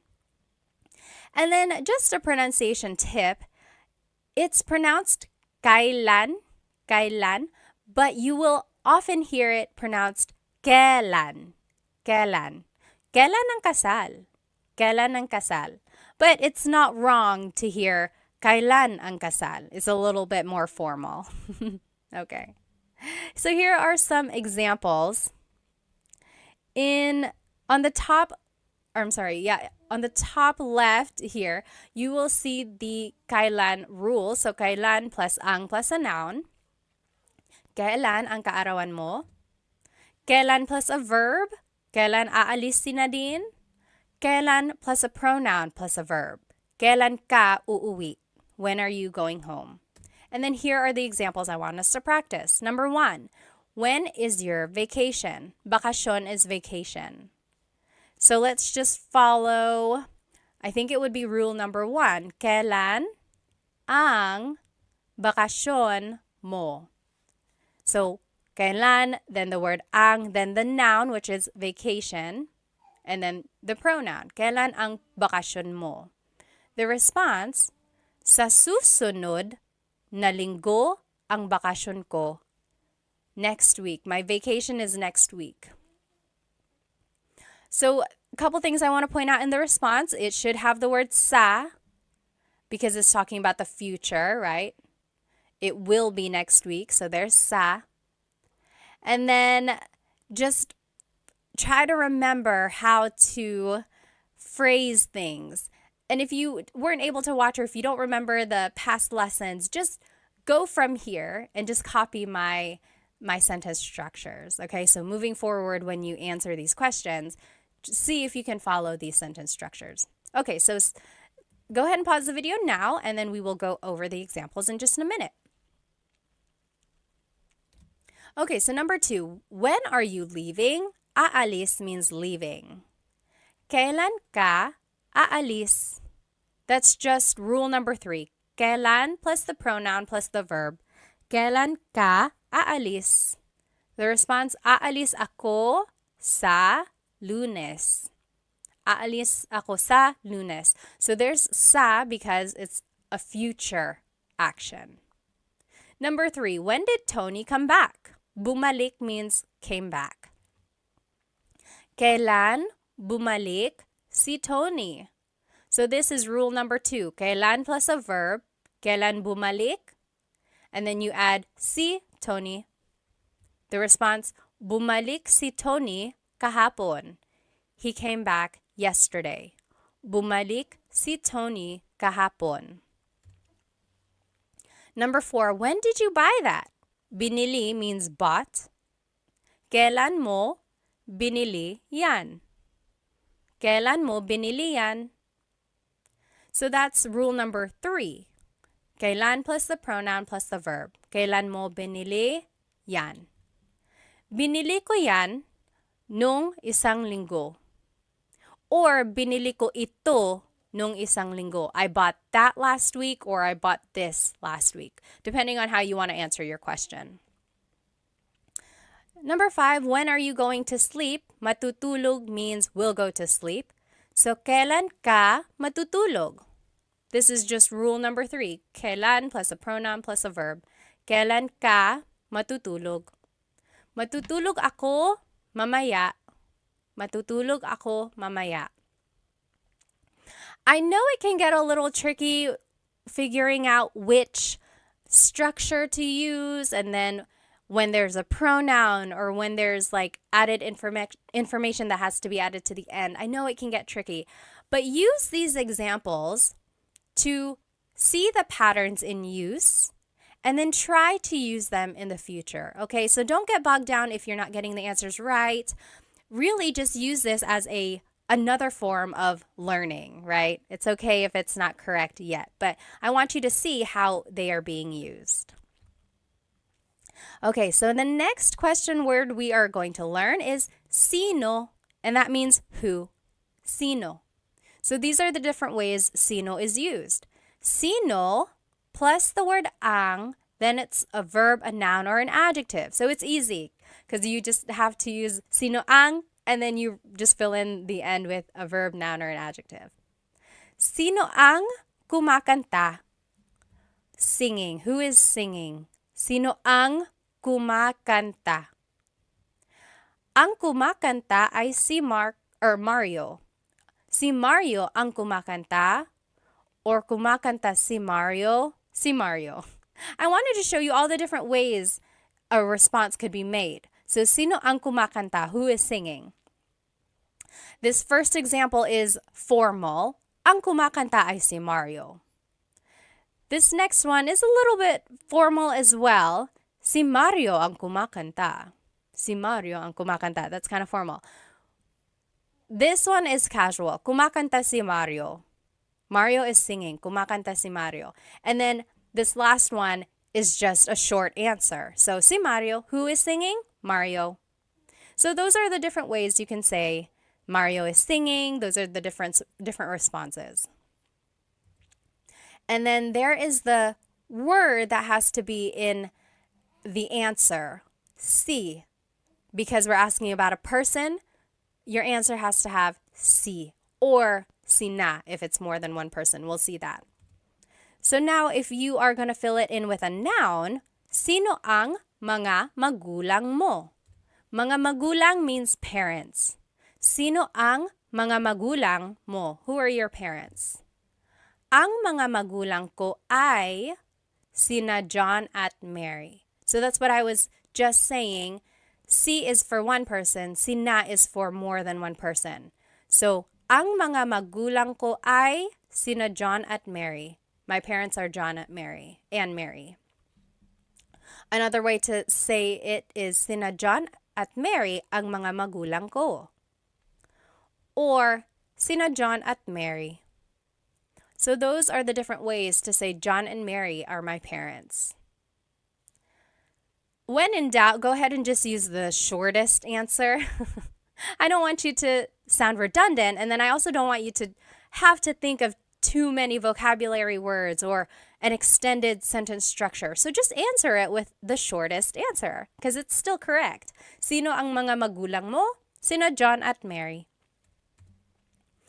And then, if it's an adjective that you're asking about, it would be sino ang, and then the adjective. Sino ang pagod? Pagod means tired. Who is tired? Sino ang pagod? Ang pagod ay ang mga bata. The kids are tired. Ang pagod ay ang mga bata. That one's formal. Next, ang mga bata ang pagod. Ang mga bata ang pagod. That is also formal. Or, pagod ang mga bata. Pagod ang mga bata. That one is casual. That is what I would say a lot more than the other two. And then the short answer, ang mga bata. Sino ang pagod? Ang mga bata. The kids. The kids are tired. So those are the different ways to say the kids are tired. Now, let's take a look at the responses. Si and sina. Si is for one person. Sina is for multiple people. So an example, kumakanta si Mario. Si Mario, because it's just one person. Versus kumakanta sina Mario at Jane. Mario and Jane are singing. So sina is used because there's more than one person. Now you can also respond with a pronoun. So sino ang pagod? Who's tired? You can say, ako, me, ako. Or sino ang pagod? Siya. Him, he is, siya. Sino ang pagod? Ikaw, you. You are tired, ikaw. So you can just respond with a pronoun. So I would say that, like, sino ang pagod? Ako. Just say ako. Keep it easy, right? And then here are the different pronouns. So ako is I, siya, he or she, so that's gender neutral. Sila, they. Ikaw, you, singular. Kayo, you all, plural. Tayo is we inclusive. That's you and me, all of us. We are all tired. Maybe we all ran a race together. We are all tired. Pagod tayo. And then pagod kami, me and my husband Chris, we ran. Only us, we did. So pagod kami, we are tired. Not you. I'm just telling you about it. Okay? Now here are other ways sino is used. Sino siya? Who is he? Who is she? Sino siya? The response, siya si Pat. She is Pat, or that is Pat. Sino ito? Who is this? Sino ito? Ito si Pat. This is Pat. Ito si blank. Sino yun? Who's that? Sino yun? Yun si Pat. That's Pat. Or sino ka? Who are you? Sino ka? The response, ako si Pat. Now, I do want to say, you really shouldn't say sino ka if you want to be polite. Sino ka is kind of rude or just a little blunt. Like, sino ka? Who are you? So it would be more polite to say, sino po kayo? So for one thing, add po to be respectful. And then when you're adding po, you have to use the plural you pronoun. So kayo, sino po kayo? That's a lot more polite instead of saying sino ka. If you want to ask, who are you again? Sino po kayo? And then just a pronunciation tip. If you have sino ang in a question, you might hear sinong. So they put it together. So sinong kumakanta? Who is singing? Sinong kumakanta? Instead of sino ang kumakanta, it's sinong kumakanta. Okay? Now let's practice some translations when we're using sino in a question. So sino ang plus a verb, noun or object or adjective. And here are the examples there. And let's do number 1 together. Who is taking a shower? Naliligo means to take a shower or taking a shower. So it would be sino ang naliligo. Sino ang plus the verb. Sino ang naliligo? Easy, right? The response, si George ang naliligo. Si George ang naliligo. Or the simplest answer, si George. Si George. But you have to add si or si na because that is the indicator of a person. You have to add that in your response. So go ahead and take a minute, pause the video now. You finish the examples and then we'll go back and do them together. Okay, welcome back. Let's do number 2. Who is your sibling? Sibling in Tagalog is kapatid. Sino ang kapatid mo? So kapatid is a noun. So sino ang kapatid mo? The response, kapatid ko si Sam. Kapatid ko si Sam. Or it could be si Sam ang kapatid ko. Si Sam ang kapatid ko. Remember, there are different ways to respond. Number 1, we said si George ang naliligo. It could have also been naliligo si George. So again, you can look back at the different ways a response can be made. When in doubt, just say the shortest answer. So this one could have been si Sam. Sino ang kapatid mo? Si Sam. Number 3, who is scared? Natatakot is scared. Sino ang natatakot? Who is scared? Natatakot ang mga bata. The kids are scared. The kids are scared. Natatakot ang mga bata. Number 4, who cooked dinner? Nagluto is cooked, hapunan is dinner. Who cooked dinner is sino ang nagluto ng hapunan. So that's just sino plus ang plus a verb. Sino ang nagluto ng hapunan. Nang is the sentence marker before the noun. Si Lola ang nagluto ng hapunan. Lola cooked the dinner. Si Lola ang nagluto ng hapunan. And then last example, who called? Tumawag is called. Sino ang tumawag? Sino ang tumawag? So it's just the verb. Tumawag ang nanay mo. Your mother called. Tumawag ang nanay mo. Or the simplest response, ang nanay mo. Okay, so try to keep it simple when you can, but hopefully you can see the patterns that you can use when you're making a question and then answering a question. All right, the next question word that we are going to learn is kanino. Kanino means whose. Kanino.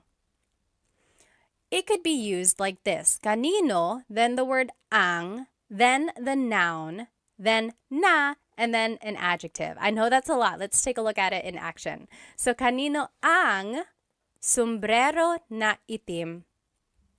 Whose black hat? Kanino ang sombrero is hat, na itim. Itim means black.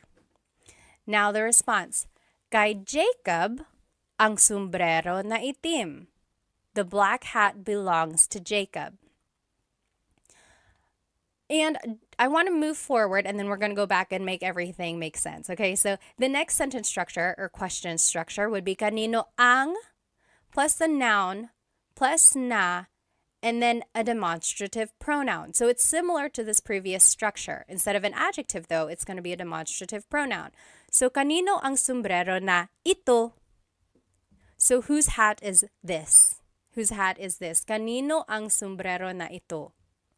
And the response, kay Jacob ang sombrero na iyan. That's Jacob's hat.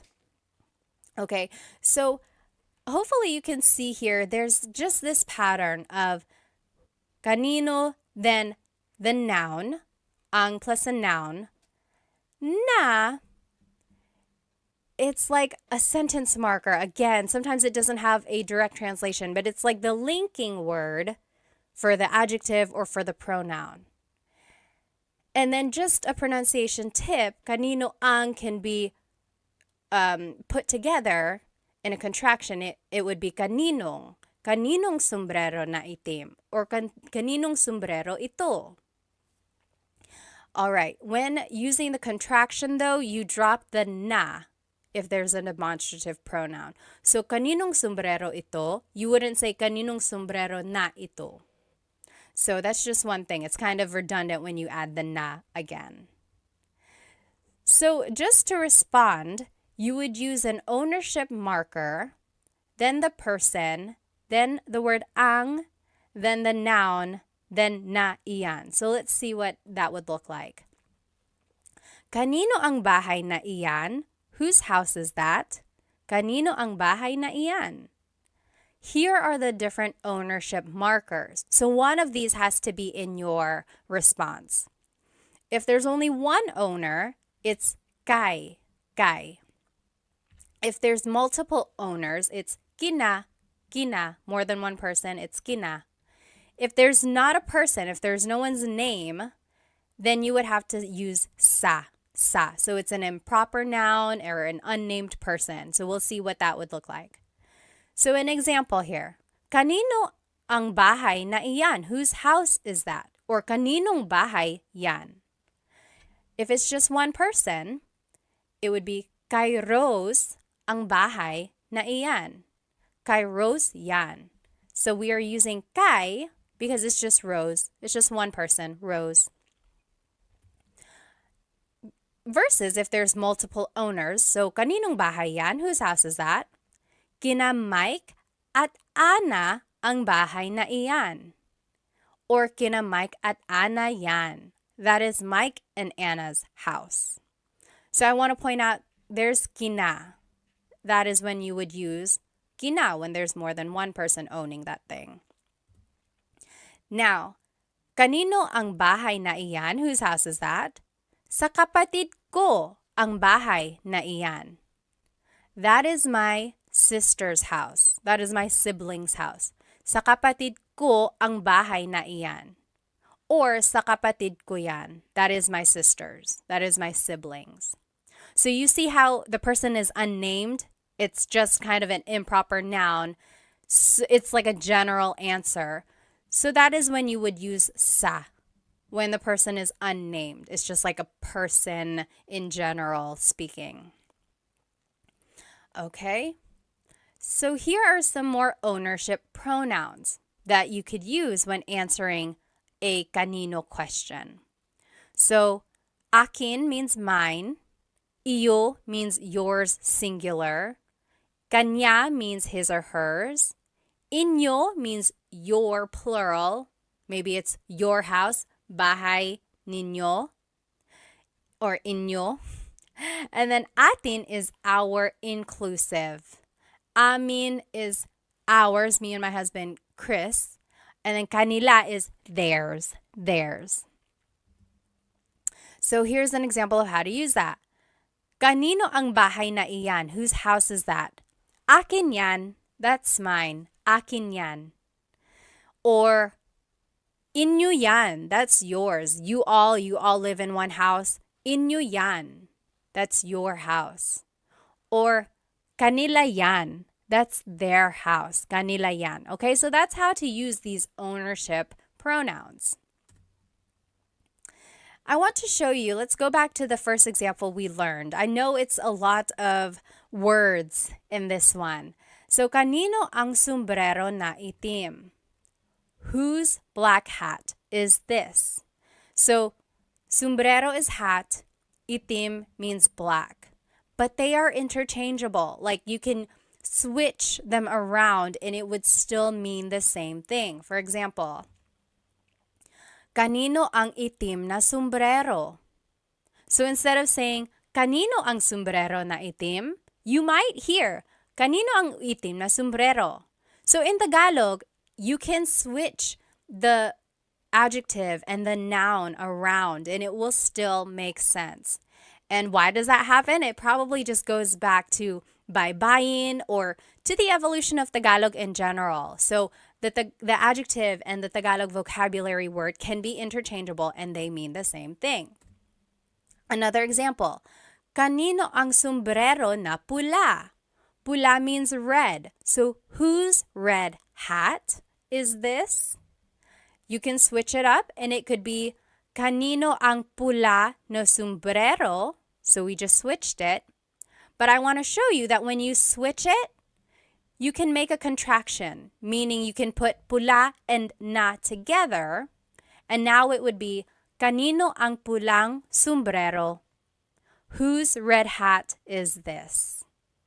Okay, so those are the two things I want you to get out of this slide. First, you can switch the adjective and the noun. So you can switch them in the question and it will still make sense.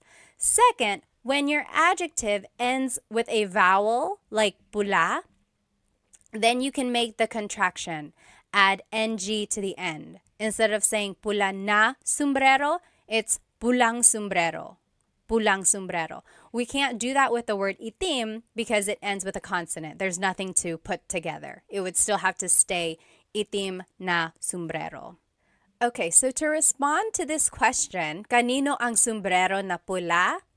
It would just be, kay Mary ang pulang sombrero. That is Mary's hat, or that hat belongs to Mary. Kay Mary ang pulang sombrero. Okay, so your response has to have the ownership marker, kay, because it's one person, and then you can add the rest of the phrase. But remember, your simplest answer would be kay Mary, kay Mary. Now, let's practice using kanino in a question. So, kanino ang plus a noun plus na plus the adjective. Or Kanino ang plus a noun plus na plus a demonstrative pronoun. Kanino ang sombrero na ito versus kanino ang sombrero na itim. And then the response has to have the ownership marker. Remember, kay or kina or sa. Then it's the person. Then it's ang noun na iyan. Or you could just use the simplest answer. Let's take a look at these examples. Whose house is the big one? Whose house is the big one? Malaki means big. Bahay means house. It would be kanino ang, then it's the noun bahay na malaki. So whose house is the big one? Kanino ang bahay na malaki? The response, oh, here's another way to say it. Kanino ang malaking bahay? So this just goes back to the previous slide. Remember, the adjective and the noun can be switched. And if the adjective ends in a vowel, then you can make a contraction. Malaking bahay instead of malaki na bahay. Malaking bahay. And then the response would be, oh, that's it. The response is actually example number 2. So pause the video now, answer the rest of these questions, and then we will go through it. Okay, welcome back. Number 2, that is Teddy's house. It would be, kay Teddy ang bahay na malaki na yan. Or kay Teddy ang malaking bahay na iyan. Or the simplest answer, kay Teddy. Kay Teddy. Okay, so see if you can recognize kind of where the noun would go, where the adjective would go, and then see that you can switch them up and it would still make sense. Next, number 3, whose child is that? Child in Tagalog is anak. Kanino ang anak na iyan? Kanino ang anak na iyan? So that's rule number 2. Kanino plus ang plus noun plus na plus the demonstrative pronoun. Or kaninong anak yan? Kaninong anak yan? This second part is how it would be pronounced. I just want to show you how it would be pronounced. It's not technically the correct spelling of things, but that's how you would hear it or say it quickly. Kaninong anak yan? Whose child is that? Number 4, that is Chris and AJ's child. Kina Chris at AJ ang anak na iyan. Kina Chris at AJ ang anak na iyan. I want to point out kina, that is the ownership marker that you use when there's multiple people. And then the short answer, kina Chris at AJ. Kina Chris at AJ. Number 5, whose cell phone is this? Kanino ang cellphone na ito? So that's following sentence structure number 2. Kanino ang, the noun is cell phone, na, ito is the demonstrative pronoun. And just quickly speaking, someone might say, kaninong cellphone ito? Kaninong cellphone ito? So the na is dropped usually. Whenever someone is speaking quickly, the na is dropped. But I want to point out that technically there is a na. I don't think I would be a very good teacher if I didn't tell you the correct technology, like the technically correct way to say these things. But in colloquial speaking or in common conversation, the na is dropped. Kaninong cellphone ito? And then the response, that is my cousin's cell phone. Cousin in Tagalog is pinsan. Sa pinsan ko ang cellphone na iyan. So I want to point out sa is the ownership marker that you use because it's not a specific person, right? The person is unnamed. So sa pinsan ko ang cellphone na iyan. Or just in common conversation, you might hear, sa pinsan ko yan. Sa pinsan ko yan. Or even the shortest answer, sa pinsan ko. Sa pinsan ko. Okay, let's just look at all of the questions that we have learned here. So we learned ano means what, bakit means why, saan means where, sino means who, kanino means whose. Then we're going to learn these last 4 here. Next, paano means how. Paano means how. So, paano plus a verb. Paano magluto ng adobo? How does one cook adobo? Paano magluto ng adobo? Or paano gumawa ng video? How do you make a video? How does one make a video? Paano gumawa ng video? So there's the paano question word. Then it's a verb that follows. And then ng plus a noun. Another way to use paano is paano plus a pronoun plus a verb. So, paano ka uuwi? Paano ka uuwi? Paano ka umuwi? How did you get home? Paano ka umuwi? Or, paano mo nalaman yung balita? How did you discover the news? Paano mo, there's the pronoun, nalaman, there's the verb, yung balita. And just to note, there's no particular response formation for these paano question words. There's no pattern or anything like that, because your answers will just be a statement using the appropriate tense of the verb. So just answer as if it's a statement, right? So that brings in all of our conjugation patterns and using the correct pronouns and things like that. So just make a sentence with what you know. Now I want to show you this other question word. We learned paano, but there's also gaano. This also means how, but in a different sense. For example, gaano plus an adjective plus ang plus a noun. For example, gaano katangkad ang anak mo? Even if you've never heard the word katangkad, but you know the word matangkad. Matangkad means tall. Hopefully you can kind of maybe guess that this is asking about the height of someone's child, right? So, gaano katangkad ang anak mo? How tall is your child? Let's see another example. Oh, the answer would be 5'10" siya. He is 5'10". 5'10" siya. Here's another example. Gaano kadalas ka namimili? Kadalas means often. Madalas means often. Namimili means to go shopping. So how often do you go shopping? Gaano kadalas ka namimili? Namimili ako linggo-linggo. I go shopping every week. Namimili ako linggo-linggo. So I want to point out that when it says to use an adjective, we're actually using the adjective with a ka prefix. So technically the adjective is matangkad, tall, matangkad. But when we're using it in a gaano question, we have to use the ka prefix, katangkad. Gaano katangkad ang anak mo? And the ka prefix is a way to show the quality of something. It's asking about the characteristic of that adjective. It's a little interesting. So when we're asking gaano katangkad, it's like asking about that person's adjective or that height. So yes, again, the prefix ka is used when measuring the extent of that adjective.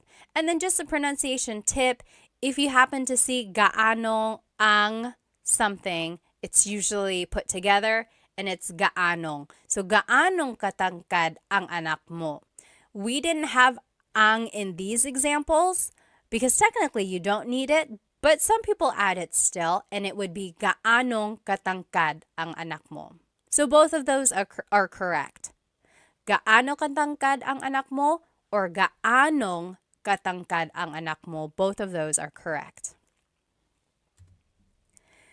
Now, we learned paano, we learned gaano. Now there's this question, magkano. Magkano. Let's see what they all mean. So, paano is asking about an action, right? Paano gumawa ng adobo? How do you make adobo? It's asking about the action. Paano gumawa ng adobo? Or paano mo nakuha ito? How did you get this? Paano mo nakuha, the action to get, ito. Another way to ask how is gaano, but this is asking about the extent of something.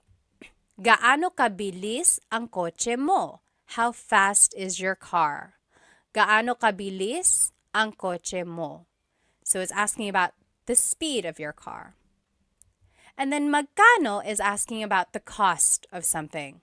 Magkano ang t-shirt? How much is the t-shirt? Or magkano po? How much is this po? Po is just a sign of respect. So how much is this? Okay, so very interesting. These words sound alike, but they are used for different situations. Now, here are just some other paano uses. So, paano nangyari yun? How did that happen? Paano nangyari yun? Yari means happen. And then yun means that. Paano nangyari yun? How did that happen? Or paano na ngayon? What now? Ngayon means now. So technically this is like, how now? It's a rhetorical question when something goes wrong. Like, oh no, I lost my job. Paano na ngayon? What now? What am I going to do now? And then just a pronunciation tip. It's technically paano. Paano. When there are two vowels together, you say them separately. Paano. But when speaking quickly, Filipinos just say paano. Paano na ngayon? Paano na ngayon? Now, let's practice using paano and gaano in some questions. So paano is with a verb. How do you do something? And then paano plus a pronoun plus a verb if you want to be specific by adding a pronoun. Gaano uses an adjective. So gaano plus adjective plus ang plus a noun. Okay, so just try to follow these sentence structures. And then here are the examples that I want us to do. Let's do number 1 together. How does one write a book? How does one write a book? Magsulat means to write. Libro is book. Libro is book. So how does one write a book? This is actually asking about an action. So we would use paano. Paano magsulat ng libro? Paano magsulat ng libro? How does one write a book? Go ahead and pause the video now and we will do the rest together. Okay, welcome back. Let's do number 2. How did you make this? Ginawa means made. Paano mo ginawa ito? So that's following rule number 2. Paano, then the pronoun, then the verb. Paano mo ginawa ito? Number 3, how far is your house? Malayo means far, bahay is house. So, gaano kalayo ang bahay mo? Do you see that it's asking about the distance of your house? So it's like an extent of that adjective. So, gaano kalayo ang bahay mo? That's why we're using gaano instead of paano, because we're asking about like an adjective related to your house. How did you get that? Nakuha means got. Paano mo nakuha yan? There's no adjective in this question, so we would just still use paano. And that follows rule number 2. Paano mo nakuha is the verb yan. Number 5, how big is their dog? Malaki is big, aso is dog. How big is their dog? So it's asking about an adjective, so we would have to use gaano. Gaano kalaki ang aso nila, their dog nila. And then number 6, how spicy is the food? Maanghang is spicy, pagkain is food. So it's asking about an adjective, the spiciness of it.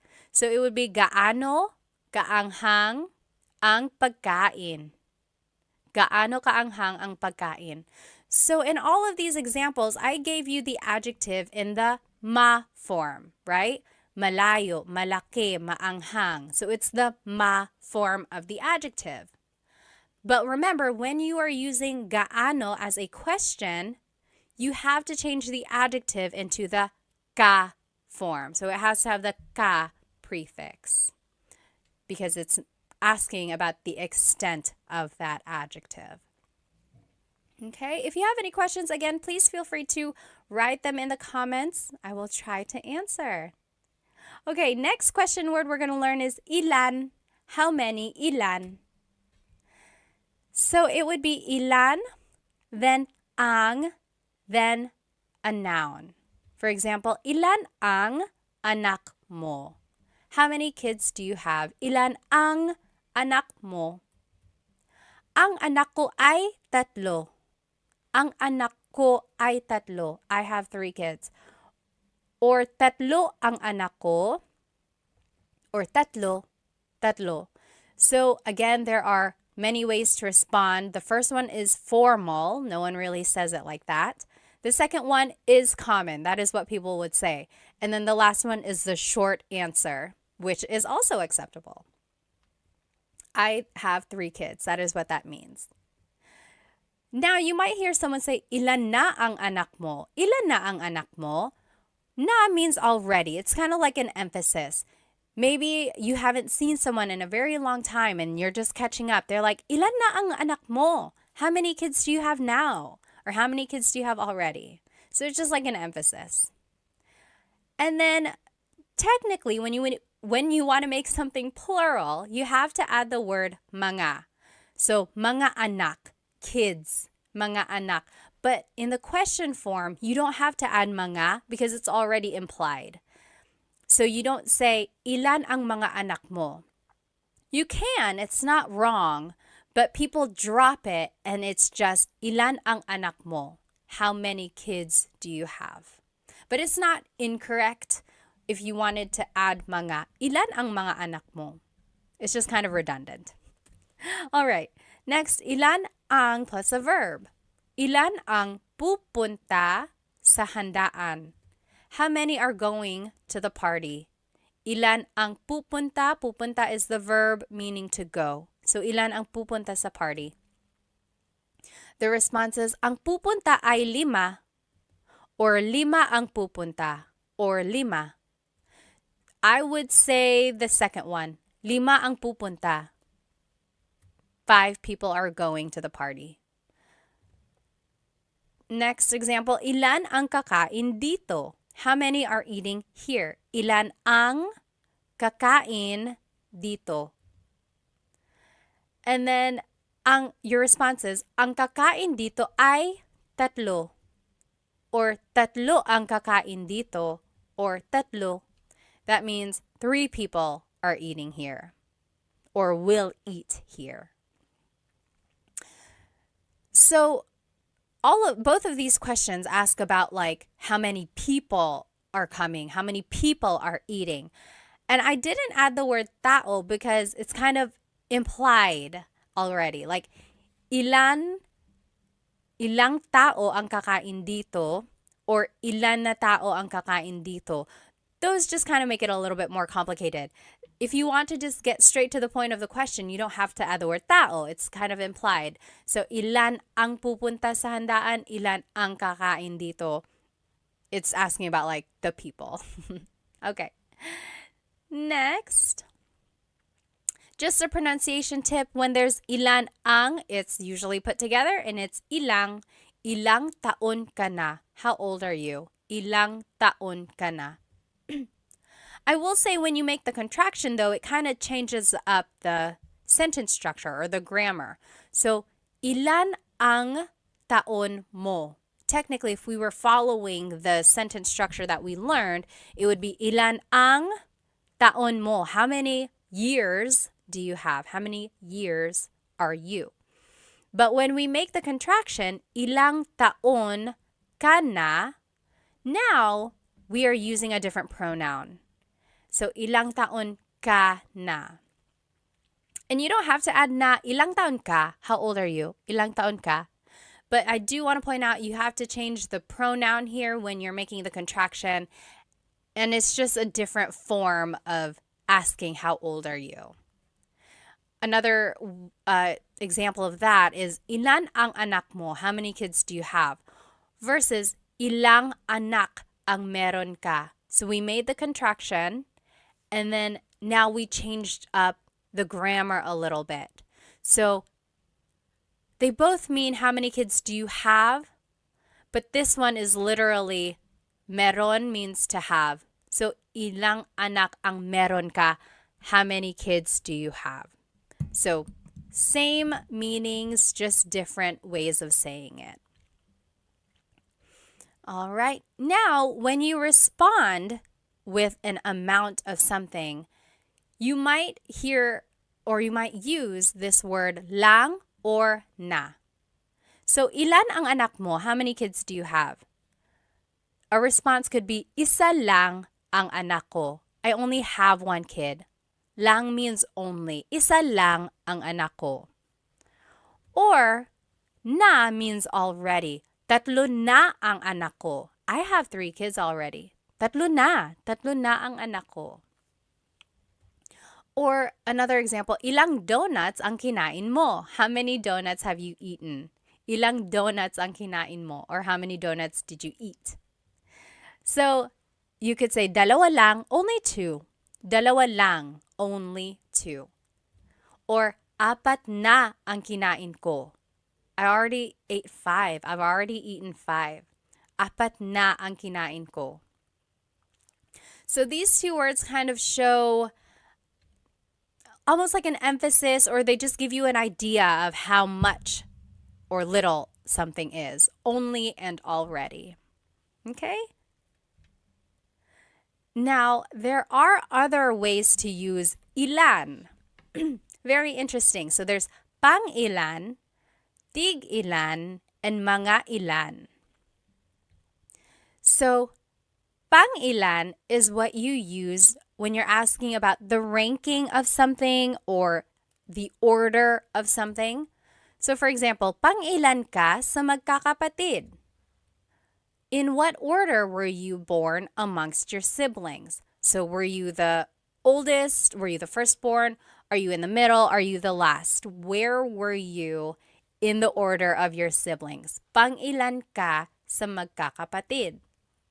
Some responses, panganay ako, I'm the oldest. Panganay ako. Pangatlo ako, I'm the third. Pangatlo ako. Or bunso ako, I am the youngest. Bunso ako. So you'll see the response usually has pang in it because the question has pang. So pang is almost like in which or where. It's just asking about like the placement of things. Okay, so here's another example. Pang-ilan ka sa contest? What place did you get in the contest? Pang-ilan ka sa contest? Here are some examples. Una ako, I was first. Una ako. Pangalawa ako, second. Pangatlo, third. So again, there's that pang prefix that you use to answer when it's a pang question. Very interesting. Next, tig-ilan means how many of each. So for example, maybe you're shopping at a store and you're like, oh, I like all of these t-shirts, but I want multiple of them. They might ask you, tig-ilan na t-shirt ang gusto mo? How many of each t-shirt do you want? For example, oh, I want 3 of the red t-shirts, 2 of the white t-shirts, 1 of the black. So, tig-ilan na t-shirt? How many of each t-shirt do you want? Your response would just be the number of it. So, dalawang pula, 2 reds, isang puti, 1 white, and so on. So, you see it's asking how many of each type of thing. Another example, tig-ilan na tsokolate ang gusto mo? How many of each chocolate do you want? So, for example, if there are M&Ms, Snickers, Twix, and so on. Tig-ilan na tsokolate ang gusto mo? You could say, tig-iisa po. I'll take 1 of each. Tig-iisa. 1 M&M, 1 Snickers, 1 Twix. Tig-iisa. Or tigdadalawa po. 2 of each. 2 M&Ms, 2 Snickers, 2 Twix. Tigdadalawa. Tigdadalawa. And then tigtatatlo po. 3 of each. You get the idea. And then I want to show you that the question has na. So tig ilan na t-shirt, tig ilan na chocolate. And in this case, na is translating as of. How many of each t-shirt, how many of each chocolate do you want? And then just a pronunciation tip here. Tig ilan is a homonym, meaning it can have different translations depending on how it's pronounced. So tig ilan, when there's a hyphen in it, you have to have that glottal stop. Tig ilan. That means how many of each. When there's no hyphen, tigilan, tigilan. It's just one word, tigilan. That means to stop. For example, tig ilan t-shirt ang gusto nila. How many of each t-shirt do they want? Tig ilang t-shirt ang gusto nila. That means how many of each t-shirt do they want? But if you say, tigilan mo yan, that means stop that. Okay, so again, that glottal stop is important for proper pronunciation because they mean different things otherwise. And lastly, mga ilan means about how many.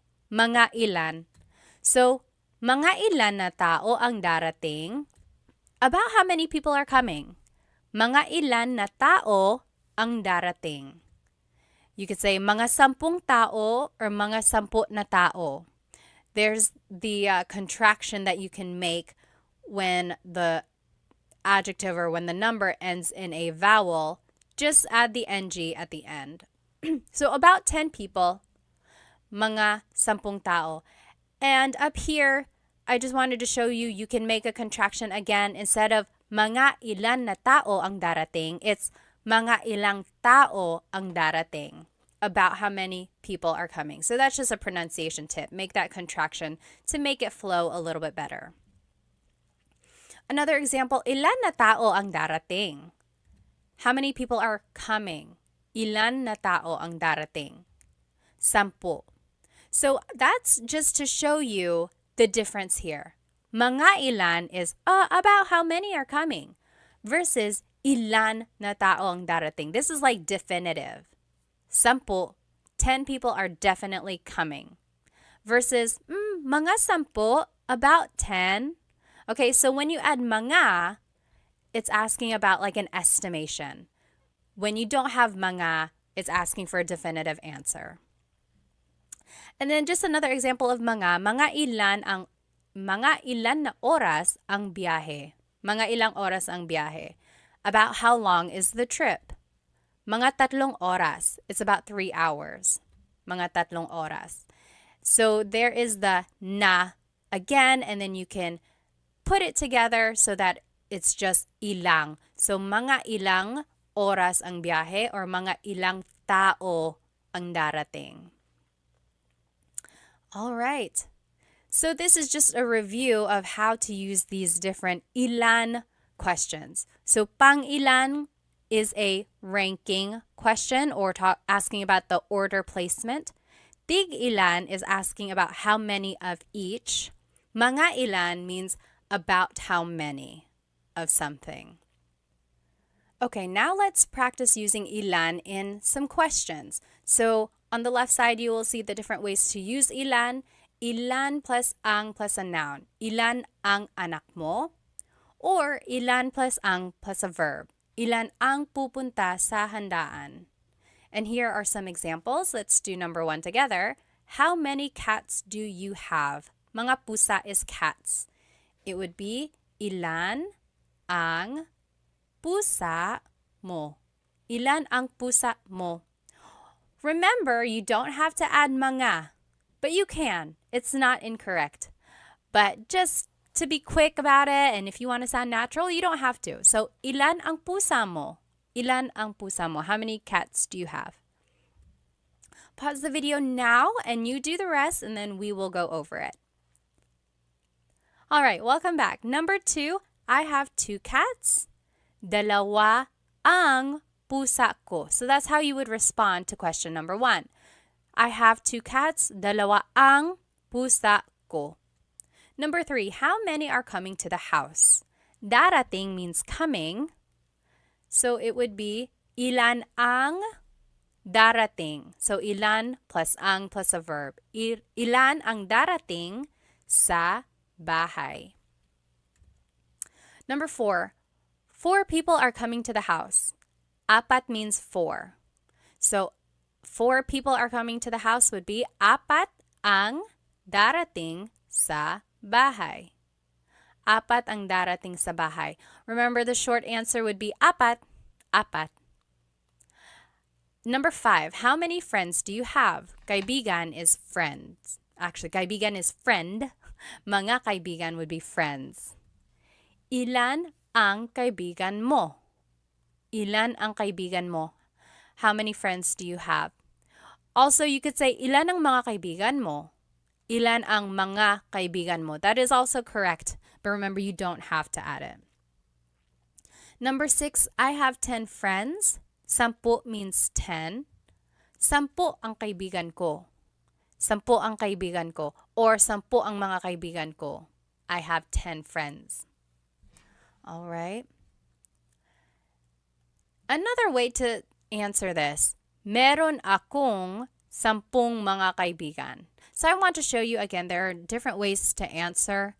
There's a long form, there's a short form, there's an even shorter form, right? Just say the number by itself.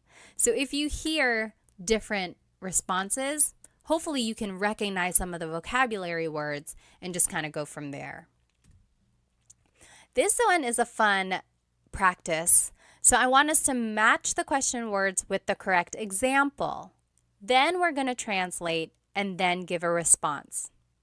So on the left side are the different question words. Pangilan,